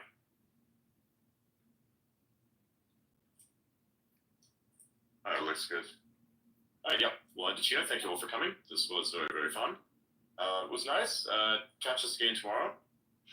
Good night. Good night. Good night. Good night. Make sure to subscribe to Adrian. Oh yes, definitely do that. Alright, see you guys.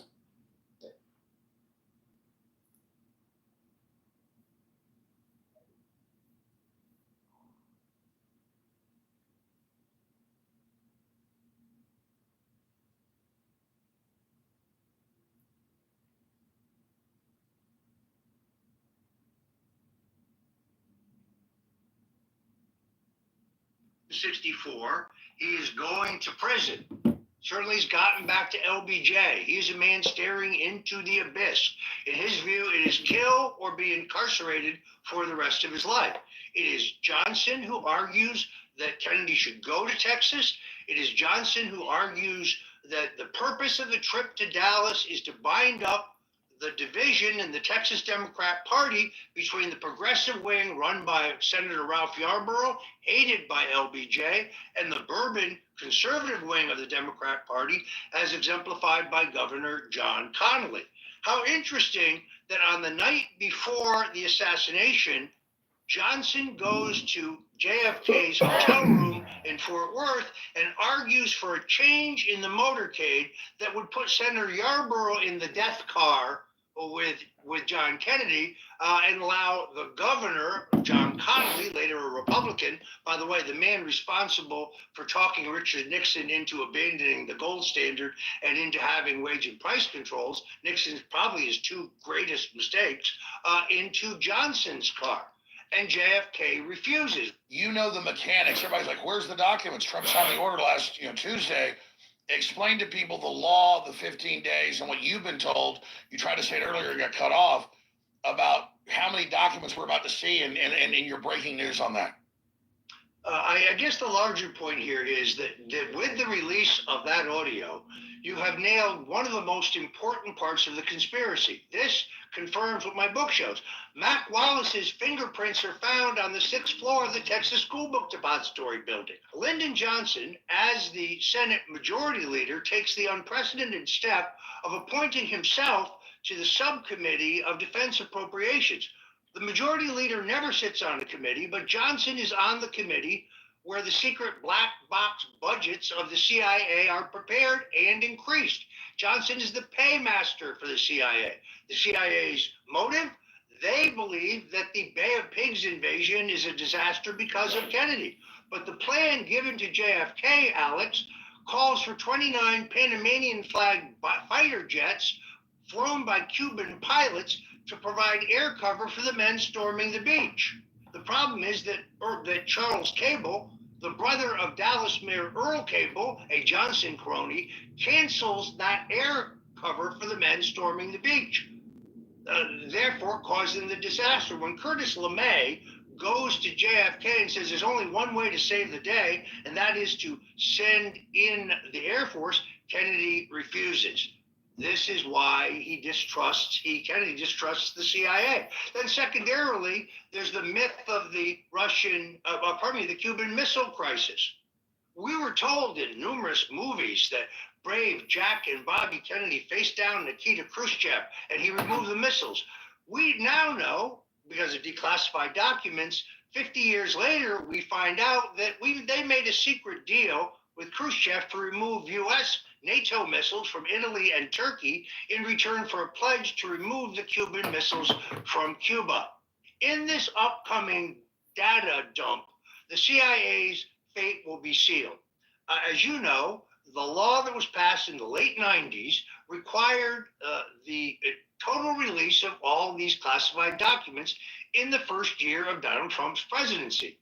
I brought it to his attention. I said, Mr. President, what are you going to do about the JFK documents? He said, what are you talking about? And I said, well, these documents are scheduled to be released unless you object. You have to object, some of them, all of them.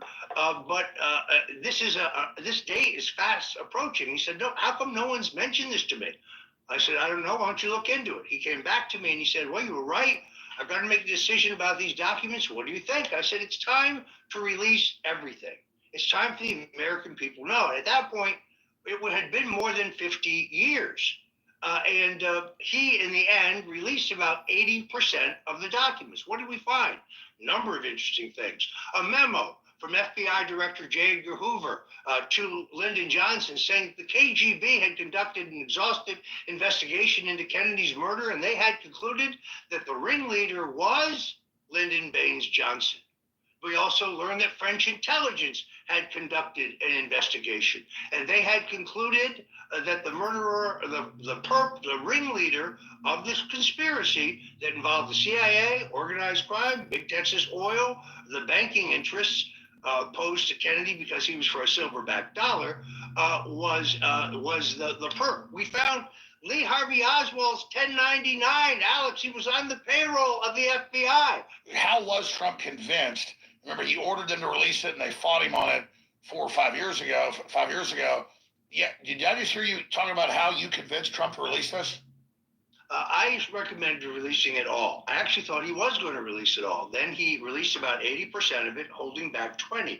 And when I asked him why he decided to do that, he told me, and by the way, he also told Judge Adrian Napolitano the same thing, and he told this to Sean Hannity just 3 nights ago, that Mike Pompeo, the CIA director, convinced him not to release 20% because it would expose the methods and sources of the agency. And by the way, Pompeo, as you know, went on TV a week ago and bragged about that. So I love how Pompeo just got his security details pulled into everything. So we don't wish him any harm, but Trump really, we were worried months ago when Trump had him at a campaign event. We said, what is he doing? Keep the enemies closer. God, there's so many angles here. So, wow, you said it first years ago. Now he said it again recently. Trump says it's so terrible, I can't tell you. What is it?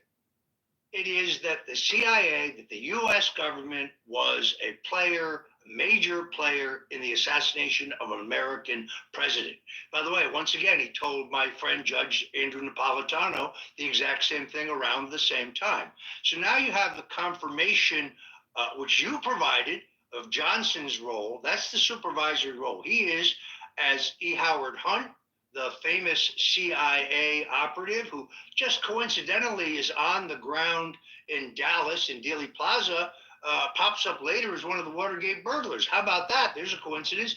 4 of the Watergate burglars just happened to be in Dallas that day. Alex, how likely is that? Except for they're all working for the agency. He says on his deathbed that he was a minor player in Dallas, but he says Lyndon Johnson was running the show. You have confirmed that now with this incredible audio. Now when you add that to the fact that Malcolm Wallace, the man identified in the audio as having been recruited to kill Kennedy's, fingerprints are found on the sixth floor of the Texas School Book Depository. All the pieces of this puzzle are coming together, and I think President Trump is about to release the single most important piece, which is the CIA role. Trump really told you years ago, you said, it's so horrible, I can't believe the public can't handle it.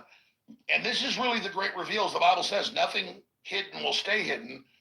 You throw the deepest ocean, it will be thrown back on the shore. It will be known. And the reason I'm not scared is because we have the leader we have. This guy is a Superman. I mean, he's a force of nature. He is born for this moment, and now he realizes that his life was specifically spared for this time. And he realizes that this is his mission. This is why God spared him, for this moment.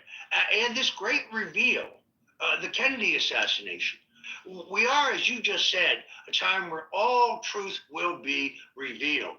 There is no turning back now. They may try to kill Trump again, but they will not succeed because it is not God's will. It is not in God's plan.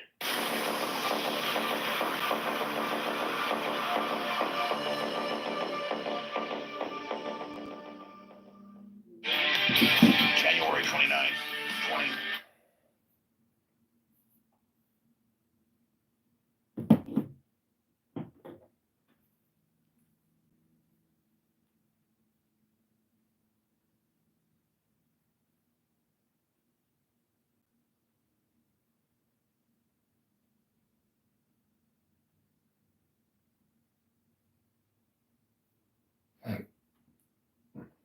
As an insult, as an actual insult.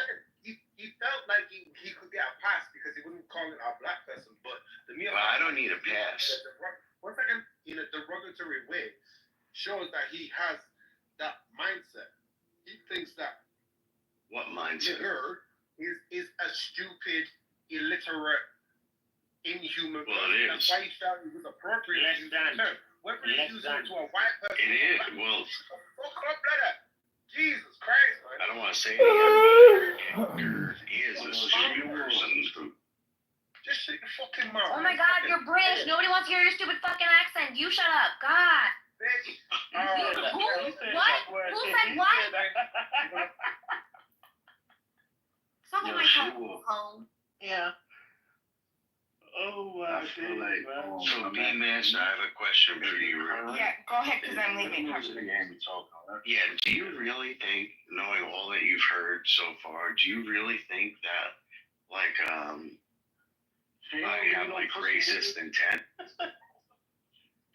So, I got that, but, yeah, I understand about the pussy. I'm gonna be honest with you. I don't know you well enough, but I'll tell you this. There's do you know how you have like that radar with certain things? And I'm not saying I don't know you, but that's why I took the time. I'm not gonna definitively say it yet. He is. Don't judge me, monkey. Don't judge me. See, like something like that, right? Like, sorry, Dr. Irresponsible, but I'm gonna call you Dr. Irresponsible, right? That's what his name used to be. So this is the thing. I just took the time to try to explain to you why even using the word and trying to reappropriate and to white people. I'm following that, yeah. Right. And so logically, it doesn't make sense because it's still racially demeaning, and all that you're doing, even towards white people. Well, hold on. The power of the intent, though, is in the original itself, and you have to Jesus. Hold on, I'm gonna be gone. I promise. 2 more minutes. The idea is that there's still functional meaning, which you can't refute. You can't say that that's wrong. That's just a fact. It's an objective fact. Irrespective of what you think, you could think what you want. But it doesn't. This is an observation. Okay. Shut up and let her talk. Go ahead. So all you're doing is you're perpetuating the offensive function rather than trying to, whether you say redefine it or whatever else, because it's still based in an insult. So that's But that's the whole a thing. secondary though, or tertiary, It's right? not That's not the main goal. because you are using it as trying an to talk insult. about a black topic without the black people. What the fuck? Yeah, like what the fuck Well, no, okay, we well, tried to, Kendall, but they can't Kendall, control that's, themselves. listen, I had a fight this happened. Different. The functional utility of the insult is the same, regardless of whether you're saying it to a white or black person. I love you guys. I'm going to. That's it. I promised everybody I took the fuck up and leave. I love you guys. Anybody that continues to use their frequency, I'm sorry. I don't trust you, and you're racist. Kendall, you can back me up in the DMs. Bye everybody. I love you, and Dr. You're responsible. And Florida. If you run, I won. If you ran, don't you leave. Oh, I packed her up. Yeah, you better. Oh boy, good job, Kendall. Yeah, you know what the fuck it is. Hey, Yeah, no help, doctor. Yeah, we wouldn't have been able to do this for the men. Yeah, mine That's is. right. That's I right. wanted to be called in. That's right. From destruction. Galaxy a little bitch, he from out of this world. That nigga a little hoe, can't come to the girls. That's why he tried to join the league. He trying to join the team. He got a tampon between his legs, even though he a B. Why you in here? Don't you got a nigga? This girl got a boyfriend. I don't know why this girl in here. The fuck out of here. I didn't remove her. She just left. Now she said that in the other room. She's like, I got a nigga. The fuck you need to come in?